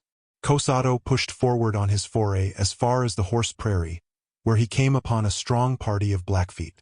Without waiting to estimate their force, he attacked them with characteristic fury, and was bravely seconded by his followers. The contest, for a time, was hot and bloody. At length, as is customary with these two tribes, they paused and held a long parley, or rather a war of words. "What need," said the Blackfoot chief tauntingly, "have the Nez Perces to leave their homes and sally forth on war parties, when they have danger enough at their own doors? If you want fighting, return to your villages. You will have plenty of it there. The Blackfeet warriors have hitherto made war upon you as children. They are now coming as men. A great force is at hand. They are on their way to your towns, and are determined to rub out the very name of the Nez Perces from the mountains. Return, I say, to your towns and fight there, if you wish to live any longer as a people." Cosato took him at his word, for he knew the character of his native tribe. Hastening back with his band to the Nez Perces village, he told all that he had seen and heard, and urged the most prompt and strenuous measures for defense. The Nez Perces, however, heard him with their accustomed phlegm. The threat of the Blackfeet had been often made, and as often had proved a mere bravado. Such they pronounced it to be at present, and, of course, took no precautions. They were soon convinced that it was no empty menace. In a few days a band of 300 Blackfeet warriors appeared upon the hills. All now was consternation in the village. The force of the Nez Perces was too small to cope with the enemy in open fight, many of the young men having gone to their relatives on the Columbia to procure horses. The sages met in hurried council. What was to be done to ward off a blow which threatened annihilation? In this moment of imminent peril, a pierce-nosed chief, named Blue John by the whites, offered to approach secretly with a small, but chosen band, through a defile which led to the encampment of the enemy, and, by a sudden onset, to drive off the horses. Should this blow be successful, the spirit and strength of the invaders would be broken, and the Nez Perces, having horses, would be more than a match for them. Should it fail, the village would not be worse off than at present, when destruction appeared inevitable. 29 of the choicest warriors instantly volunteered to follow Blue John in this hazardous enterprise. They prepared for it with the solemnity and devotion peculiar to the tribe. Blue John consulted his medicine, or talismanic charm, such as every chief keeps in his lodge as a supernatural protection. The oracle assured him that his enterprise would be completely successful, provided no rain should fall before he had passed through the defile, but should it rain, his band would be utterly cut off. The day was clear and bright, and Blue John anticipated that the skies would be propitious. He departed in high spirits with his forlorn hope, and never did band of braves make a more gallant display, horsemen and horses being decorated and equipped in the fiercest and most glaring style, glittering with arms and ornaments, and fluttering with feathers. The weather continued serene until they reached the defile, but just as they were entering it a black cloud rose over the mountain crest, and there was a sudden shower. The warriors turned to their leader, as if to read his opinion of this unlucky omen. But the countenance of Blue John remained unchanged, and they continued to press forward. It was their hope to make their way undiscovered to the very vicinity of the Blackfoot camp. But they had not proceeded far in the defile when they met a scouting party of the enemy. They attacked and drove them among the hills, and were pursuing them with great eagerness when they heard shouts and yells behind them, and beheld the main body of the Blackfeet advancing. The second chief wavered a little at the sight and proposed an instant retreat. "We came to fight," replied Blue John sternly. Then, giving his war-whoop, he sprang forward to the conflict. His braves followed him. They made a headlong charge upon the enemy, not with the hope of victory, but the determination to sell their lives dearly. A frightful carnage, rather than a regular battle, succeeded. The forlorn band laid heaps of their enemies dead at their feet, but were overwhelmed with numbers and pressed into a gorge of the mountain, where they continued to fight until they were cut to pieces. One only of the 30 survived. He sprang on the horse of a Blackfoot warrior whom he had slain, and escaping at full speed, brought home the baleful tidings to his village. Who can paint the horror and desolation of the inhabitants? The flower of their warriors laid low, and a ferocious enemy at their doors. The air was rent by the shrieks and lamentations of the women, who, casting off their ornaments and tearing their hair, wandered about, frantically bewailing the dead and predicting destruction to the living. The remaining warriors armed themselves for obstinate defense, but showed by their gloomy looks and sullen silence that they considered defense hopeless. To their surprise, the Blackfeet refrained from pursuing their advantage, perhaps satisfied with the blood already shed, or disheartened by the loss they had themselves sustained. At any rate, they disappeared from the hills, and it was soon ascertained that they had returned to the horse prairie. The unfortunate Nez Perces now began once more to breathe. A few of their warriors, taking pack-horses, repaired to the defile to bring away the bodies of their slaughtered brethren. They found them mere headless trunks, and the wounds with which they were covered showed how bravely they had fought. Their hearts, too, had been torn out and carried off, a proof of their signal valor, for in devouring the heart of a foe renowned for bravery, or who has distinguished himself in battle, the Indian victor thinks he appropriates to himself the courage of the deceased. Gathering the mangled bodies of the slain, and strapping them across their pack-horses, the warriors returned, in dismal procession, to the village. The tribe came forth to meet them, the women with piercing cries and wailings, the men with downcast countenances, in which gloom and sorrow seemed fixed as if in marble. The mutilated and almost undistinguishable bodies were placed in rows upon the ground, in the midst of the assemblage, and the scene of heart-rending anguish and lamentation that ensued would have confounded those who insist on Indian stoicism. Such was the disastrous event that had overwhelmed the Nez Perces tribe during the absence of Captain Bonneville, and he was informed that Cosado, the renegade, who, being stationed in the village, had been prevented from going on the Forlorn Hope, was again striving to rouse the vindictive feelings of his adopted brethren, and to prompt them to revenge the slaughter of their devoted braves. During his sojourn on the Snake River plain, Captain Bonneville made one of his first essays at the strategy of the fur trade. There was at this time an assemblage of Nez Perces, Flatheads, and Cottonnois Indians encamped together upon the plain, well provided with beaver which they had collected during the spring. These they were waiting to traffic with a resident trader of the Hudson's Bay Company, who was stationed among them, and with whom they were accustomed to deal. As it happened, the trader was almost entirely destitute of Indian goods, his spring supply not having yet reached him. Captain Bonneville had secret intelligence that the supplies were on their way and would soon arrive. He hoped, however, by a prompt move, to anticipate their arrival and secure the market to himself. Throwing himself, therefore, among the Indians, he opened his packs of merchandise and displayed the most tempting wares. Bright cloths and scarlet blankets and glittering ornaments, and everything gay and glorious in the eyes of warrior or squaw.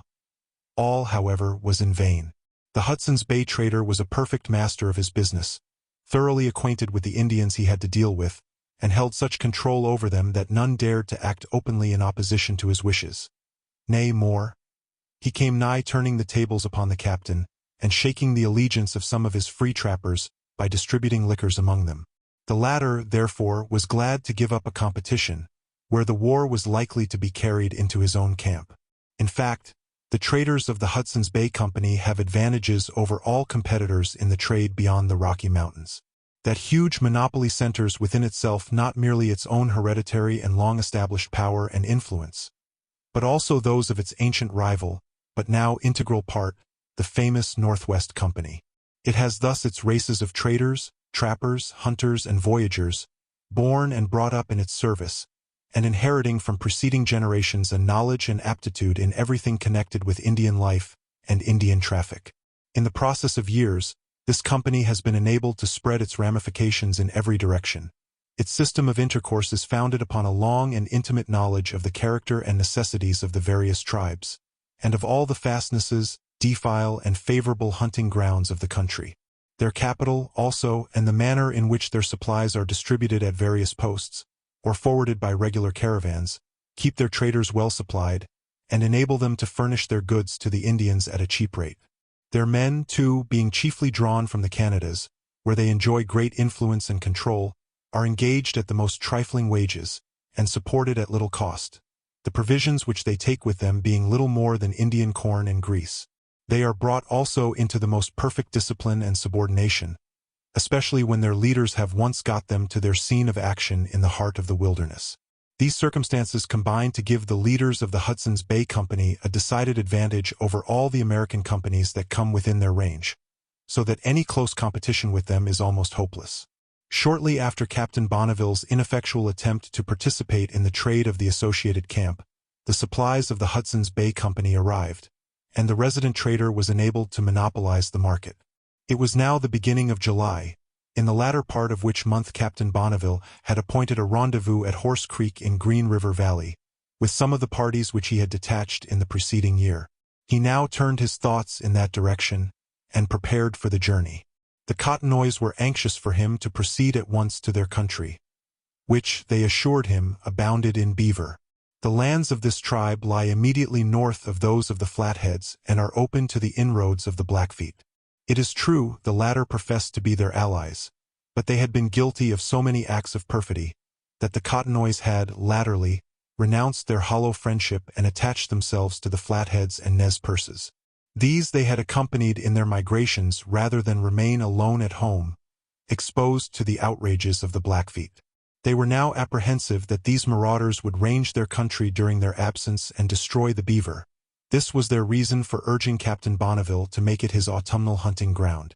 The latter, however, was not to be tempted. His engagements required his presence at the rendezvous in Green River Valley, and he had already formed his ulterior plans. An unexpected difficulty now arose. The free trappers suddenly made a stand, and declined to accompany him. It was a long and weary journey.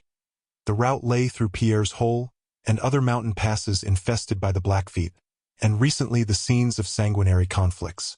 They were not disposed to undertake such unnecessary toils and dangers, when they had good and secure trapping grounds nearer at hand, on the headwaters of Salmon River. As these were free and independent fellows, whose will and whim were apt to be law, who had the whole wilderness before them, where to choose, and the trader of a rival company at hand, ready to pay for their services, it was necessary to bend to their wishes. Captain Bonneville fitted them out, therefore, for the hunting ground in question, appointing Mr. Hotchkiss to act as their partisan or leader, and fixing a rendezvous where he should meet them in the course of the ensuing winter. The brigade consisted of 21 free trappers and 4 or 5 hired men as campkeepers. This was not the exact arrangement of a trapping party, which when accurately organized is composed of 2/3 trappers whose duty leads them continually abroad in pursuit of game, and 1/3 campkeepers who cook, pack, and unpack, set up the tents, take care of the horses, and do all other duties usually assigned by the Indians to their women. This part of the service is apt to be fulfilled by French Creoles from Canada and the Valley of the Mississippi. In the meantime, the associated Indians, having completed their trade and received their supplies, were all ready to disperse in various directions. As there was a formidable band of Blackfeet just over a mountain to the northeast, by which Hotchkiss and his free trappers would have to pass, and as it was known that those sharp-sighted marauders had their scouts out watching every movement of the encampments, so as to cut off stragglers or weak detachments, Captain Bonneville prevailed upon the Nez Perces to accompany Hotchkiss and his party until they should be beyond the range of the enemy. The Cottonois and the Pennzoil determined to move together at the same time, and to pass close under the mountain infested by the Blackfeet, while Captain Bonneville, with his party, was to strike in an opposite direction to the southeast, bending his course for Pierre's Hole on his way to Green River. Accordingly, on the 6th of July, all the camps were raised at the same moment, each party taking its separate route. The scene was wild and picturesque. The long line of traders, trappers, and Indians, with their rugged and fantastic dresses and accoutrements, their varied weapons, their innumerable horses, some under the saddle, some burdened with packages, others following in droves, all stretching in lengthening cavalcades across the vast landscape, making for different points of the plains and mountains. Chapter 19. As the route of Captain Bonneville lay through what was considered the most perilous part of this region of dangers, he took all his measures with military skill, and observed the strictest circumspection. When on the march, a small scouting party was thrown in the advance to reconnoiter the country through which they were to pass. The encampments were selected with great care, and a watch was kept up night and day. The horses were brought in and picketed at night, and at daybreak a party was sent out to scour the neighborhood for half a mile round, beating up every grove and thicket that could give shelter to a lurking foe. When all was reported safe, the horses were cast loose and turned out to graze. Were such precautions generally observed by traders and hunters, we should not so often hear of parties being surprised by the Indians. Having stated the military arrangements of the captain, we may here mention a mode of defense on the open prairie, which we have heard from a veteran in the Indian trade. When a party of trappers is on a journey with a convoy of goods or peltries, every man has 3 pack horses under his care, each horse laden with 3 packs. Every man is provided with a picket with an iron head, a mallet and hobbles, or leathern fetters for the horses. The trappers proceed across the prairie in a long line, or sometimes 3 parallel lines, sufficiently distant from each other to prevent the packs from interfering. At an alarm, when there is no covert at hand, the line wheels so as to bring the front to the rear and form a circle. All then dismount, drive their pickets into the ground in the center, fasten the horses to them, and hobble their forelegs, so that, in case of alarm, they cannot break away. Then they unload them, and dispose of their packs as breastworks on the periphery of the circle, each man having 9 packs behind which to shelter himself. In this promptly formed fortress, they await the assault of the enemy, and are enabled to set large bands of Indians at defiance. The first night of his march, Captain Bonneville encamped upon Henry's Fork, an upper branch of Snake River, called after the first American trader that erected a fort beyond the mountains.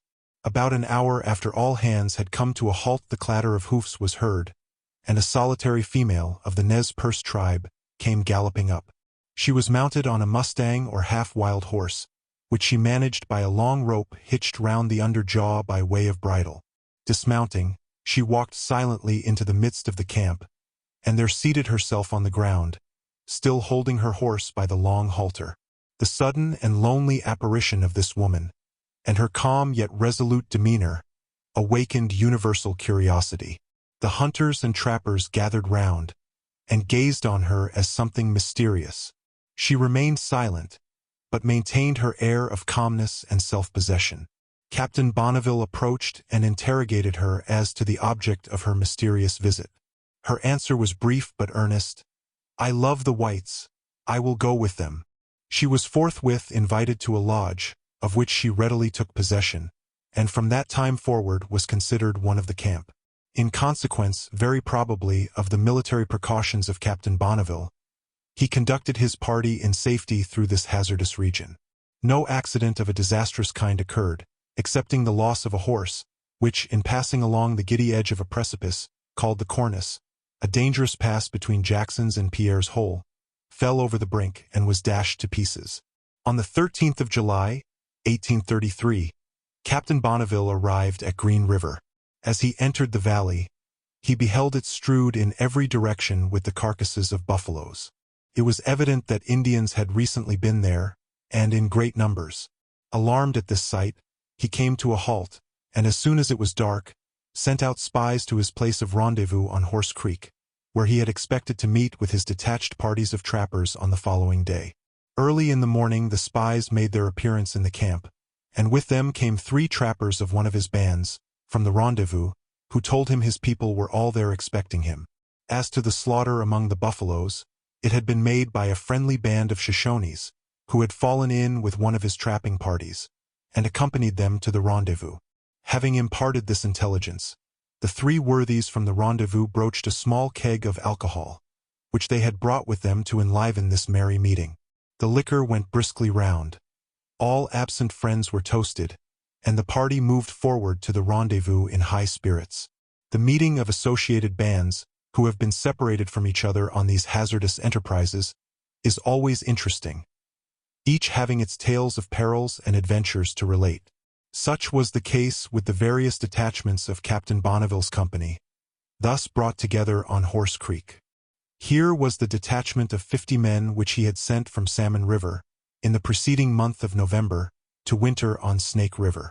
They had met with many crosses and losses in the course of their spring hunt, not so much from Indians as from white men.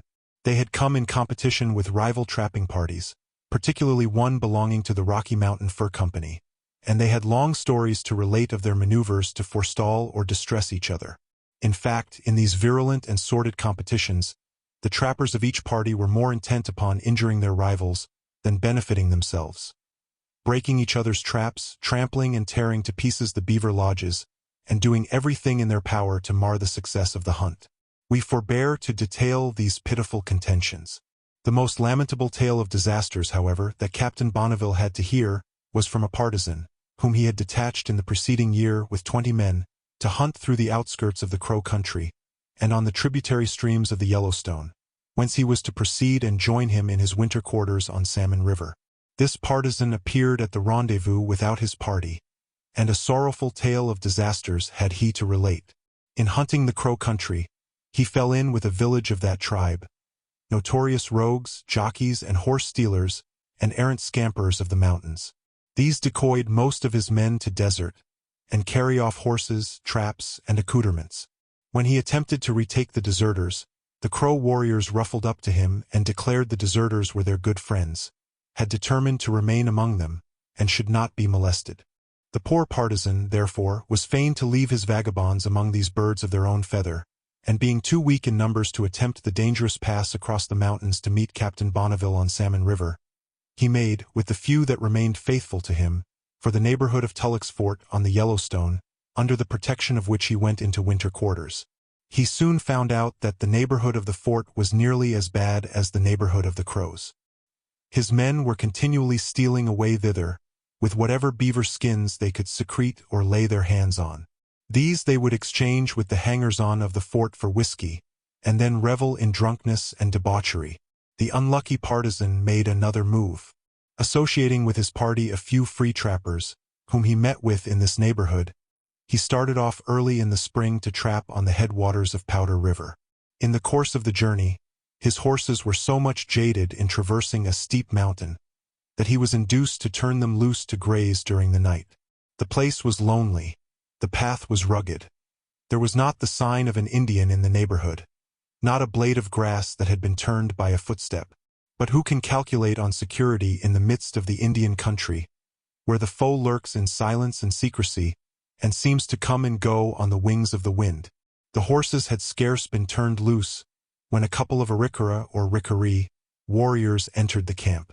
They affected a frank and friendly demeanor, but their appearance and movements awakened the suspicions of some of the veteran trappers, well versed in Indian wiles. Convinced that they were spies sent on some sinister errand, they took them in custody, and set to work to drive in the horses. It was too late, the horses were already gone. In fact, A war party of Arikaras had been hovering on their trail for several days, watching with the patience and perseverance of Indians, for some moment of negligence and fancied security, to make a successful swoop. The two spies had evidently been sent into the camp to create a diversion, while their confederates carried off the spoil. The unlucky partisan, thus robbed of his horses, turned furiously on his prisoners, ordered them to be bound hand and foot, and swore to put them to death unless his property were restored. The robbers, who soon found that their spies were in captivity, now made their appearance on horseback and held a parley. The sight of them, mounted on the very horses they had stolen, set the blood of the mountaineers in a ferment.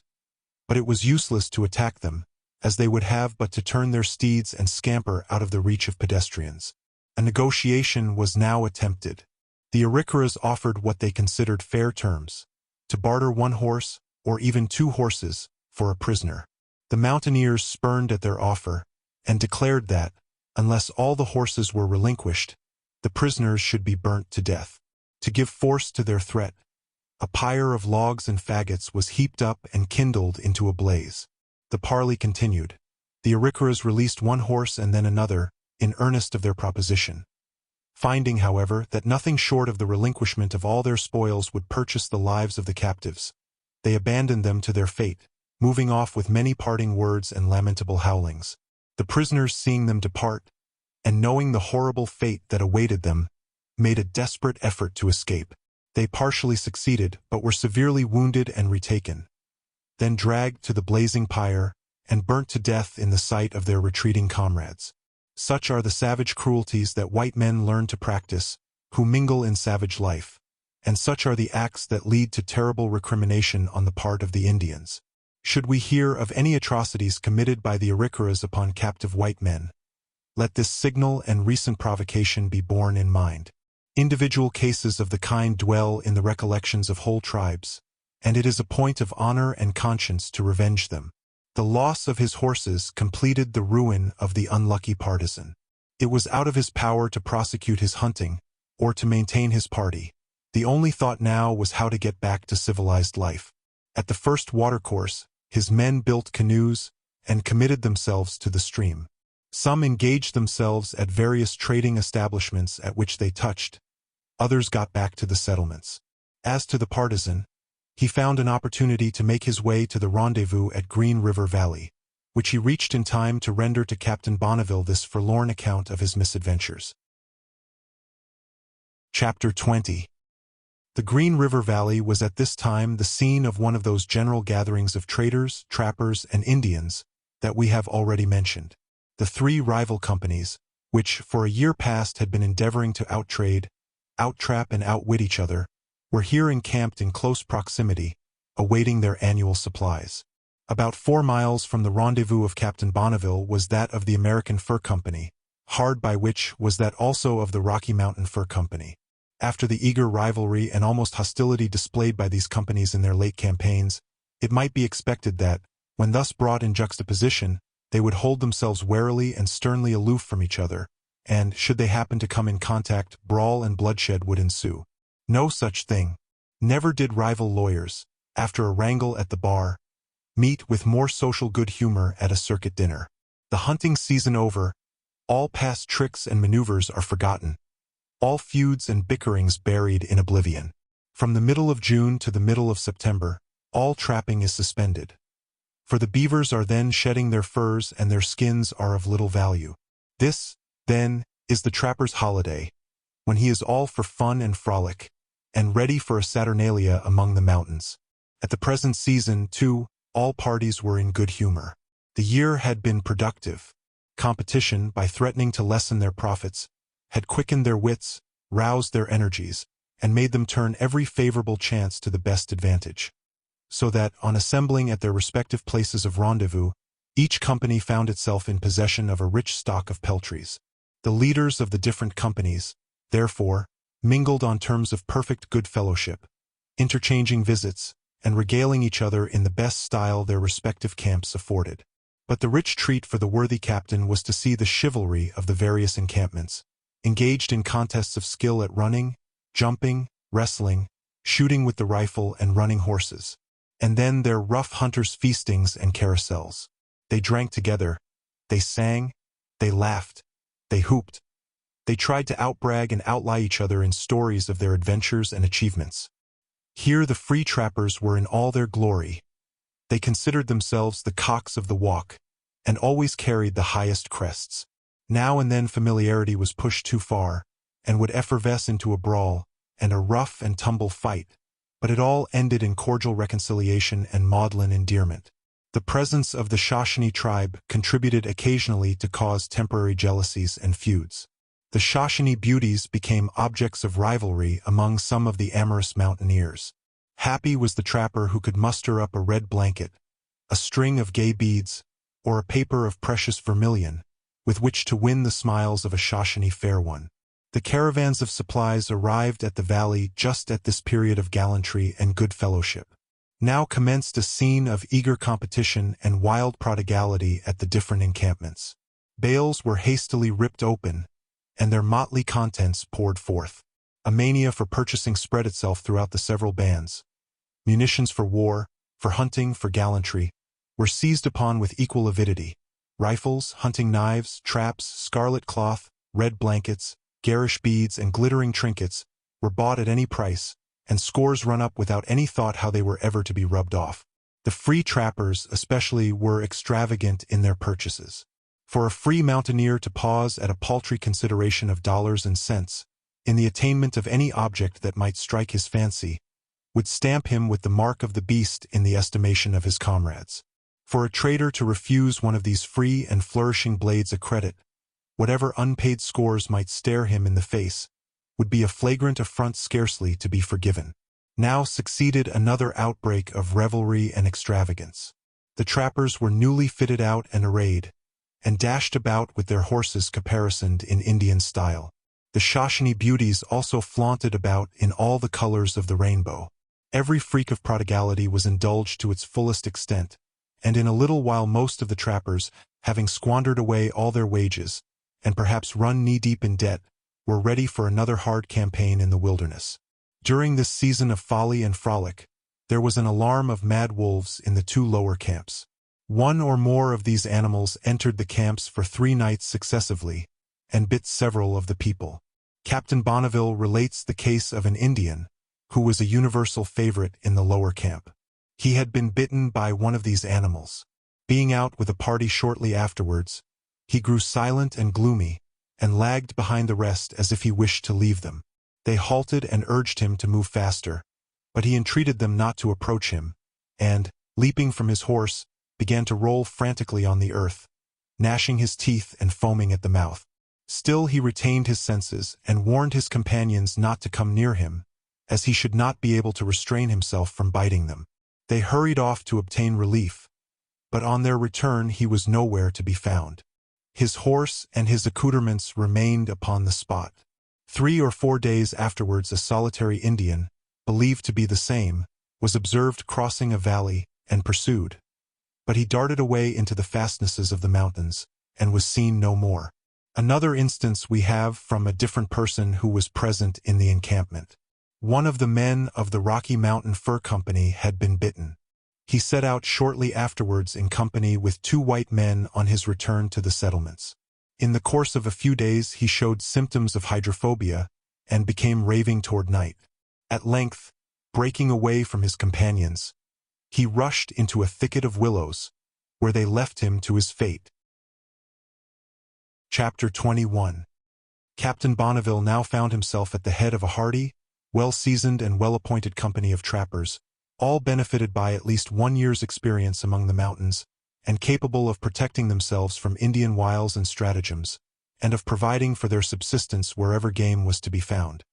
He had, also, an excellent troop of horses in prime condition and fit for hard service. He determined, therefore, to strike out into some of the bolder parts of his scheme. One of these was to carry his expeditions into some of the unknown tracts of the far west, beyond what is generally termed the Buffalo Range. This would have something of the merit and charm of discovery, so dear to every brave and adventurous spirit.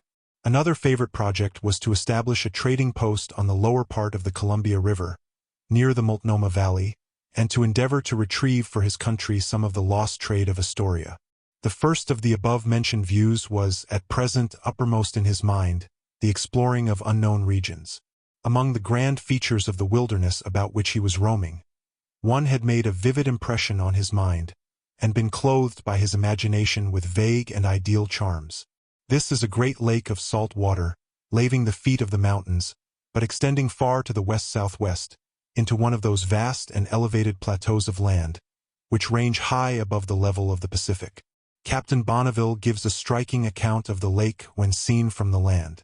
As you ascend the mountains about its shores, says he, you behold this immense body of water spreading itself before you, and stretching further and further, in one wide and far-reaching expanse, until the eye, wearied with continued and strained attention, rests in the blue dimness of distance, upon lofty ranges of mountains, confidently asserted to rise from the bosom of the waters.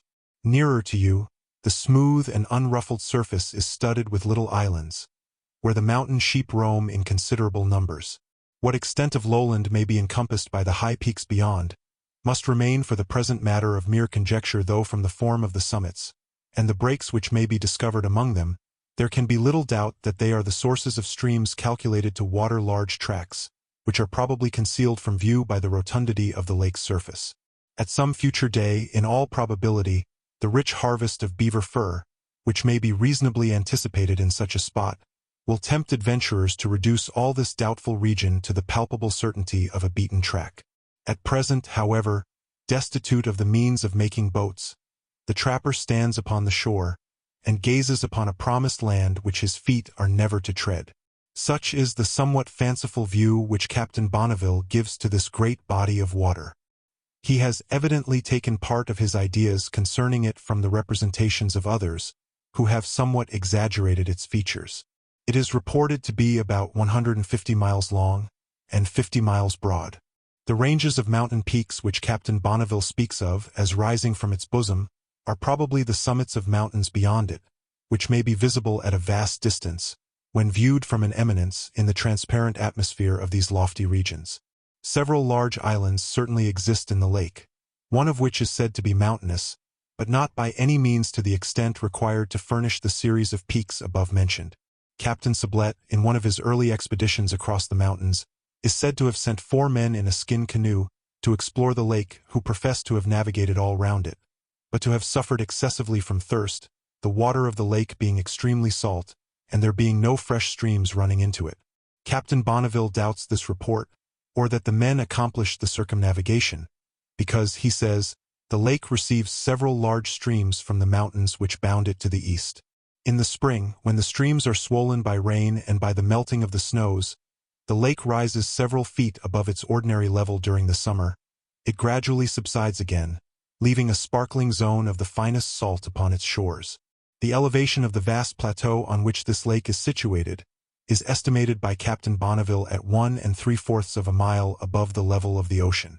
The admirable purity and transparency of the atmosphere in this region, allowing objects to be seen, and the report of firearms to be heard, at an astonishing distance, and its extreme dryness causing the wheels of wagons to fall in pieces, as instanced in former passages of this work, are proofs of the great altitude of the Rocky Mountain plains. That a body of salt water should exist at such a height is cited as a singular phenomenon by Captain Bonneville, though the Salt Lake of Mexico is not much inferior in elevation. To have this lake properly explored and all its secrets revealed was the grand scheme of the captain for the present year, and while it was one in which his imagination evidently took a leading part, he believed it would be attended with great profit from the numerous beaver streams with which the lake must be fringed. This momentous undertaking he confided to his lieutenant, Mr. Walker, in whose experience and ability he had great confidence. He instructed him to keep along the shores of the lake and trap in all the streams on his route, also to keep a journal and minutely to record the events of his journey, and everything curious or interesting, making maps or charts of his route and of the surrounding country. No pains nor expense were spared in fitting out the party of 40 men, which he was to command. They had complete supplies for a year, and were to meet Captain Bonneville in the ensuing summer, in the valley of Bear River, the largest tributary of the Salt Lake, which was to be his point of general rendezvous. The next care of Captain Bonneville was to arrange for the safe transportation of the peltries which he had collected to the Atlantic states. Mr. Robert Campbell, the partner of Sublette, was at this time in the rendezvous of the Rocky Mountain Fur Company, having brought up their supplies. He was about to set off on his return, with the peltries collected during the year, and intended to proceed through the Crow Country, to the head of navigation on the Bighorn River, and to descend in boats down that river, the Missouri and the Yellowstone, to St. Louis. Captain Bonneville determined to forward his peltries by the same route, under the especial care of Mr. Sayre. By way of escort, he would accompany Sayre to the point of embarkation, and then make an autumnal hunt in the Crow Country. Chapter 22. Before we accompany Captain Bonneville into the Crow Country, we will impart a few facts about this wild region, and the wild people who inhabit it. We are not aware of the precise boundaries, if there are any, of the country claimed by the Crows. It appears to extend from the Black Hills to the Rocky Mountains, including a part of their lofty ranges, and embracing many of the plains and valleys watered by the Wind River, the Yellowstone, the Powder River, the Little Missouri, and the Nebraska. The country varies in soil and climate. There are vast plains of sand and clay, studded with large red sandhills. Other parts are mountainous and picturesque. It possesses warm springs and coal mines and abounds with game. But let us give the account of the country as rendered by Arapuish, a Crow chief, to Mr. Robert Campbell, of the Rocky Mountain Fur Company. "The Crow Country," said he, "is a good country. The Great Spirit has put it exactly in the right place. While you are in it, you fare well. Whenever you go out of it, whichever way you travel, you fare worse. If you go to the south, you have to wander over great barren plains. The water is warm and bad, and you meet the fever and ague. To the north it is cold. The winters are long and bitter, with no grass. You cannot keep horses there, but must travel with dogs. What is a country without horses? On the Columbia they are poor and dirty, paddle about in canoes and eat fish. Their teeth are worn out. They are always taking fish bones out of their mouths. Fish is poor food. To the east they dwell in villages. They live well, but they drink the muddy water of the Missouri. That is bad. A Crow's dog would not drink such water. About the forks of the Missouri is a fine country. Good water, good grass, plenty of buffalo. In summer it is almost as good as the Crow Country. But in winter it is cold, the grass is gone, and there is no salt weed for the horses. The Crow Country is exactly in the right place. It has snowy mountains and sunny plains, all kinds of climates and good things for every season. When the summer heats scorch the prairies, you can draw up under the mountains, where the air is sweet and cool, the grass fresh, and the bright streams come tumbling out of the snowbanks. There you can hunt the elk, the deer, and the antelope when their skins are fit for dressing. There you will find plenty of white bears and mountain sheep. In the autumn, when your horses are fat and strong from the mountain pastures, you can go down into the plains and hunt the buffalo, or trap beaver on the streams. And when winter comes on, you can take shelter in the woody bottoms along the rivers. There you will find buffalo meat for yourselves and cottonwood bark for your horses. Or you may winter in the Wind River Valley, where there is saltweed in abundance. The Crow Country is exactly in the right place. Everything good is to be found there. There is no country like the Crow Country. Such is the eulogium on his country by Arapuish. We have had repeated occasions to speak of the restless and predatory habits of the Crows. They can muster 1,500 fighting men, but their incessant wars with the Blackfeet and their vagabond, predatory habits are gradually wearing them out. In a recent work, we related the circumstance of a white man named Rose, an outlaw, and a designing vagabond, who acted as guide and interpreter to Mr. Hunt and his party, on their journey across the mountains to Astoria, who came near betraying them into the hands of the Crows, and who remained among the tribe, marrying one of their women, and adopting their congenial habits. A few anecdotes of the subsequent fortunes of that renegade may not be uninteresting, especially as they are connected with the fortunes of the tribe. Rose was powerful in frame and fearless in spirit, and soon by his daring deeds took his rank among the first braves of the tribe.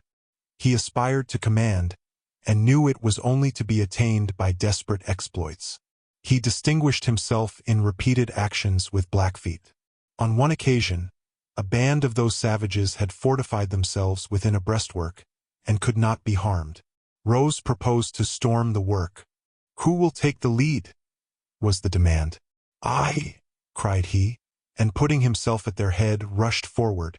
The first Blackfoot that opposed him he shot down with his rifle, and, snatching up the war club of his victim, killed 4 others within the fort.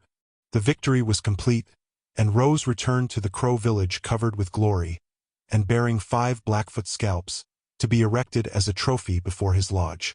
From this time, he was known among the Crows by the name of Chekukots, or the man who killed 5. He became chief of the village, or rather band, and for a time was the popular idol. His popularity soon awakened envy among the native braves. He was a stranger, an intruder, a white man. Hardy seceded from his command. Feuds and civil wars succeeded that lasted for 2 or 3 years, until Rose, having contrived to set his adopted brethren by the ears, left them and went down the Missouri in 1823. Here he fell in with one of the earliest trapping expeditions sent by General Ashley across the mountains. It was conducted by Smith, Fitzpatrick, and Sublette. Rose enlisted with them as guide and interpreter.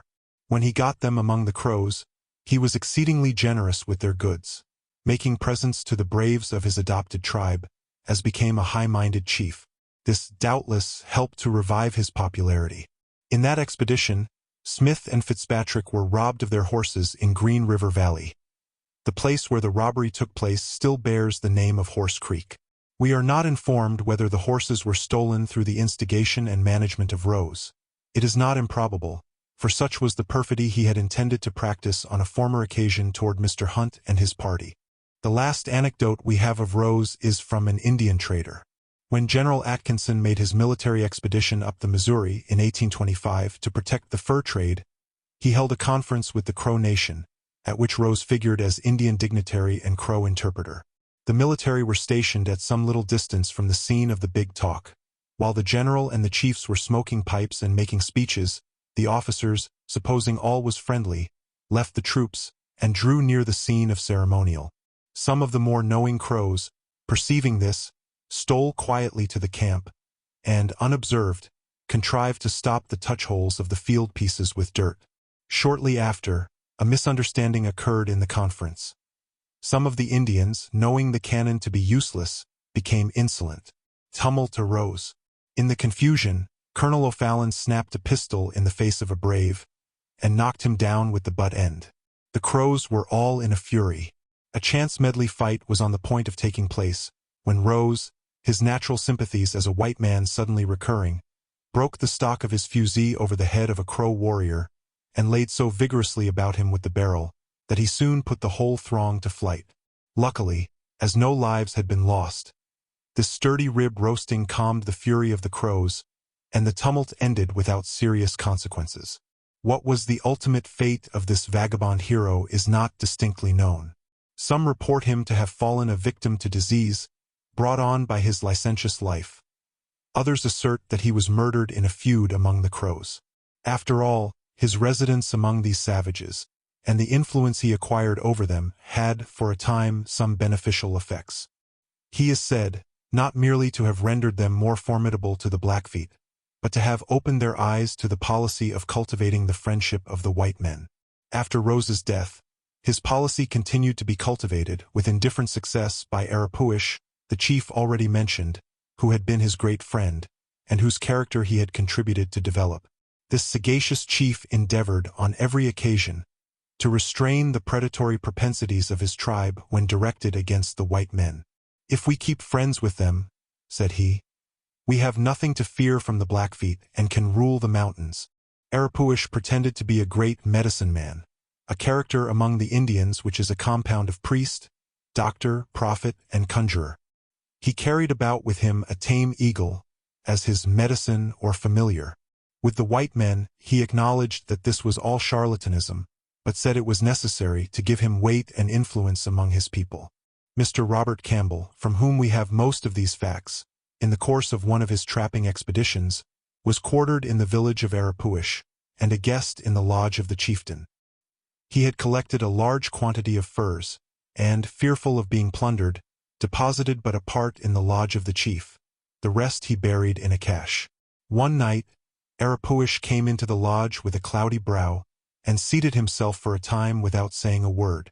At length, turning to Campbell, "You have more furs with you," said he, "than you have brought into my lodge?" "I have," replied Campbell. "Where are they?" Campbell knew the uselessness of any prevarication with an Indian, and the importance of complete frankness. He described the exact place where he had concealed his peltries. "'Tis well," replied Arapuish. "You speak straight. It is just as you say. But your cache has been robbed. Go and see how many skins have been taken from it." Campbell examined the cache and estimated his loss to be about 150 beaver skins. Arapuish now summoned a meeting of the village. He bitterly reproached his people for robbing a stranger who had confided to their honor, and commanded that whoever had taken the skins should bring them back, declaring that, as Campbell was his guest and inmate of his lodge, he would not eat nor drink until every skin was restored to him. The meeting broke up, and everyone dispersed. Arapuish now charged Campbell to give neither reward nor thanks to anyone who should bring in the beaver skins, but to keep count as they were delivered. In a little while the skins began to make their appearance, a few at a time. They were laid down in the lodge, and those who brought them departed without saying a word.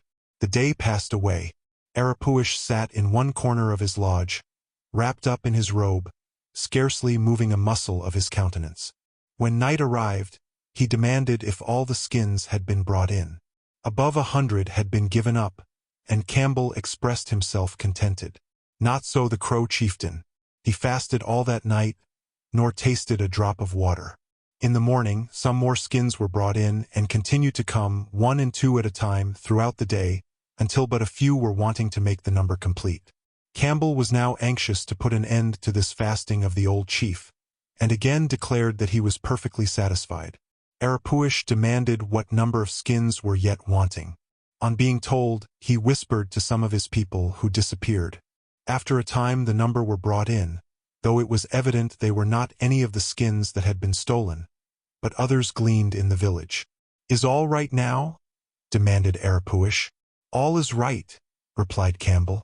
"Good. Now bring me meat and drink." When they were alone together, Arapuish had a conversation with his guest. "When you come another time among the Crows," said he, "don't hide your goods. Trust to them and they will not wrong you. Put your goods in the lodge of a chief and they are sacred. Hide them in a cache and anyone who finds will steal them. My people have now given up your goods for my sake, but there are some foolish young men in the village who may be disposed to be troublesome.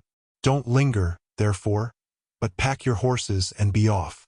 Campbell took his advice and made his way safely out of the Crow country. He has ever since maintained that the Crows are not so black as they are painted. "Trust to their honor," says he, "and you are safe. Trust to their honesty, and they will steal the hair off your head." Having given these few preliminary particulars, we will resume the course of our narrative. Chapter 23. On the 25th of July, Captain Bonneville struck his tents and set out on his route for the Bighorn, at the head of a party of 56 men, including those who were to embark with Sayre. Crossing the Green River Valley, he proceeded along the south point of the Wind River range of mountains, and soon fell upon the track of Mr. Robert Campbell's party, which had preceded him by a day. This he pursued, until he perceived that it led down the banks of the Sweet Water to the southeast.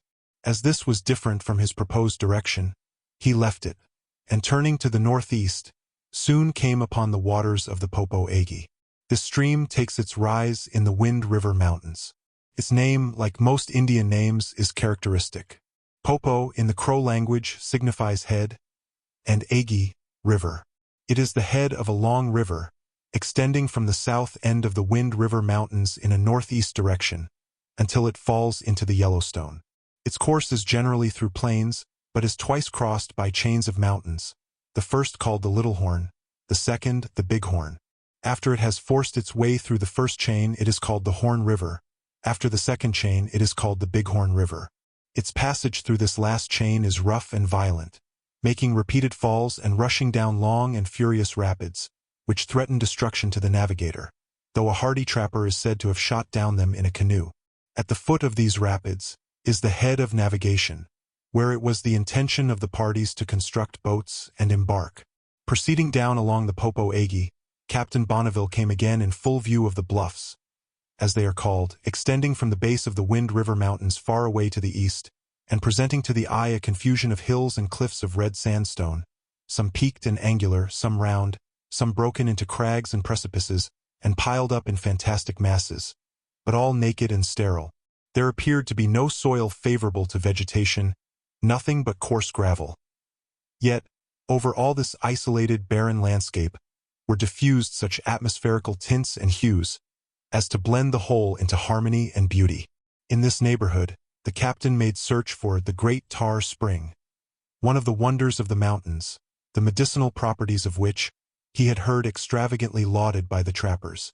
After a toilsome search, he found it at the foot of a sand bluff, a little east of the Wind River Mountains, where it exuded in a small stream of the color and consistency of tar. The men immediately hastened to collect a quantity of it, to use as an ointment for the galled backs of their horses, and as a balsam for their own pains and aches. From the description given of it, it is evidently the bituminous oil called petroleum or naphtha, which forms a principal ingredient in the potent medicine called British oil. It is found in various parts of Europe and Asia, in several of the West India Islands, and in some places of the United States. In the state of New York, it is called Seneca oil from being found near the Seneca Lake. The Crow country has other natural curiosities, which are held in superstitious awe by the Indians, and considered great marvels by the trappers. Such is the burning mountain on Powder River, abounding with anthracite coal. Here the earth is hot and cracked, in many places emitting smoke and sulphurous vapors, as if covering concealed fires. A volcanic tract of similar character is found on Stinking River, one of the tributaries of the Bighorn, which takes its unhappy name from the odor derived from sulphurous springs and streams. This last mentioned place was first discovered by Coulter, a hunter belonging to Lewis and Clark's exploring party, who came upon it in the course of his lonely wanderings, and gave such an account of its gloomy terrors, its hidden fires, smoking pits, noxious streams, and the all-pervading smell of brimstone, that it received, and has ever since retained among trappers, the name of Coulter's Hell. Resuming his descent along the left bank of the Popo Agi, Captain Bonneville soon reached the plains, where he found several large streams entering from the west. Among these was Wind River, which gives its name to the mountains among which it takes its rise. This is one of the most important streams of the Crow country. The river being much swollen, Captain Bonneville halted at its mouth, and sent out scouts to look for a fording place. While thus encamped, he beheld in the course of the afternoon a long line of horsemen descending the slope of the hills on the opposite side of the Popo Agi. His first idea was that they were Indians. He soon discovered, however, that they were white men, and, by the long line of pack horses, ascertained them to be the convoy of Campbell, which, having descended the Sweet Water, was now on its way to the Horn River. The two parties came together 2 or 3 days afterwards, on the 4th of August, after having passed through the gap of the Little Horn Mountain. In company with Campbell's convoy was a trapping party of the Rocky Mountain Company, headed by Fitzpatrick, who, after Campbell's embarkation on the Bighorn, was to take charge of all the horses and proceed on a trapping campaign. There were, moreover, 2 chance companions in the rival camp. One was Captain Stewart of the British Army, a gentleman of noble connections, who was amusing himself by a wandering tour in the far west, in the course of which he had lived in hunter's style, accompanying various bands of traders, trappers, and Indians, and manifesting that relish for the wilderness that belongs to men of game spirit. The other casual inmate of Mr. Campbell's camp was Mr. Nathaniel Wyeth, the selfsame leader of the band of New England salmon fishers, with whom we parted company in the valley of Pierre's Hole, after the battle with the Blackfeet. A few days after that affair, he again set out from the rendezvous in company with Milton Sublette and his brigade of trappers. On his march, he visited the battle ground, and penetrated to the deserted fort of the Blackfeet in the midst of the wood. It was a dismal scene. The fort was strewed with the moldering bodies of the slain, while vultures soared aloft or sat brooding on the trees around, and Indian dogs howled about the place, as if bewailing the death of their masters. Wyeth traveled for a considerable distance to the southwest, in company with Milton Sublette, when they separated, and the former, with 11 men, the remnant of his band, pushed on for Snake River, kept down the course of that eventful stream, traversed the Blue Mountains, trapping beaver occasionally by the way, and finally, after hardships of all kinds, arrived on the 29th of October at Vancouver, on the Columbia, the main factory of the Hudson's Bay Company. He experienced hospitable treatment at the hands of the agents of that company, but his men, heartily tired of wandering in the wilderness, or tempted by other prospects, refused, for the most part, to continue any longer in his service. Some set off for the Sandwich Islands. Some entered into other employ. Wyeth found, too, that a great part of the goods he had brought with him were unfitted for the Indian trade. In a word, his expedition, undertaken entirely on his own resources, proved a failure. He lost everything invested in it, but his hopes, these were as strong as ever.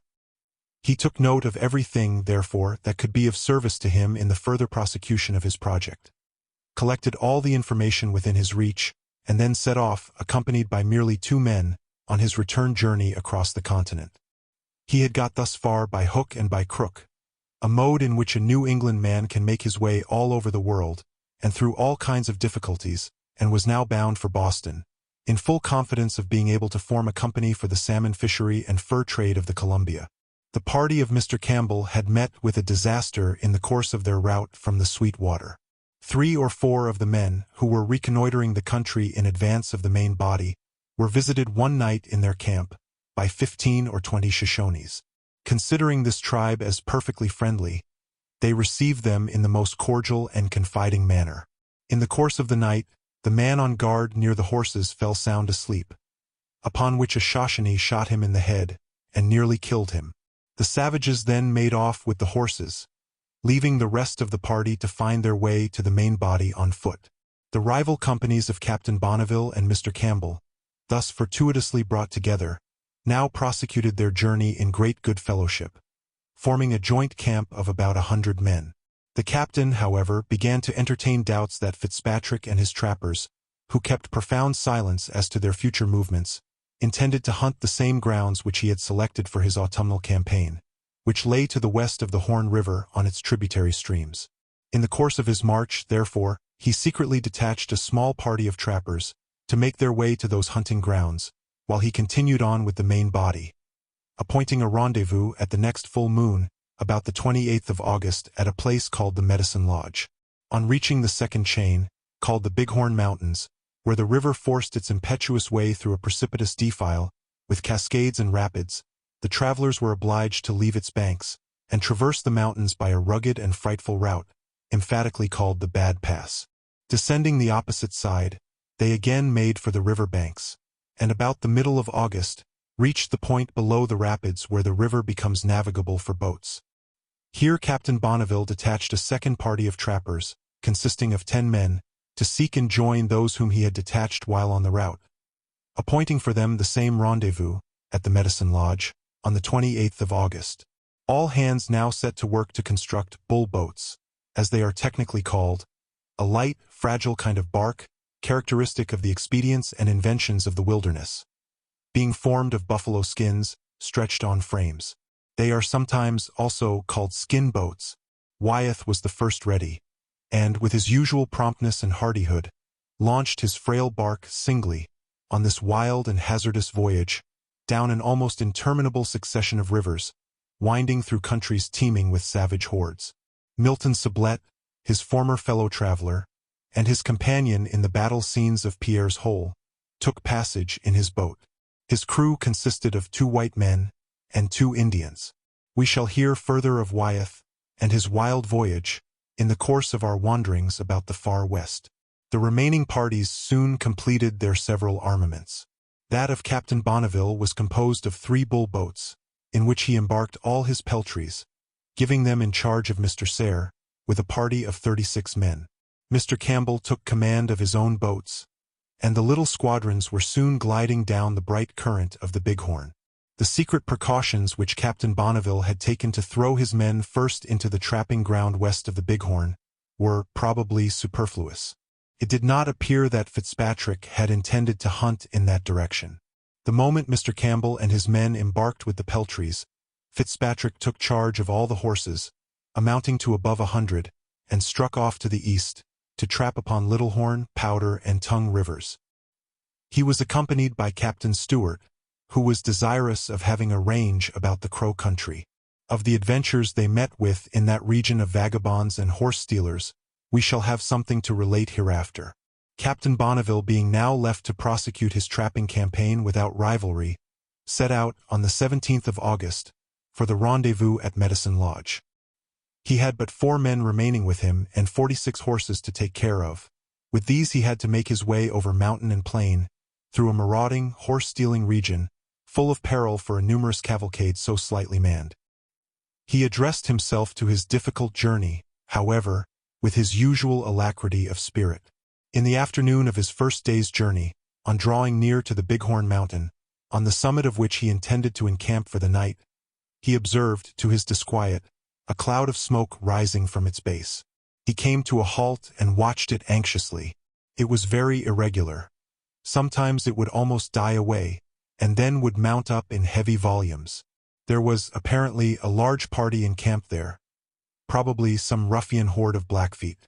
At any rate, it would not do for so small a number of men, with so numerous a cavalcade, to venture within sight of any wandering tribe. Captain Bonneville and his companions, therefore, avoided this dangerous neighborhood, and, proceeding with extreme caution, reached the summit of the mountain, apparently without being discovered. Here they found a deserted Blackfoot fort, in which they ensconced themselves, disposed of everything as securely as possible, and passed the night without molestation. Early the next morning they descended the south side of the mountain into the great plain extending between it and the Little Horn Range. Here they soon came upon numerous footprints, and the carcasses of buffaloes, by which they knew there must be Indians not far off. Captain Bonneville now began to feel solicitude about the 2 small parties of trappers which he had detached, lest the Indians should have come upon them before they had united their forces. But he felt still more solicitude about his own party, for it was hardly to be expected he could traverse these naked plains undiscovered, when Indians were abroad, and should he be discovered, his chance would be a desperate one. Everything now depended upon the greatest circumspection. It was dangerous to discharge a gun, or light a fire, or make the least noise, where such quick-eared and quick-sighted enemies were at hand. In the course of the day they saw indubitable signs that the buffalo had been roaming there in great numbers, and had recently been frightened away. That night they encamped with the greatest care, and threw up a strong breastwork for their protection. For the 2 succeeding days they pressed forward rapidly, but cautiously, across the great plain, fording the tributary streams of the Horn River, encamping one night among thickets, the next on an island, meeting repeatedly with traces of Indians, and now and then, in passing through a defile, experiencing alarms that induced them to cock their rifles. On the last day of their march hunger got the better of their caution, and they shot a fine buffalo bull at the risk of being betrayed by the report. They did not halt to make a meal, but carried the meat on with them to the place of rendezvous, the Medicine Lodge, where they arrived safely in the evening and celebrated their arrival by a hearty supper. The next morning they erected a strong pen for the horses, and a fortress of logs for themselves, and continued to observe the greatest caution. Their cooking was all done at midday, when the fire makes no glare, and a moderate smoke cannot be perceived at any great distance. In the morning and the evening, when the wind is lulled, the smoke rises perpendicularly in a blue column, or floats in light clouds above the treetops, and can be discovered from afar. In this way the little party remained for several days, cautiously encamped, until, on the 29th of August, the 2 detachments they had been expecting arrived together at the rendezvous. They, as usual, had their several tales of adventures to relate to the captain, which we will furnish to the reader in the next chapter. Chapter 24. The adventures of the detachment of 10 are the first in order.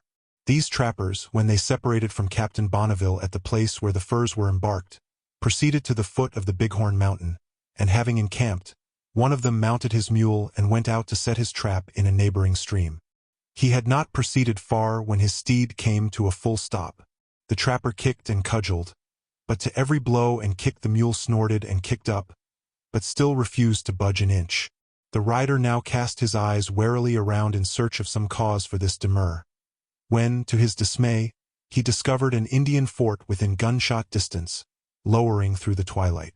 In a twinkling he wheeled about, His mule now seemed as eager to get on as himself, and in a few moments brought him, clattering with his traps, among his comrades. He was jeered at for his alacrity in retreating. His report was treated as a false alarm. His brother trappers contented themselves with reconnoitering the fort at a distance, and pronounced that it was deserted. As night set in, the usual precaution, enjoined by Captain Bonneville on his men, was observed. The horses were brought in and tied, and a guard stationed over them.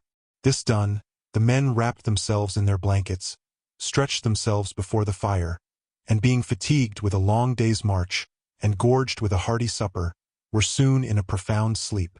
The campfires gradually died away. All was dark and silent.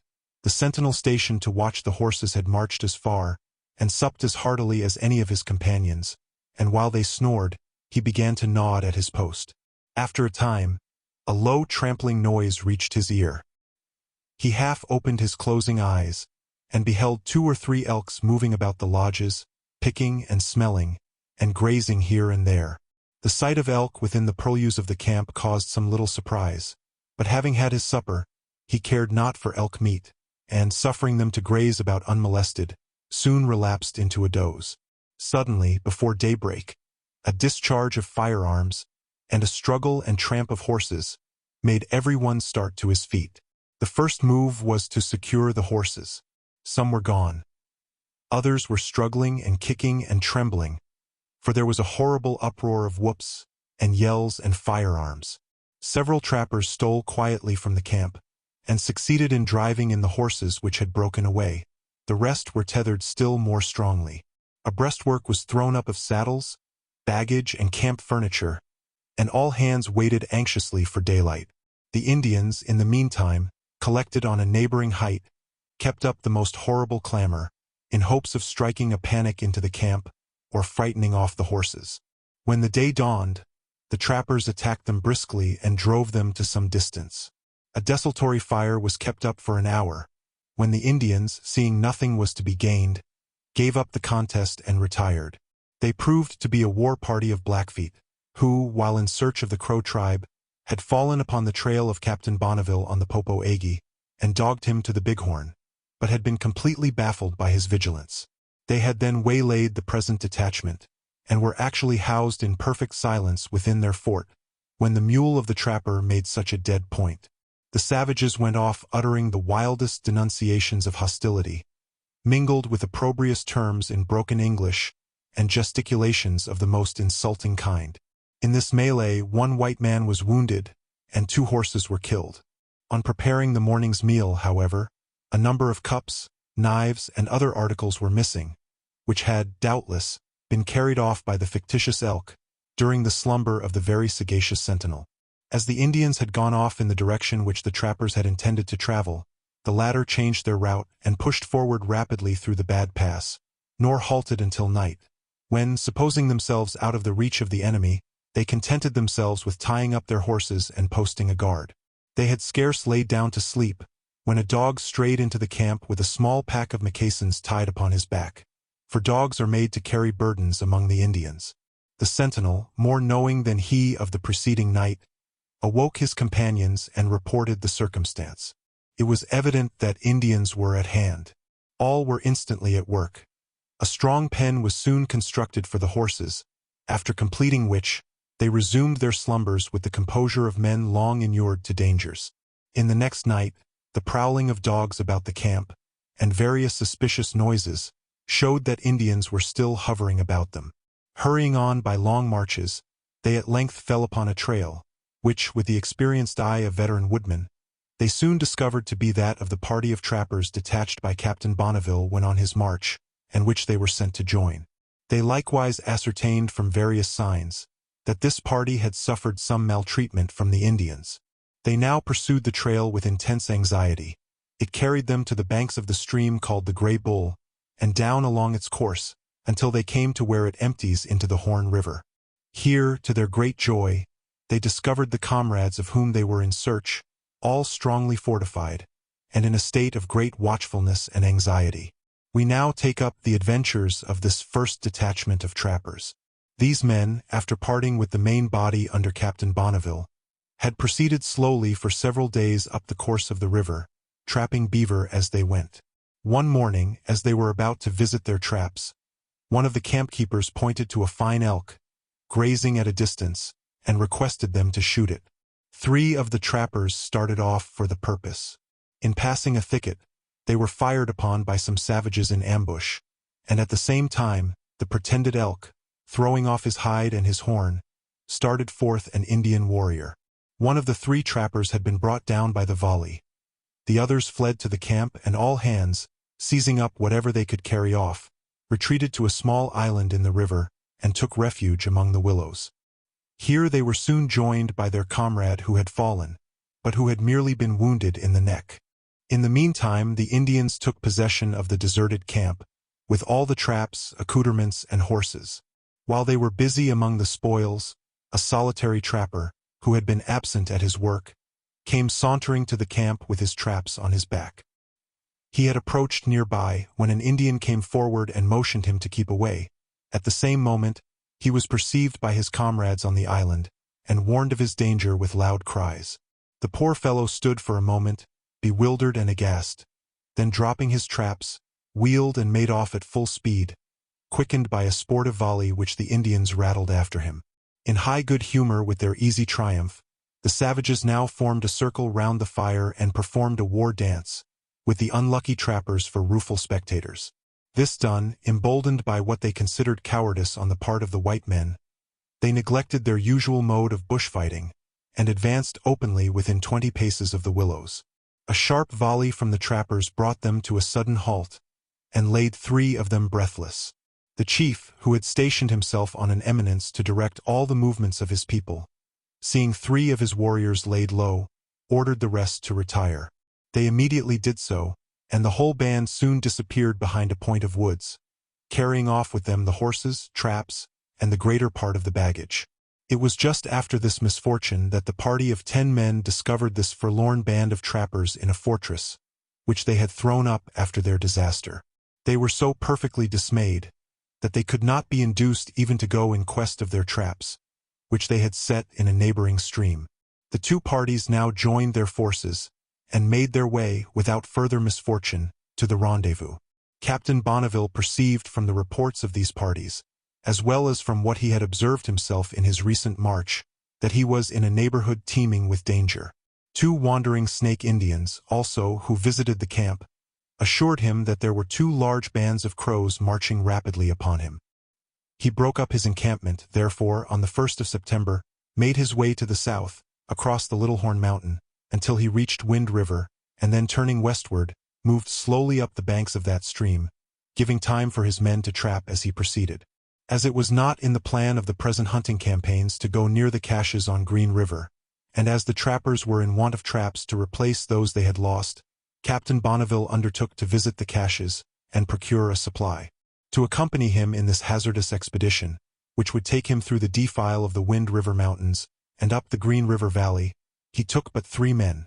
The main party were to continue on trapping up toward the head of Wind River, near which he was to rejoin them, just about the place where that stream issues from the mountains. We shall accompany the captain on his adventurous errand. Dear listener, we close the pages on another tale, a journey through words, imagination, and emotion. Here at the Falls Audiobook, where stories flow like a river's current, carrying you to distant worlds and uncharted depths, we thank you for joining us. As always, we invite you to linger a little longer. Subscribe to our channel to discover more stories waiting to be heard, each a cascade of voices, ideas, and artistry. And remember, every great story begins with a single word. Perhaps the next one will begin with you. Until our voices meet again, may your days be filled with quiet moments, rich pages, and the soothing sound of a story well told. This is the Falls Audiobook, signing off.